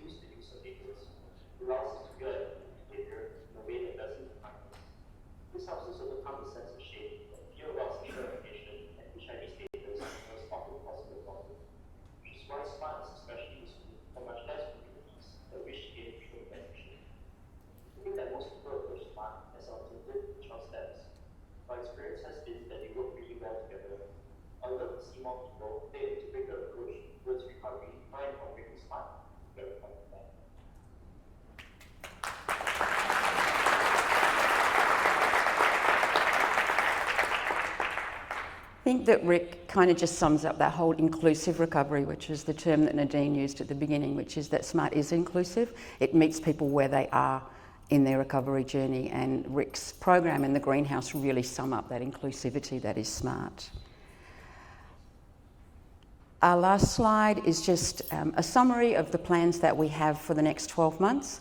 The SRI Board of Directors are meeting at the conclusion of this conference tomorrow afternoon and Monday morning, at which they'll be reviewing our strategic plan and developing more firm goals for 2020. But these are already ideas that we already know that we will be working on. You can read them, so I'm not going to take up time reading them. I do want to reinforce, though, that we are already planning for facilitator training in the Punjab region, the one that I just spoke to you about, which is really exciting. In Russia, SRI, I've never met Joe Gerstein face-to-face until we come to this conference, but Joe is being a constant support to me in my role as EO in assisting me to navigate my way through this global addiction landscape, which is just great. So Joe and I are working on developing some training for Russia with addiction professionals. In Israel, I'm working with Christi from the US office, looking at a partnership with the Israeli government and a rehabilitation college in Israel. And in the Caribbean, again, Joe's been instrumental in that, and as has UK Smart Recovery, working with Trinidad and Tobago Prison Services to implement Inside Out in those facilities as well. So that's what our next 12 months will be like. Thank you. Thank you, Kim. And can I just say, it's not possible in a short amount of time to share all of what we're doing or to answer what may be questions in your head. So Kim and I, as are around for the next few days. Absolutely. And available to speak to anybody.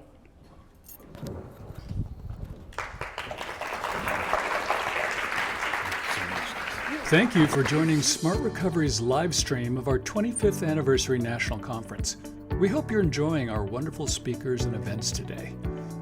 If you haven't already done so, please subscribe to Smart Recovery's YouTube channel, and don't forget to click the Notifications tab to receive automatic updates every time we add new recovery-related content to our channel. And if you miss a live stream today or tomorrow, don't worry. We'll be uploading individual presentations to our YouTube channel for you to enjoy and share anytime. Please stand by. Our next live stream will begin shortly.